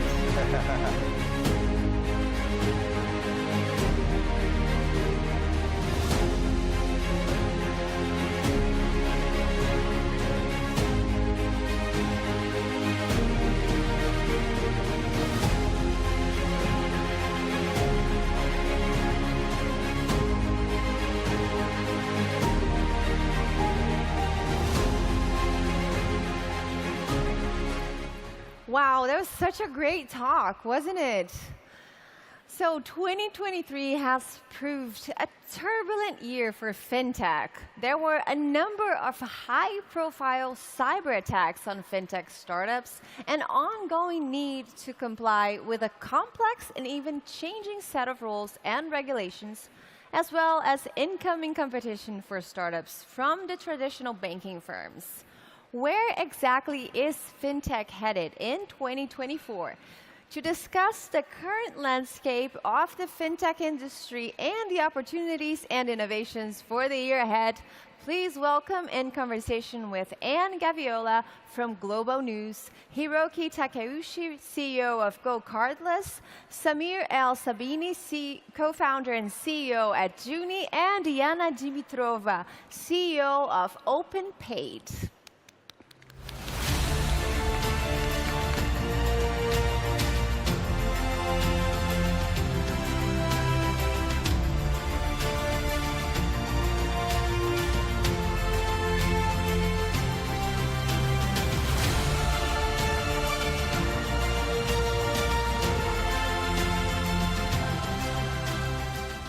Hello, everyone. What a great crowd we've got here today. And we're going to tackle a topic that is very near and dear to my heart. My name's Anne Gaviola. I'm with Global News. I'm a national anchor, host, and reporter based out of Toronto, Canada. I've been covering business for 15 plus years, but back in 2018, I worked in the private sector in fintech at what was at the time one of the leading blockchain companies in Canada. So what we're going to get into here, and I want everyone to appreciate who I have on stage with me. It's going to be an interesting discussion. We're going to be talking about the future of fintech. And I know, it's a massive topic, so where do we begin? I want to talk about a hot take that one of these panelists has. Yana, you believe that fintech as we know it is under threat. It's kind of a perfect storm in some ways. Please elaborate. Let's get into it. Thank you very much. It's a pleasure to be here, and very good afternoon to everyone. Yes, I appreciate that may be a controversial statement to open the panel with, but I genuinely believe that fintech is under threat right now. And the reason for that is because fintechs are, in a certain way, facing the perfect storm right now. On the one hand, we have all of the big tech companies with significant resources, with unparalleled access to data that are getting into the space, getting into banking, into payments, into lending, and basically becoming the next fintech. So that's one significant threat. Then on the other hand, you also have traditional banks, which historically have been very boring, but we need to recognize that in the current environment, in the current interest rate environment, they have a license to print money, and therefore the ability to purchase anyone that innovates and that tries to create and foster competition. So that's another big threat. And the third one, I'd say last but not least, is the erosion of trust. In the last 2-3 years, we've seen a number of payment providers, very famous fintechs, basically fall victim to their own doing. And I think that the erosion of trust is really creating an issue for the wider ecosystem. And this is why I think that the future is under threat, and we all have to work together to figure a way forward. And those are really great points. Happy to be challenged on that. Absolutely. Those are great points. That third one, we'll put that aside for a moment. But those first two, you're talking about incumbents in legacy financial and tech getting into the space. That to me sounds like the path to mass adoption and kind of the next wave. But your thoughts? Is fintech as we know it under threat for those reasons? I think I'm more of an optimist. It's funny because when we first started Go Cardless in 2011, fintech wasn't even a term that people were using, right? We didn't think of ourselves as starting a fintech company. And when I speak to many of the founders that started fintech companies in the same sort of era, none of us were thinking about starting fintech companies. And so I think the reality is that it's a bit more fragmented, right? And when we were first starting out, we were very much focused on, okay, there's a problem that we see, and we're trying to solve that problem. And there's lots of great businesses that I think continue to do really well in this market and continue to have a really bright future. And I think what's going to really determine it is going to be how great a product have you built, how big a problem are you solving, have you been able to do it in a way that's actually sustainable, with good unit economics, with customers that keep on working with you over the long haul. And then if you can do those things, then I think there's plenty of opportunity. So I think you're right that there's definitely going to be segments of what we call fintech now that will face a threat and that will struggle. But I don't think it's going to be universal. And I think there's plenty of opportunity still out there. Samir, what does your crystal ball tell you? Yeah, no, but I think it's a positive sign. I actually agree with the description of what's happening. Competition is usually good, not only for the end customer, but also think in order to sort out which are who are the winners. In our case, how we look at fintech, it's obviously very early days still. Fintech stands for maybe 2-3% of total financial services. That we see now, both technology companies, legacy banks, investing more. I think that is a clear signal that there's a huge opportunity. And I also think it's because they feel under threat. What I see when I look at next year is that for the first time we have fintech companies that when in the early days when they started out, they had superior technology, but they didn't have the foundation of different user journeys or functions that they really could compete with incumbents. Now, today, we see a group of companies coming out there and really being true threats against these incumbents. And therefore, obviously, they need to act on that. And hopefully, the best company will win. And I obviously hope that we will win. I hope you two win too. But if we lose, that's a good thing for the consumer or the customer. Yeah, can everyone win? So this is interesting. We're several minutes in. We haven't brought up the topic of AI yet, but I think it is time. When we talk about the kind of the context for all of this, the future of fintech, we're at a time where, certainly in terms of the mainstream understanding and awareness, everyone is thinking about, aware now of AI. What does that mean for the future of fintech specifically, as you see it? I mean, from my perspective, very quickly, hopefully that will enable more innovation. And the reason why I'm saying this is because ultimately the regulated financial services require a significant resource when it comes to transaction monitoring and KYC and generally that compliance and conduct framework around providing the regulated service. So the way that we think about it is this is the first area in which we apply AI in order to drive it forward and really focus the resources that we have and the expertise that we have to innovate. So that's our angle.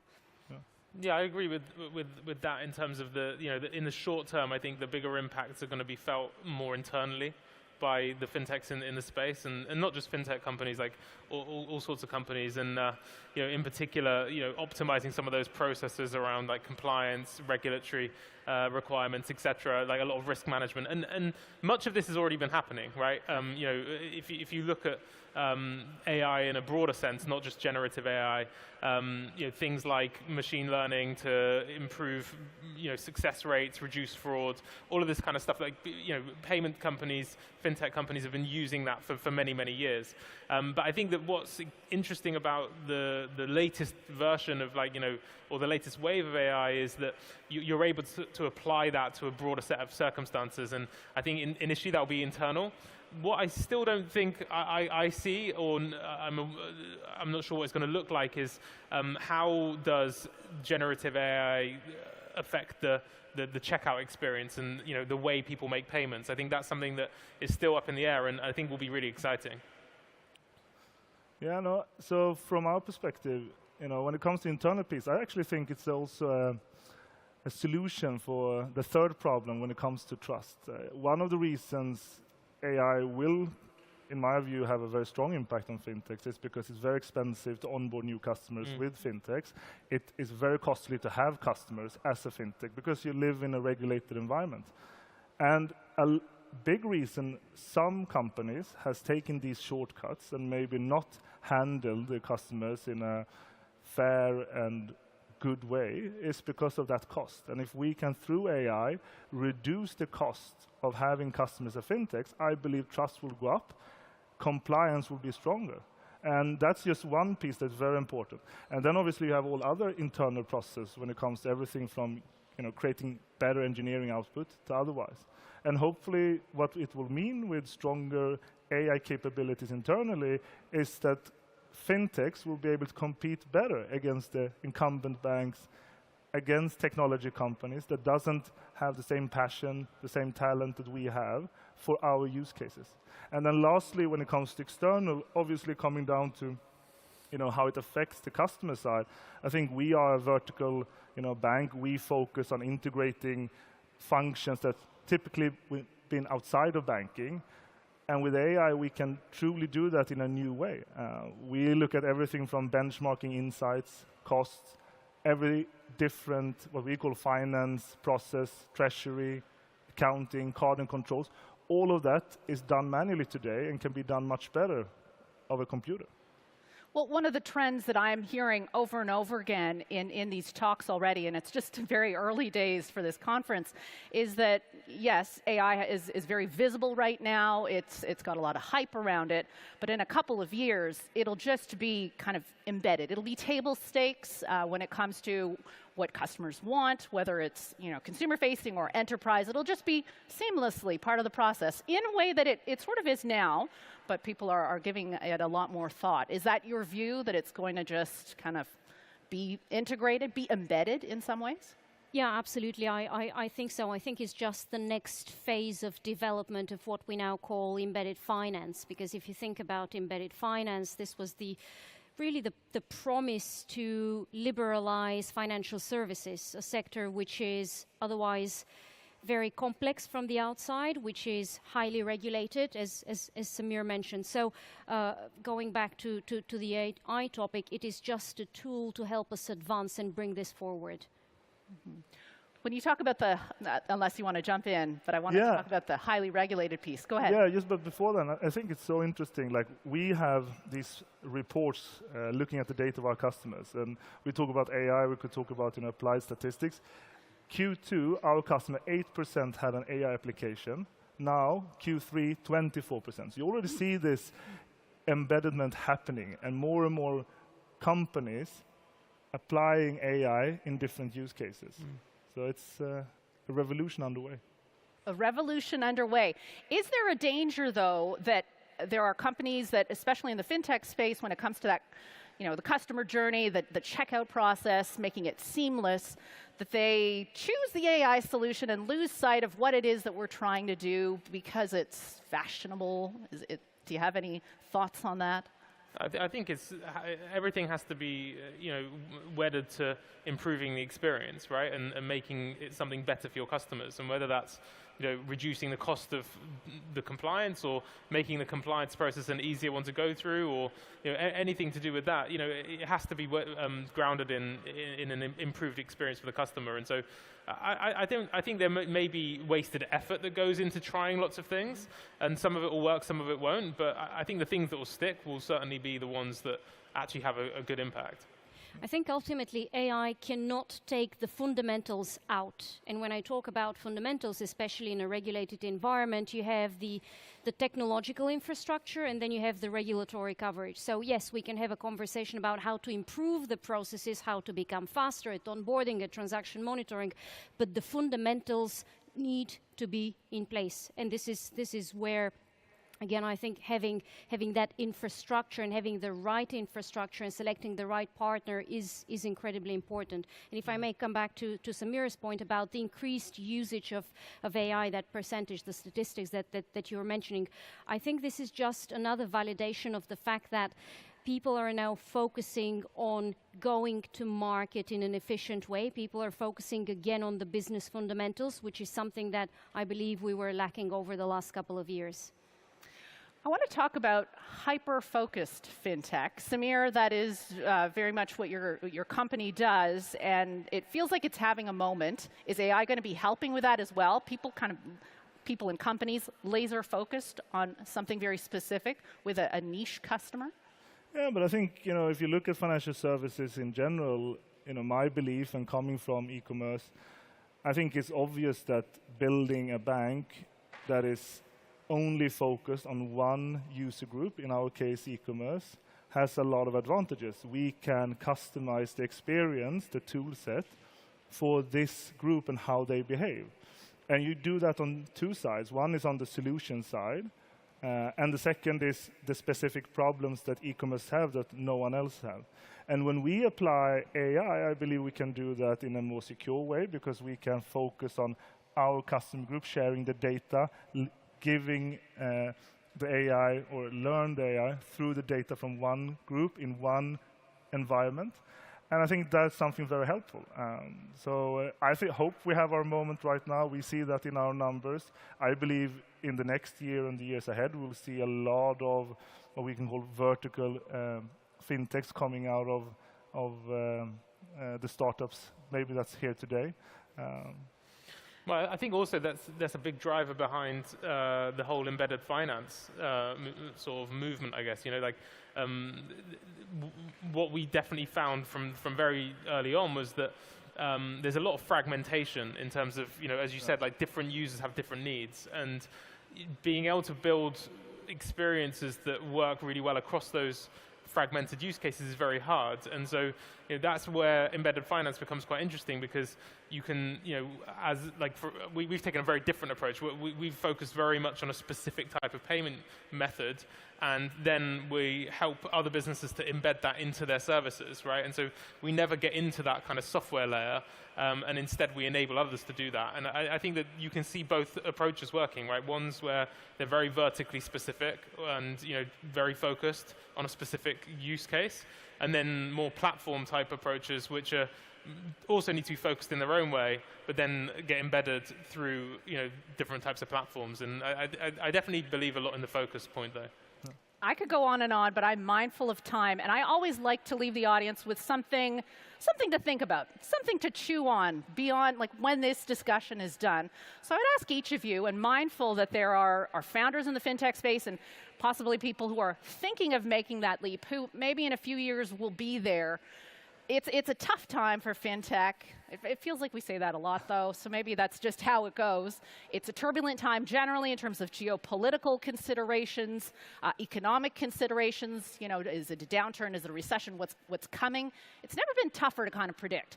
So what would your words of advice be for someone who is brave enough to get into this wild space and would like to make a go of it, even when it's tough? I think now's a great time to be starting businesses. Probably the risk is higher. The chances of actually making it through the first, 1, 2, 3 years of the journey might be lower. But I think some of the strongest businesses will be formed in this period. And I think we all have received a good reminder of the need to have some of the fundamentals right, which maybe we lost sight of over the 2020, 2021 type of period. But now it's very clear, very front and center, and I think that will create the right kind of foundations for really successful businesses. So I think it's as good a time as any. Yeah, I think history shows some of the best businesses are built during turbulent times. Words of advice. Yeah, but I think I agree fully with your take here, and it's much harder to build a company. It takes much longer and in each of my companies I've been part of, I always felt that, or I thought that it would be easier than it actually was. So you need to be extremely passionate. You need to don't take any shortcuts. And we created Uni in March 2020, 1 month after Corona, and we thought obviously, it was a very turbulent time back then too, but fuck it, if you're passionate about something, if you want to do it, you're going to do it. And so now I think it's the right time. I'd say don't focus on the things that are outside of your control, because you said it. It's a very difficult time from a macroeconomic perspective, but the reality is that for those founders that sit here in the room with us, most of those things are outside of their control, outside of our control. So I would say focus on the things that are within your control, focus on the fundamentals of your business, focus on the needs of your customers, and take it one step at a time, 1 month at a time, and build those small wins. And then when you look back 12 months, you'll see those incremental gains month on month would have actually allowed you to make that leap forward. So yeah, just do not worry too much. Focus on the fundamentals, and the right outcome will come. And maybe some deep partnerships. Final words. I like to leave it on a bit of a high note. So it's not for the faint of heart getting into this space, but I promise you, it is never boring. It is so interesting. You can fill your cup. Would you say it's worth it? Absolutely. And again, if I may, I'd say it's going to be challenging. So make sure that you build that business with a good team around you, people that you share the same values with, because the days are going to be difficult, but in the end, if you share the same values, if you all walk in the same direction, that's the most rewarding part of the journey. Yeah.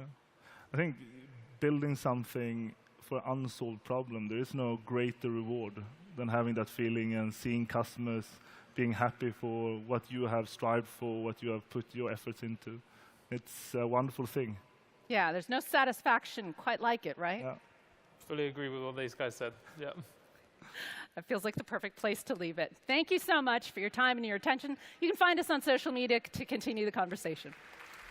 Thank you, guys. Thank you. Back the way we came. This way.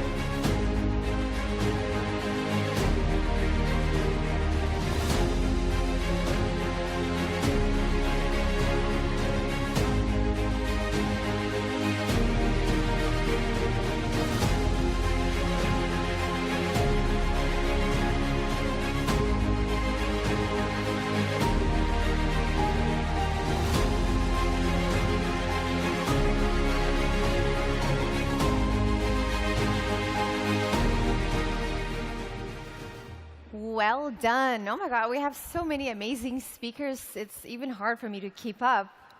But here's our next talk. Since 1999, Alibaba.com has served millions of buyers and suppliers around the world from its wholesale platform, making it the biggest e-commerce success from China to hit globally. Our next speaker has overseen serving more than 47 million SMBs in over 200 countries and regions around the world. And in this session, he explores how the company continues to utilize tech to support the hypergrowth of small and medium businesses in an AI era. Please welcome the president of Alibaba.com, Kuo Zhang.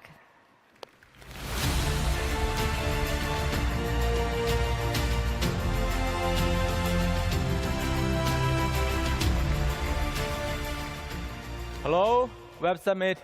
Hello, Lisbon.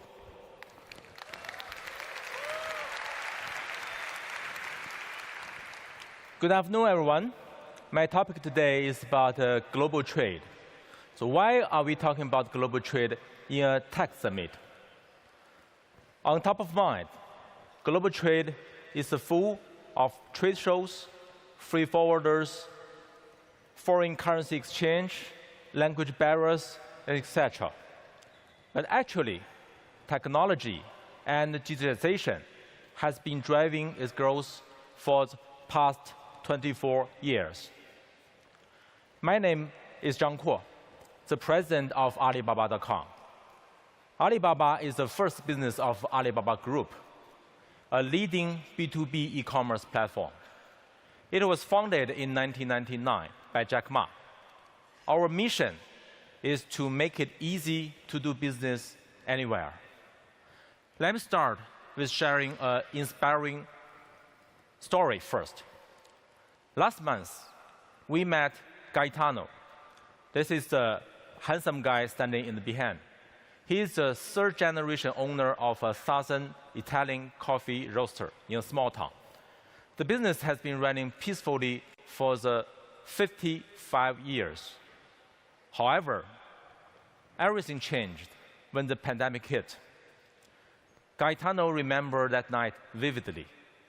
he walked into his father's office and found him staring at the balance sheet, a loss of 1.5 million euros, and it potentially sink their small business. But as many entrepreneurs, at this time, there's no time to feel sad. Father and son realize that they need to act fast. They cannot get sales leads from the original source, which is the trade shows at that moment. So Gaetano convinced his family to embrace change. They launched their business at Alibaba.com. They quickly mastered how to reach new customers and managed to sell to new places like US, Chile, and Morocco. As a result, their business revenue tripled. Also, they upgraded to automatic production lines, and the productivity is up by 6 times. During the supply chain disruptions, they turned to our platform to source for cups and glasses.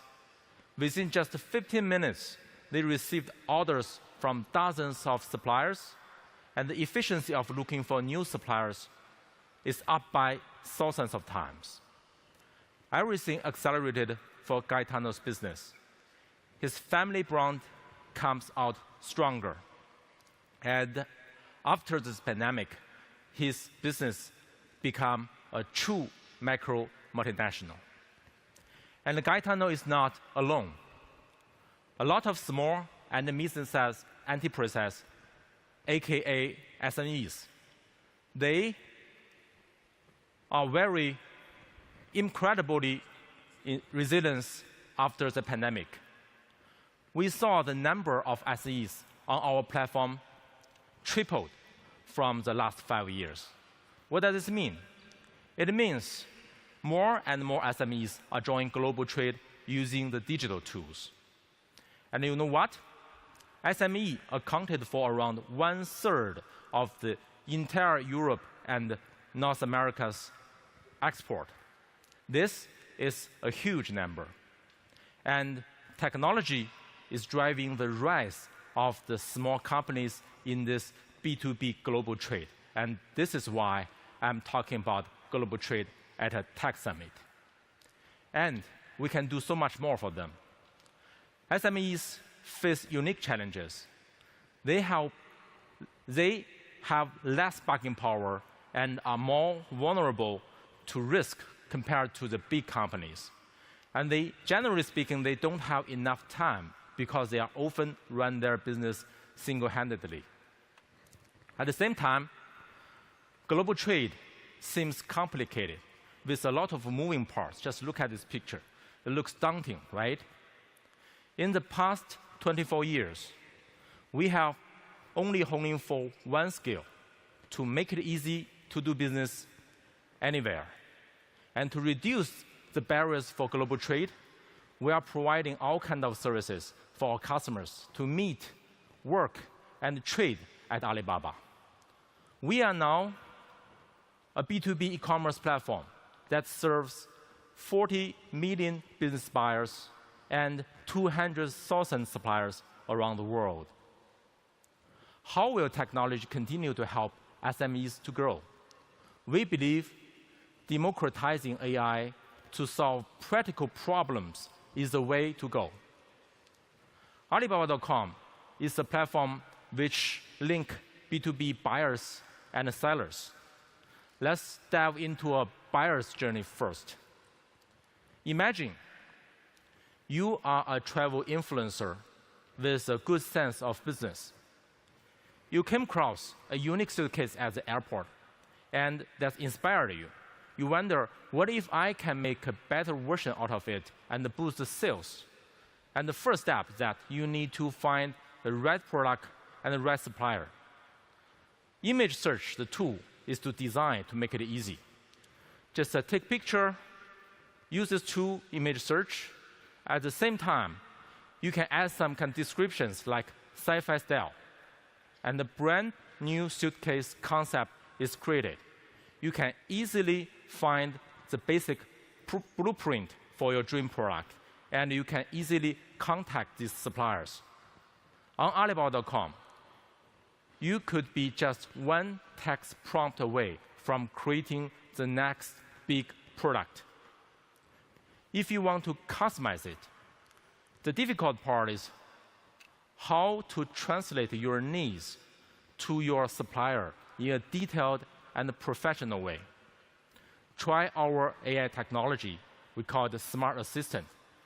It can help to send prompts to guide you to fill in all the blanks of material, size, fabric, and if you want to make it more visually, it can generate pictures, and it can allow suppliers to understand what you are looking for instantly.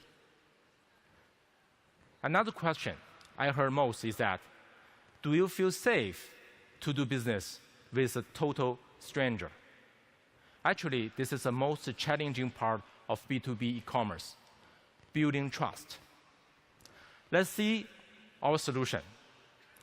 On a ground scale, VR showrooms can show you their product lines, factories, and offer you a first glimpse of your product birthplace. And if you want to take a closer look, live streaming can help. Let's see a demo. Sure.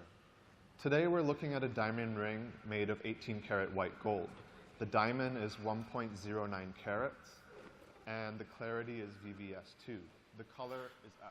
It's just like you are FaceTiming with your potential business partner. You can throw questions at them and interact in real time to see if they are professional and trustworthy. If you need a closer look at a necklace intricate design, simply ask, and you will be granted a live, more detailed view. And we are working very hard to mitigate the language barriers. Leveraging the cutting-edge voice recognition and AI, our platform can instantly convert spoken words into subtitles in your chosen language. At Alibaba.com, our quest is not just about bridging the buyer and supplier's gap. It's about making that journey engaging, intuitive, and a tad more delightful. Imagine you have a long conversation with multiple suppliers. You want to remind yourself of the context and get an update for the latest status of your order. Previously, you need to use Excel to do that. Now, just with one click, it can help you to generate all the summaries and the key points. See, it's very easy. Next, how do I know my money and orders are safe? We build an escrow payment services for the B2B grade trade. We call it trade assurance. We also build a global payment network and a global logistics network to support the B2B e-commerce. On top of that, we provide services like order protection, easy return, and on-time delivery. These services have so far protected 160 million orders globally. To elevate the experience further, our enhanced logistics will come with real-time tracking and proactive delay alerts. Each feature is to ensure you step into every transaction with confidence and clarity. From sourcing, communication, to building trust, AI technology help to boost efficiency for the business buyers. Now let's see how AI can do for business sellers. A quick question. As a seller, what's the most important and time-consuming part of your daily work? Most people may vote for the product design. It is the starting point of our online business activities. Imagine if you want to sell a scented candle to the world. First, you can use your own language to describe your product title, and then click Optimize. We can automatically generate 3 choices that distill all the selling points. You can choose the best one and apply to your product title. And then image, click the generate image. The tools can learn from all your product highlights and generate multiple backgrounds with different styles.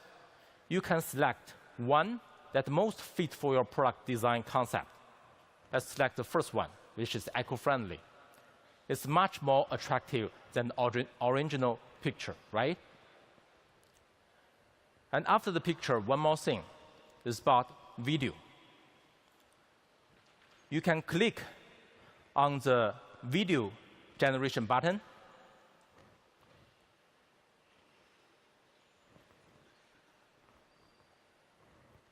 And we can use all your materials. Let's see an example first. Introducing Ginseng Scented Candle 2022, crafted with soy wax and coconut wax for an authentic and It is using all your information, including the highlights, the image, and the video uploaded, and generated a video for you. And you can choose from 10 different tones and 18 different languages for your video commentary track. AI tools can also help you to distract all the important information and generate a new content. And if you like it, you can apply to your product directly. We launched this smart assistant system for the suppliers in November the 1st, which is 2 weeks ago. And now I just checked the data at the backstage. We already helped 2,000 of sellers today to boost their sales. All these early adopters in general improve their product exposure by around 20%, and the conversion rate is up by 10%. Technology is art. It creates. And the technology is a science. It's analysis. You can use these tools, click the product analysis button. It works as a co-pilot. It can analyze and generate a report about macroeconomics, online purchasing trends, as well as the detailed user inquiries. It provides you with a more holistic view and insights to improve product design and explore new opportunities. AI technology presents an unmatched opportunity for global trade. Our digital assistant AI tools are laser focusing on addressing everyday challenging, generate ideas, and boost efficiency. Once again, our goal is to simplify global trade, making it easy to do business anywhere. Not only can technology empower the global SMEs, it can also empower regional B2B e-commerce platform. Do you still believe in globalization? We do. And we believe it will be a balanced combination of regional and global trade. It can help SMEs to be more adaptive and mitigate supply chain turbulence better. Today, we are proud to announce a strategic investment in Visible, a company with 90 years history. Visible is one of the top B2B commerce platforms in EU, founded in Germany. With this partnership, we hope to create a dual turbo engine for global and regional trade for Europe SMEs. Our Visible CEO, Peter Schmidt, is here today as well. Hi, Peter. Say hi to the audience. Because of my job, I have privilege to talk to entrepreneurs all around the world. Their spirit and resilience have amazed me time and time again. The young guy on the left is from Turkey. He grew up surrounded by local traditional artisans. One day, one of them came to him, complained that there's no one buying his leather product anymore. Our young guy knows he can help. He wakes up very early at 5 every morning to help with the design, packaging, and dispatching these handmade leathers globally. Through his effort and our platform, he successfully supported a big community of local leather artisans. The gentleman in the middle, his name is Franz, is an engineer from a small town in Germany. When he found his hometown is polluted by factories nearby, he took actions immediately. He designed and created the best filters to protect the environment. He turned to Alibaba.com and sourced affordable, high-quality materials and components. With the help of global supply chain, he was able to build cost-effective and green filtration equipment fast in his workshop. And now he's also a seller on Alibaba.com to sell his equipment to the world. The lady next to this gentleman, her name is Huan Lianjiang. She grew up in a very small village in Guangxi province, China. After graduating from college, she devoted herself into the traditional art of bamboo and grass weaving.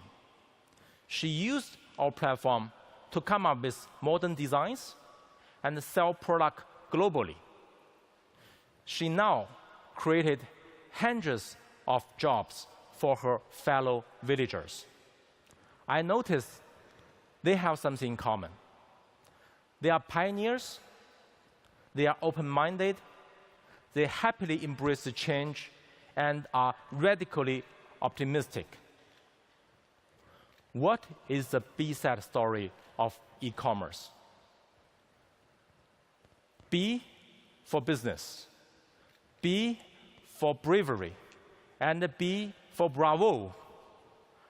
Alibaba.com, we make it easy to do business anywhere.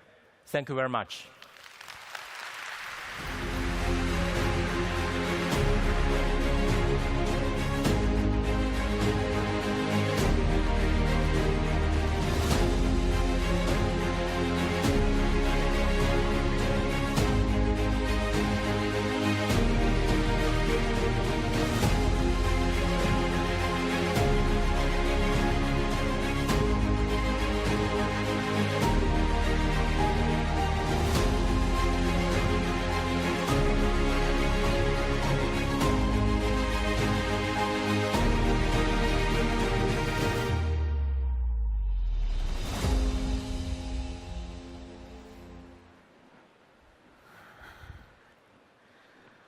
For more than a century, football clubs have been at the heart of communities around the world, with the inherent passion and camaraderie and the wins and losses all adding up to a sense of togetherness.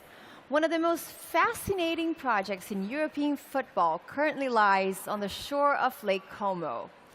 A local community-led project aiming to build not only the town's footballing prowess, but to be a key voice in the region's growth, sustainability, and future. Como 1907 has had 2 promotions in 2 years, boasts a revamped academy system, and is eyeing up Italy's top division as a not-so-distant dream. To talk about the club's goals and on and off the pitch, please welcome to center stage a representative of Como 1907's ownership group, Mirwan Suarzo, David Ornstein from The Athletic, and Spanish footballing icon Cesc Fabregas.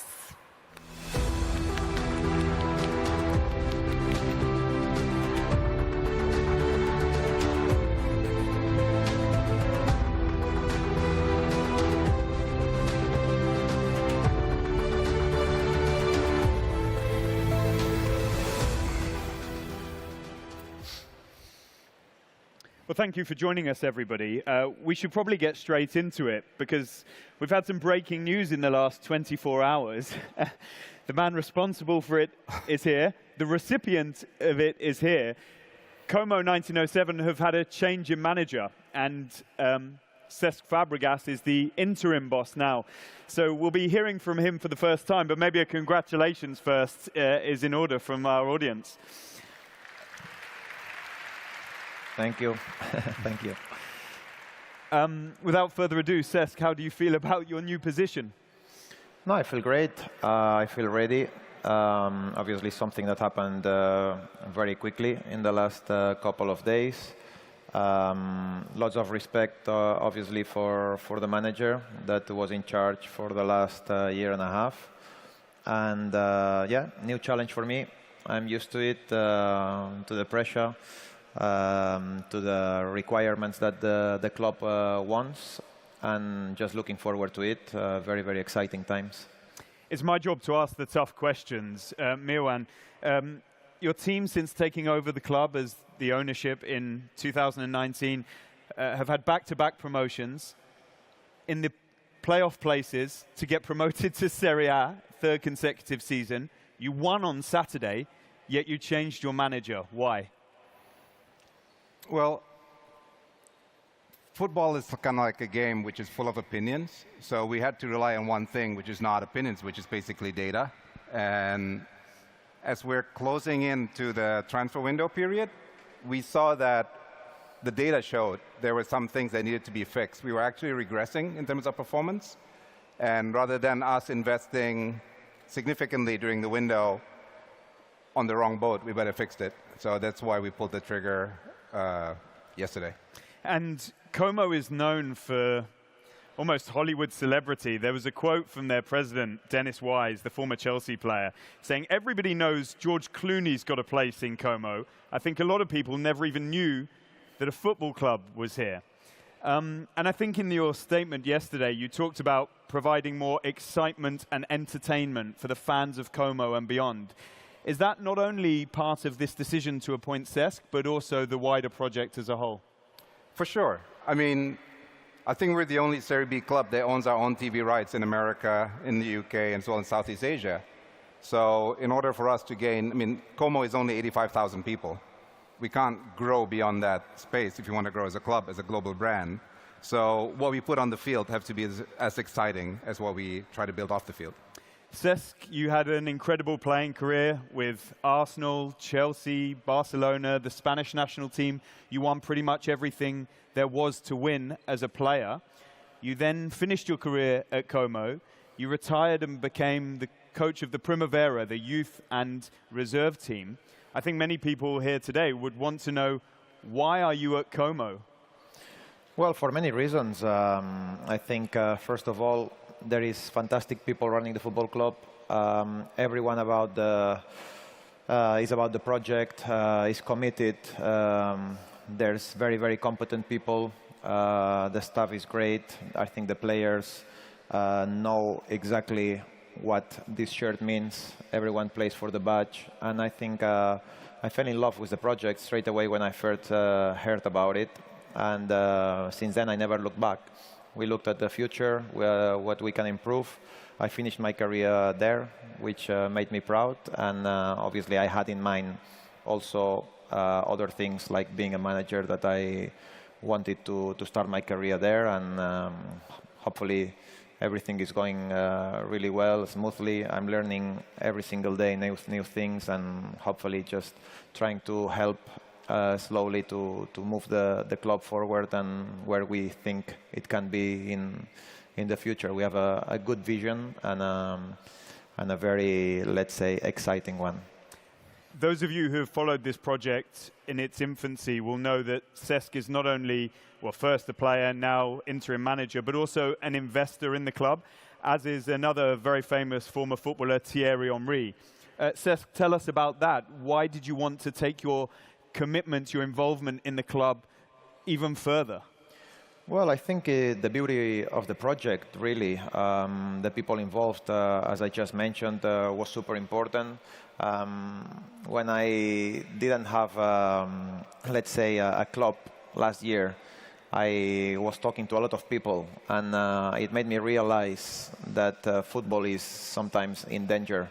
And finally, I found a proper project with football people, that they want to grow in the proper manner, in the right way, that they believe in things that are very, very important, like commitment, like making the people in Como also very, very comfortable on what they're trying to do. They're very serious, and I think the investment that they are doing, it shows for itself. So for me, being part of it, it's just great, and I cannot wait to keep growing. Yeah, the ambition is extraordinary. It's not just how far they've come, but by 2025, I think the club would like to have new training ground, new stadium, and be playing in Serie A, the top division within Italian football. Mirwan, from the ownership's point of view, the Jarum Group, who are one of the biggest companies in Indonesia, what is the ambition here? What are you trying to do that is different from many other clubs and ownerships in world football?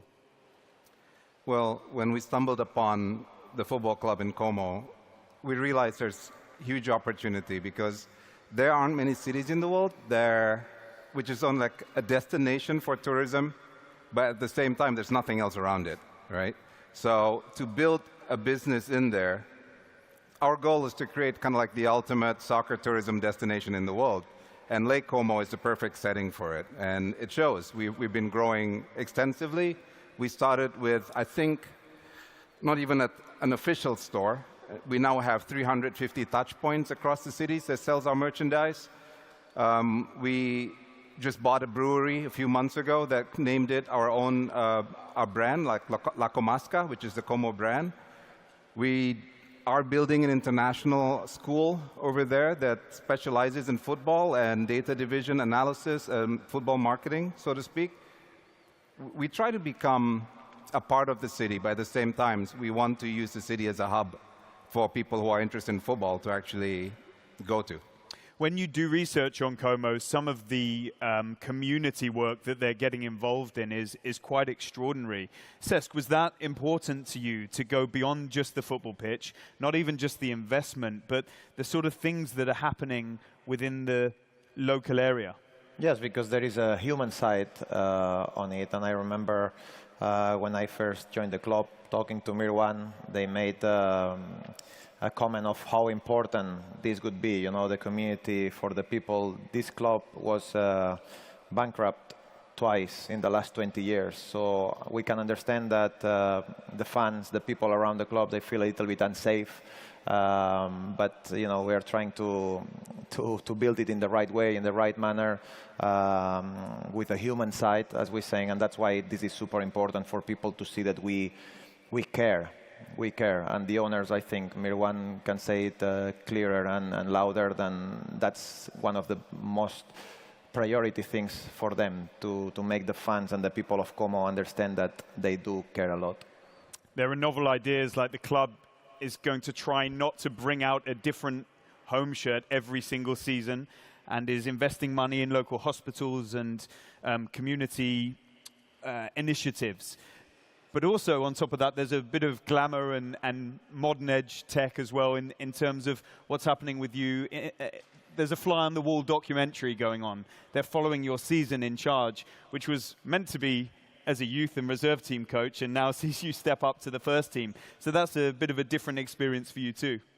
Yeah, 100%. Life is about experiences, it's about challenges, it's about performing at the highest level, and this is what I was born to do. Since the age of 9 years old, I was in the Barcelona Academy, and every year was a challenge that if you don't play well, you will be out. So since then, I live under pressure all my life, and I like to race to the challenge. Whatever comes, you just need to face it with positivity and confidence, and that's how I am. Very positive, very confident guy. I like to be surrounded by good people, hardworking people, humble people, and I found this at Como, so that's why I'm so comfortable. There was a bit of an accident involved at the beginning when I think the ownership would have liked to have placed quite a lot of young Indonesian players in Europe to develop their skills and produce better Indonesian players before completing the takeover and realizing under the Italian football rules outside of the top division, you're not allowed to do that. So the project became focused on football success for the here and now, the community. Could you give everybody an insight of genuinely how ambitious this club is. Do you want to disrupt Serie A, the likes of AC Milan, Juventus? Do you want to build the infrastructure to become some of the best in Europe? Because the ownership of Como is one of the wealthiest companies in the world. No, man, we don't have crazy dreams like that. We're pretty chilled. We want to be in Serie A. We want to create a sustainable soccer tourism industry business for us. But the club's got to be good. The club's got to be producing young players from the Como area. And we hope we would be bringing something new there. I mean, we're using Como as a lot of experimentation of some of the businesses we do in Indonesia and vice versa.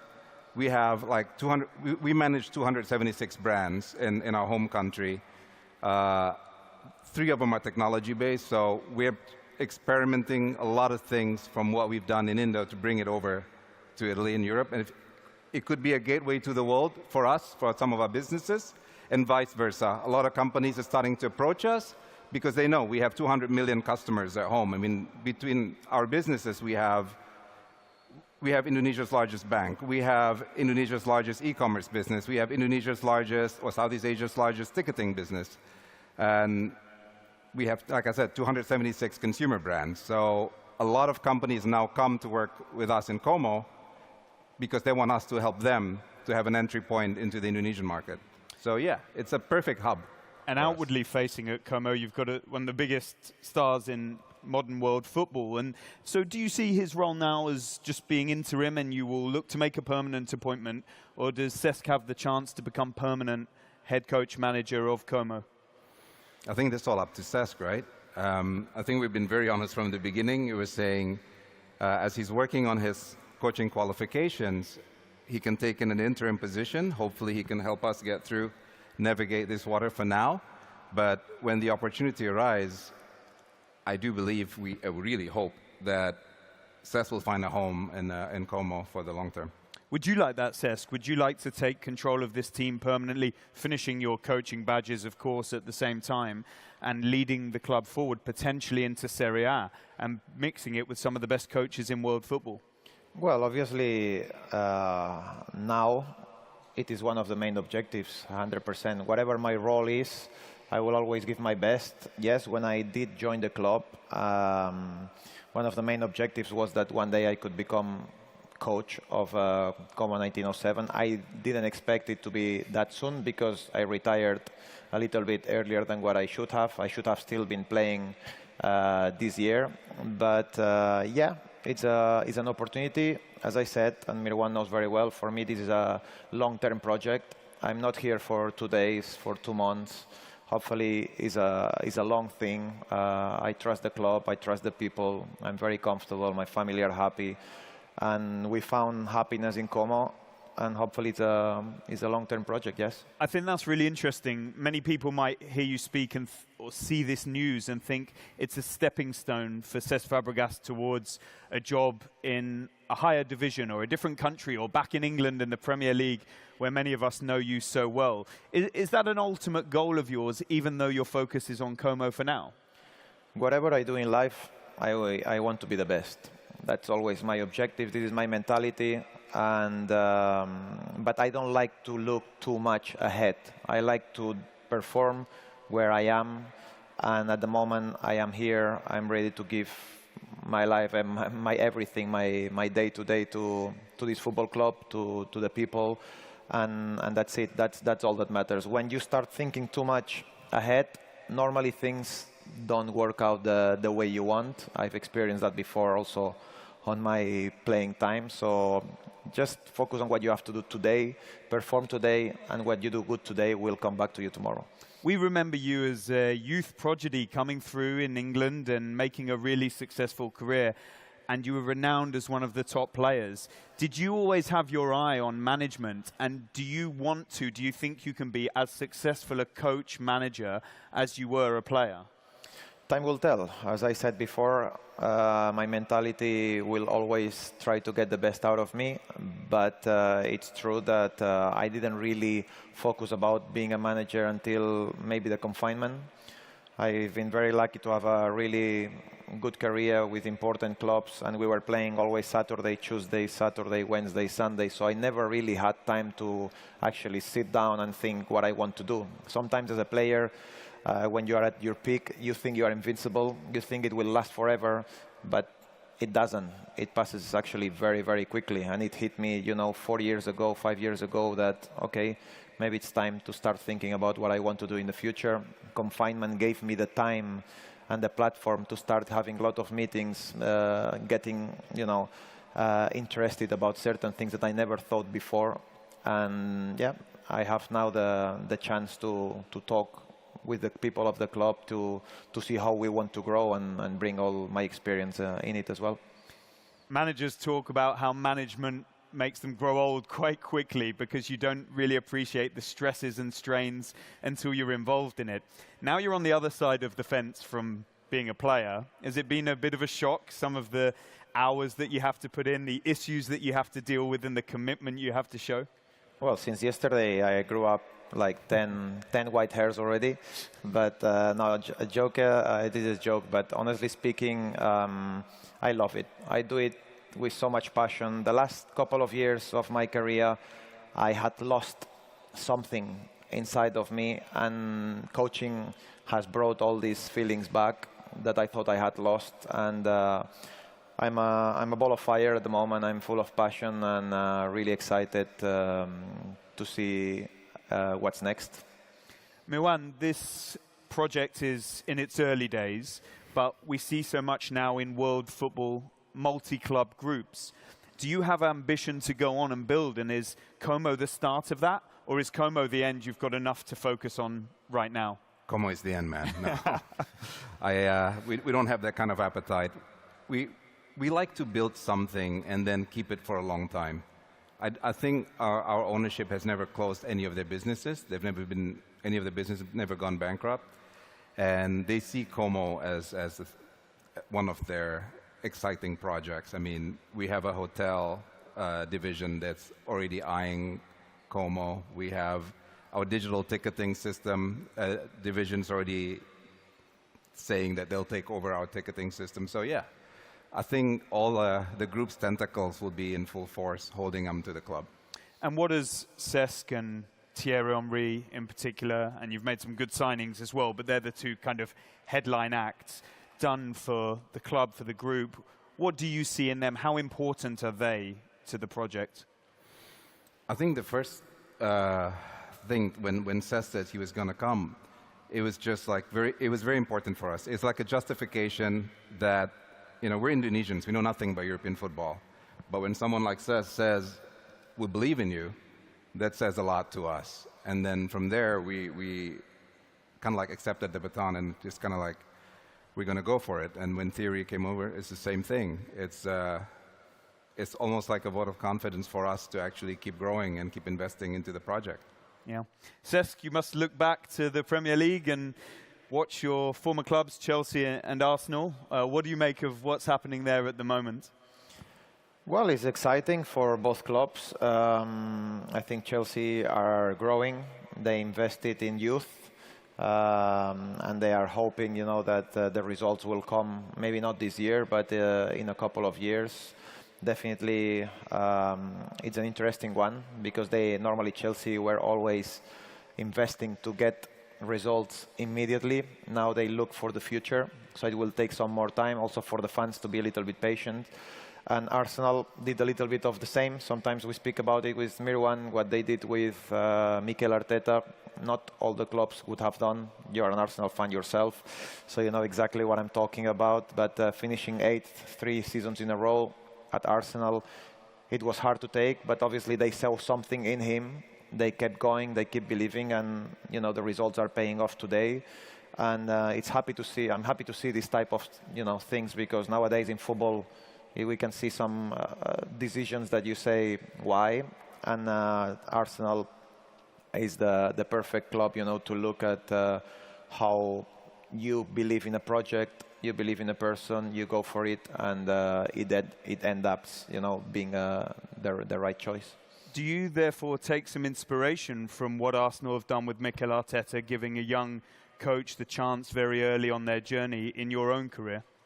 Well, that's not really for me to decide. This is more for the boss to decide. But yes, I think we believe in youth, not only on the coaching side, staff, which, yes, I like to be surrounded by young energy, new ideas. Also what the club is doing with Mirwan around the club with the data and the analytics, which will be super important for us, but also for the players.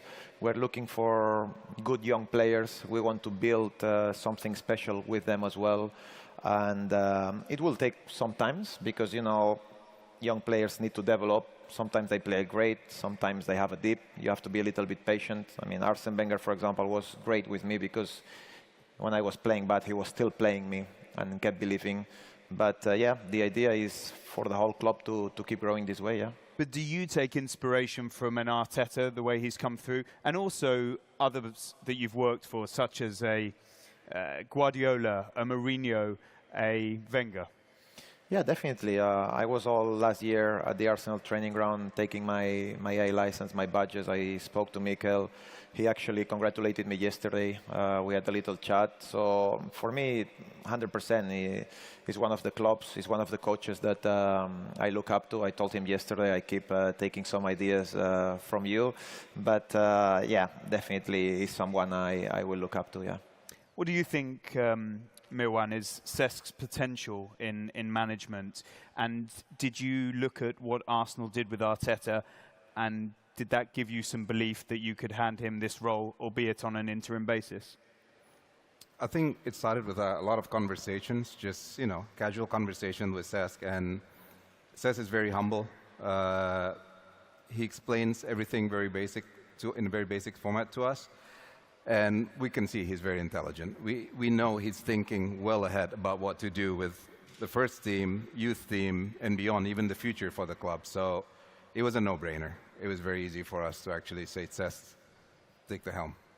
And I think we'll finish by asking Cesc what everybody's probably thinking the same as me. What did Mikel Arteta say to you? Could you give us a bit of insight into the words of wisdom you exchanged yesterday? No, it's not very interesting. Just a good luck message that whatever I need, you know, he's there, and that he will keep an eye on how we perform.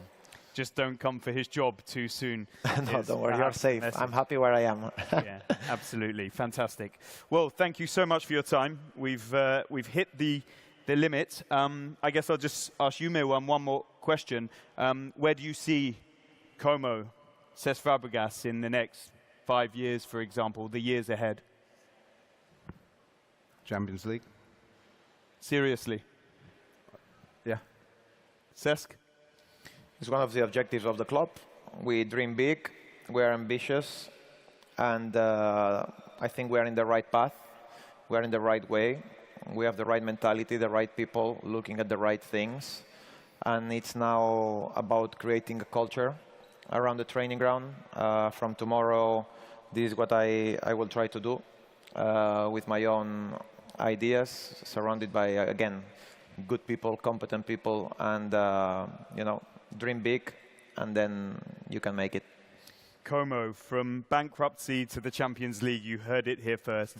Everybody, thank you very much for joining us, and especially our guests. Thank you so much. Thank you.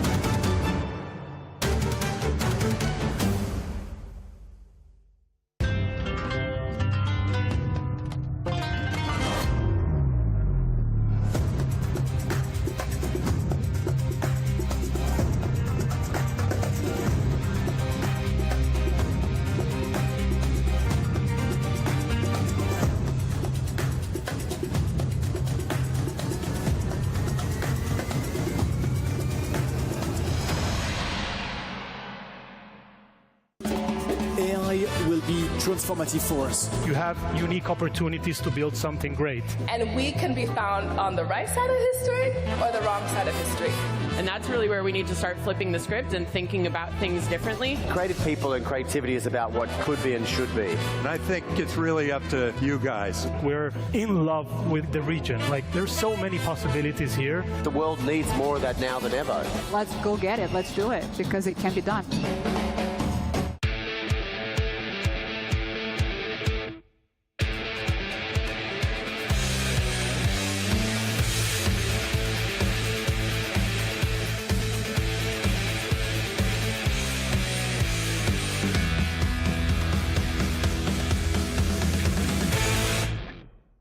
Please welcome to the stage CEO of Web Summit, Catherine Marr.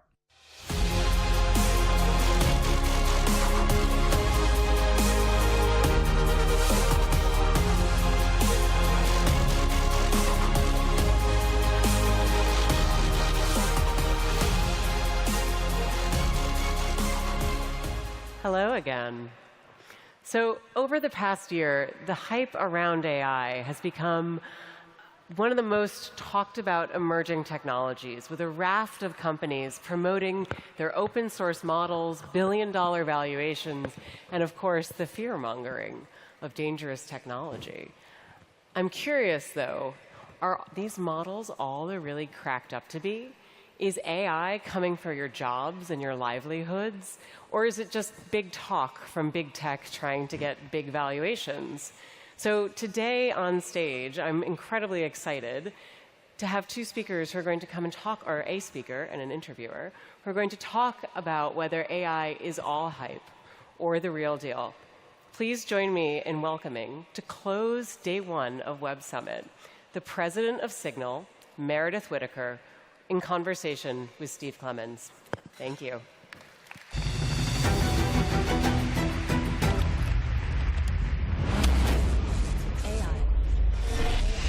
AI, a transformative force shaping our world, revolutionizing our lives, solving challenges, safer roads, self-driving cars, simplifying tasks, answering questions, a catalyst for progress. The power of AI. Goodbye noise. How many of you, look, I'm a journalist. I basically traffic in secrets, right? We trade in secrets. How many of you trade in secrets, sensitive information about yourself or others? How many of you use Signal? Be bold. Most of the people in this room. How many of you pay for it? I just want to get this out of the way. I just want to start for a moment and say thank you to Meredith, because probably in many ways saved many of us that want to have real, safe, honest conversations. And I think I had no idea until now that you were run as a nonprofit. So as we get into this world of thinking about AI and what's going on around this, which I do want to start this, I just want to start with, how is Signal a kind of oasis of safety amidst this world that is gobbling up safety? Well, I don't have to tell you I love that question. You can donate in settings. Just go settings, donate to Signal, and we are a nonprofit. And being a nonprofit isn't just a nice to have in our case. It's a fundamental way that we structurally maintain the integrity of our mission. Because I think this room knows probably better than most people in the world that the engine of the tech industry, what makes money in tech, is the monetization of surveillance data. You sell access to advertisers, you train AI models, you use the data for whatever it is. But that's how tech makes money, and it's incredibly profitable. So in order to maintain the integrity of our mission, which is to not collect that data, to provide you with a truly private means to communicate, to talk to your sources, to express intimate or dissenting sentiments, we need to be structured so that we are not tempted or pressured to participate in a business model that fundamentally undermines privacy. Now, Meredith, this is specialized audience. This is kind of an insider audience to this discussion. And they may have been swimming in the world of AI for years. But for most of the world that heard about ChatGPT, heard about generative AI, they see Europe laying out AI rules, they see President Biden laying out executive orders. It feels like a brand new, super hyped phenomenon that's just hit us. Yeah. Has it just hit us? Well, the term AI was coined in 1956, so no, it is not new. It has not just hit us. But it has gone through many waves. And in fact, the term itself has been applied to a heterogeneous set of technologies that actually, in many cases, bear little resemblance to the data and compute-centric systems that are now driving this latest wave of hype. So we have to ask the question, okay, why now? Why did this term, which is very flexible, which is arguably more of a marketing term than a technological term of art, why did it resurface now, and why does it have so much power over the shape of the industry, the shape of investment, and the shape of how we're envisioning the future? And that, again, needs to track back to this surveillance business model and the fact that in the late 90s, the Clinton administration in particular failed to regulate the commercialization of network computation, or the internet business model, permitting surveillance as the engine of this business model, and particularly surveillance advertising. So the firms that were able to capture that value, that were able to establish themselves as dominant, grew up into firms with these massive resources, with data, with compute, with huge networks, massive markets that they could continually pull data from and push products and services out to. And these are exactly the resources that in 2012 were revealed to be definitive in this AI revival. So if we look at AI, this AI that requires huge amounts of data, this bigger is better paradigm that is driving the generative hype cycle now, we need to recognize it as a derivative of the concentrated power that accrued in the hands of a handful of companies via their monopolization of the surveillance business model. And my argument here is we need to go back and actually atone for the sins of the 90s if we want to actually address the harms of AI. You were part of this at Alphabet. You helped create much of this industry. It used to be Google. I'm sorry, and Google, yeah. Alphabet, Google. You were in the inside, and you've been a scientist and a practitioner in this space, and you led walkouts at Google. You were concerned about practices. You're one of the whistleblowers, essentially, about what you saw as an absence of conscience in this area. And I'm just interested that now, when we see how big what you call the hype wave of AI is, how do you stand as a person of conscience and have impact on a tsunami-size hype wave? Well, I don't choose to do what I do always because I know it will work. Sometimes I just want to go to sleep at night with dignity. So, I'm not always thinking about, is this the lever that will actually dislodge this force or not? Sometimes it's simply like, what is the moral imperative in a situation where I am well placed to see what's wrong, and because of trade secrecy, because of the power of mythologized tech narratives, because of a million different things, not everyone has that privileged perspective. There are a staggering number of innovators in this room and in this, in this huge forum that want to be part of that AI wave. They did not all grow up as surveillance geniuses and surveillance capturers of I'm data. an anti-surveillance. Yeah, I know you're anti-surveillance. But how do they be something in this space that's not just what you call a barnacle on the ship? Well, the AI industry is fundamentally concentrated. So, if you're an AI startup up here, the infrastructure provider you use, right? It's Azure, AWS, GCP. Right. You know who you're licensing that from. You are likely, in many cases, actually just reskinning an API of a larger model that was created by one of these companies and repurposing that for another purpose, or you're taking a large open source, and I think we need to trouble that term a bit, a large open source model off the shelf and then fine-tuning it for some purpose, and then, again, redeploying that on globally distributed infrastructure, similarly owned by these handful of firms. So, that is a barnacle relationship, irrespective of what position you have as an outsider to big tech. Does that mean it's wrong? Does that mean it's bad? Not necessarily. What it means is that this is a fundamentally concentrated market, and so if we're concerned about power asymmetries, about the amount of authority we have ceded to a handful of corporations ultimately driven by profit and growth, we need to attack that concentrated power, and we need to be honest about the political economy of this ecosystem. I told you backstage I'd recently interviewed Jaron Lanier of Microsoft, and Jaron, his argument is that AI needs to become a tool to solve our problems, mankind's problems. It can be used to solve inequality and racism and lots of issues related to giving communities who've been left behind new opportunities to leapfrog forward into a better space. That's his line. I also told you I talked to Jan Tallinn, who's funded the Center for the Study of Existential Risk, and he sees AI as being a very, very dangerous track. When you see the polls of that debate, what are both sides missing? Well, I mean, yes, we want to solve racism and climate collapse and cruel inequality. That's a, kind of a fortune cookie, right? Like, yes, we want that. And but Jaron says AI can help you do that. Okay, who is you and what is AI, right?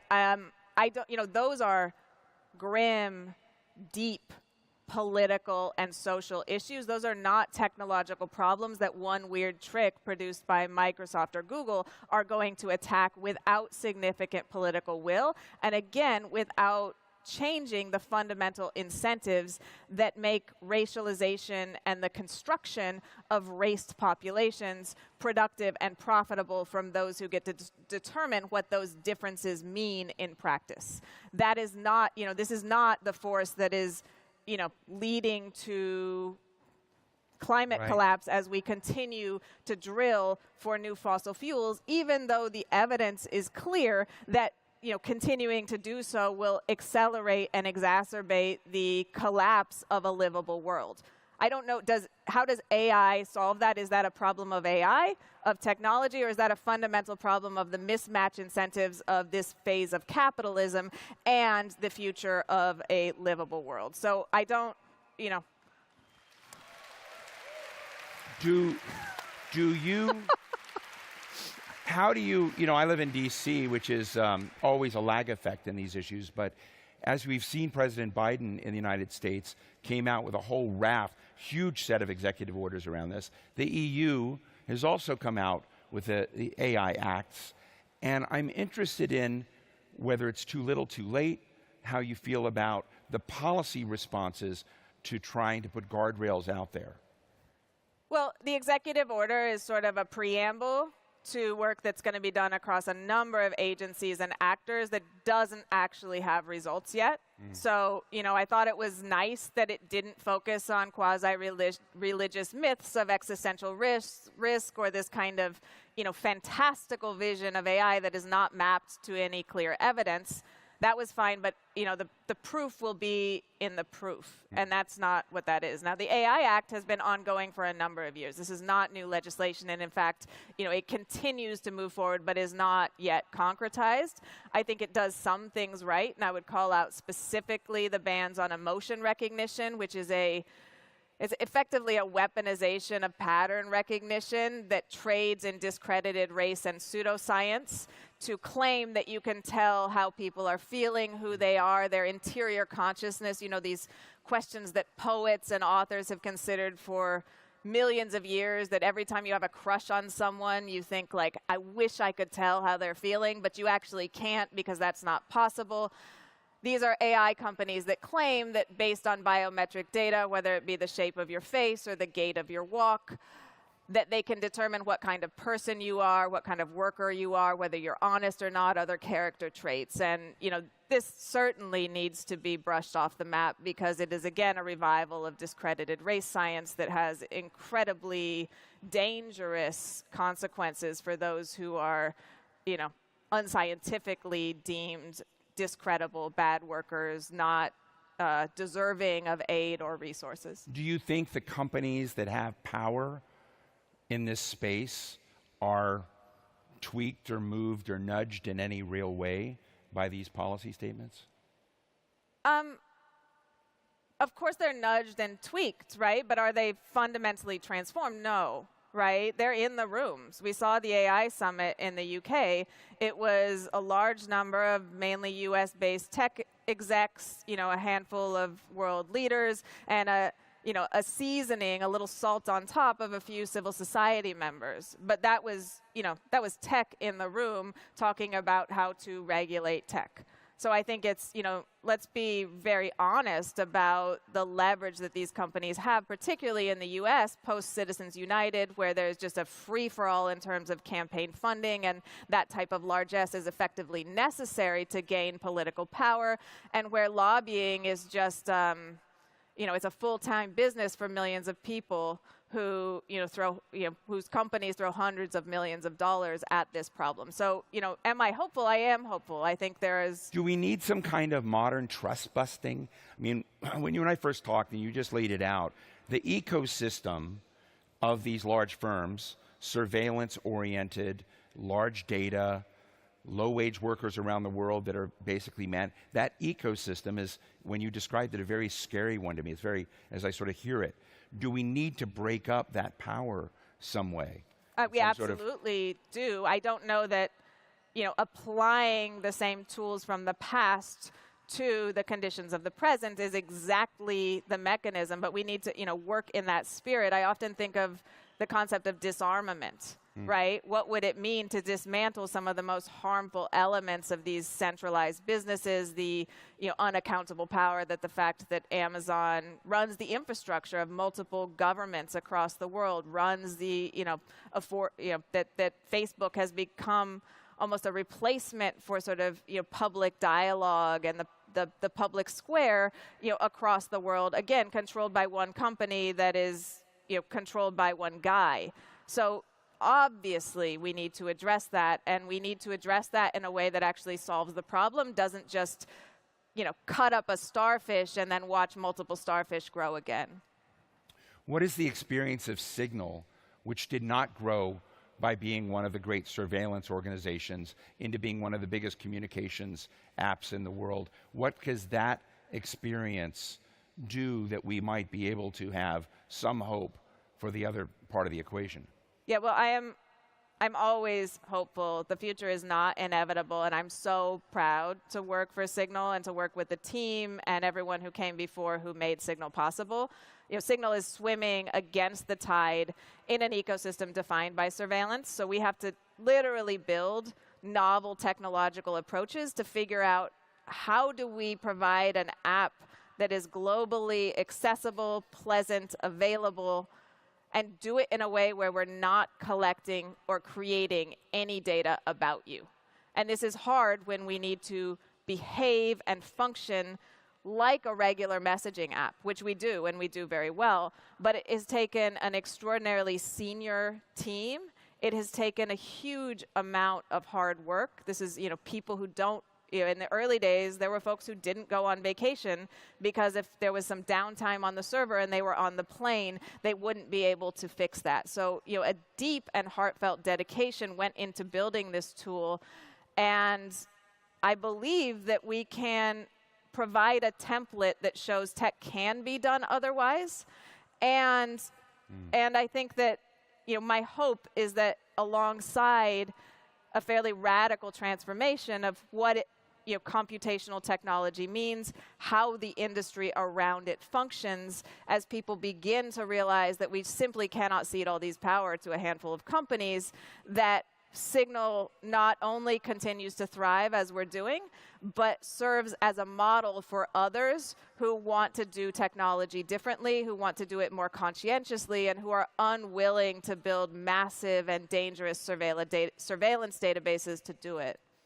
Meredith, I want to ask this question carefully. I may get it wrong. Meredith has frequently put her career on the line around moral principles. Yeah. And one of the things I've seen in Silicon Valley around the world, even in conferences like this, is the tension between talking about climate in a real way, or the ESG debate in a real way, or misogyny, or race, or any of these dividing points, which are part of the toxic politics in many countries around the world. And I see companies saying, hey, we're for ESG, we don't want this and this and this. But whenever it comes to a hard choice, whenever it comes to a deeper investment in those morals and principles, I see companies race out the back door. I'm just interested in your observations of that, because I know you've been a leader, but are we letting companies that are in this space get off too easily, pretending to be about morals and principles, yeah, I mean, and not making those hard choices? Why are we believing companies whose ultimate accountability is to their shareholders and to reporting positive growth and profits every quarter trick us into believing they have any other incentives? Like, there are good people inside companies. I was at Google for 13 years, and I was not behaving as a bad person, but the objective function of the company was to do that, and if that was challenged, it wouldn't happen. And this is why I turn to labor organizing. This is why I turn to social movements. This is why I turn to other forms of power that have other objective functions. And I think we need to ultimately recognize that as a problem of the contradiction between the form of capitalism functioning now and the needs of the social good.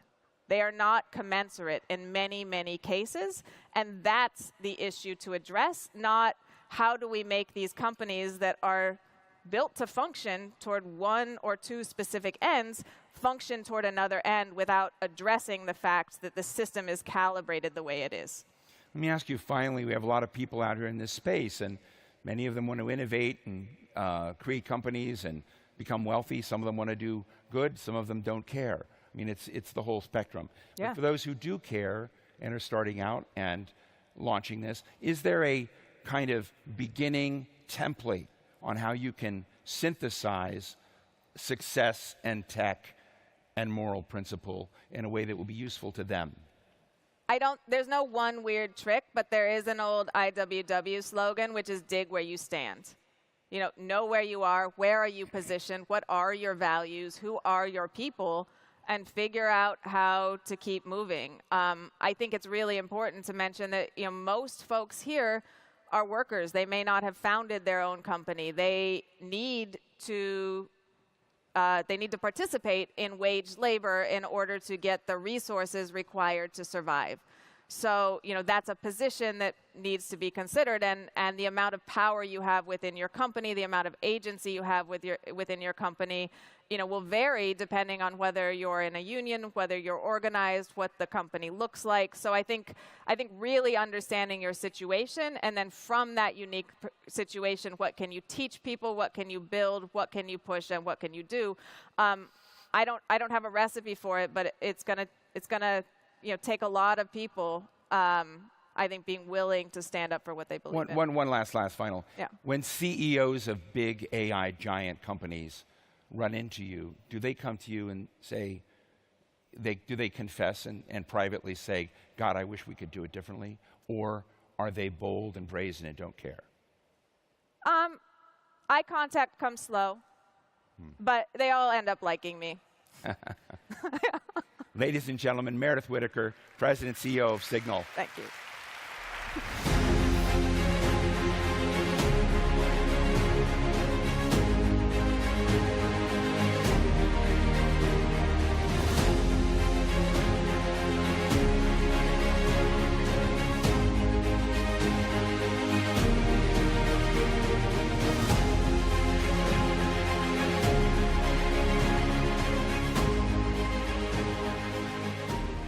All right. So I've gotten the question over the last few days, why did I take the role of CEO of Web Summit? And the answer is for conversations like that to keep occurring on our stages. I hope you heard the point that Meredith made about the conversation about regulation of AI happening in the UK just 2 weeks ago, happening with a very small group of people in the room. The exciting thing about having Web Summit is that we get to have these conversations with tens of thousands of people in the room. And I hope that these are the sorts of conversations that you leave feeling as though you want to continue. So I hope it's been a good day.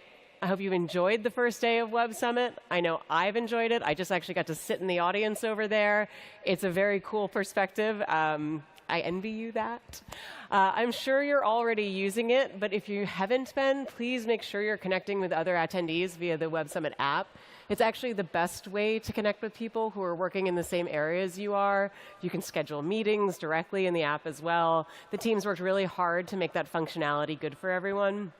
All you need to do is scan someone's badge, and it will connect the two of you in the app. But as I said, it's the close of Web Summit for today. As I said yesterday, it does not end here. So tonight, I hope you make your way to Night Summit. It is going to be at the Patio de Gal in Praça do Comércio. I'm so sorry for the Portuguese speakers in the room. I really apologize. And tomorrow here on Center Stage, we're going to have more amazing speakers to hear from. We have the mayors of Lisbon and Rio de Janeiro navigating startup funding over the next 12 months, the pitch semifinals, and a very special presentation for those of you who are my generation, perhaps, featuring Sega's Sonic the Hedgehog. So hope to see everyone tomorrow. Have an absolutely great evening, afternoon. Go out, enjoy, have a wonderful time. See you at Night Summit.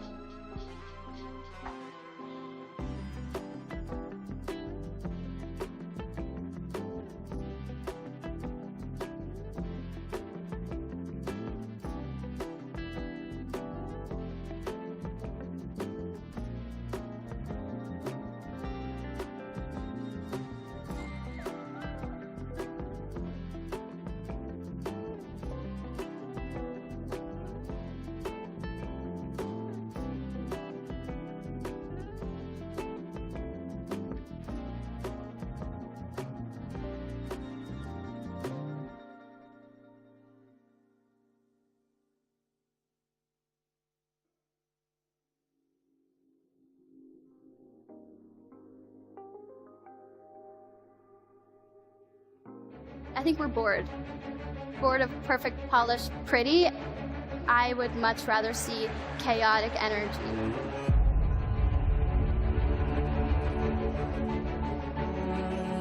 Great ideas can come from anywhere. I'm someone I never give up. Resilience is the word. What problems there are that you can solve yourself.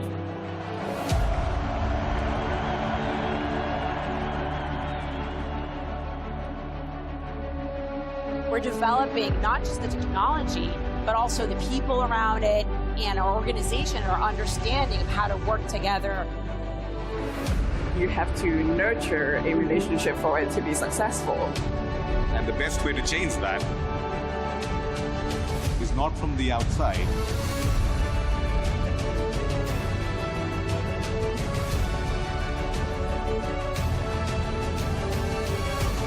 Be part of the dream, follow your passion, make the impossible possible.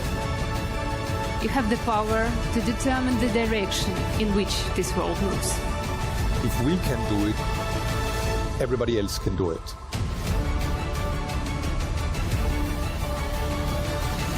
Let's do it together.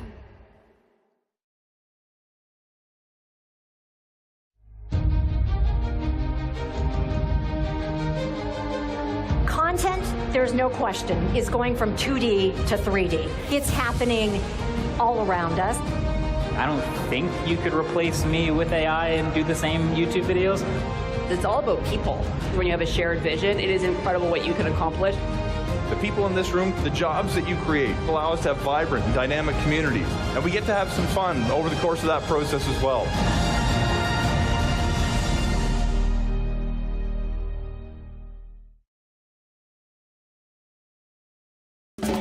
AI will be transformative force. You have unique opportunities to build something great. And we can be found on the right side of history or the wrong side of history.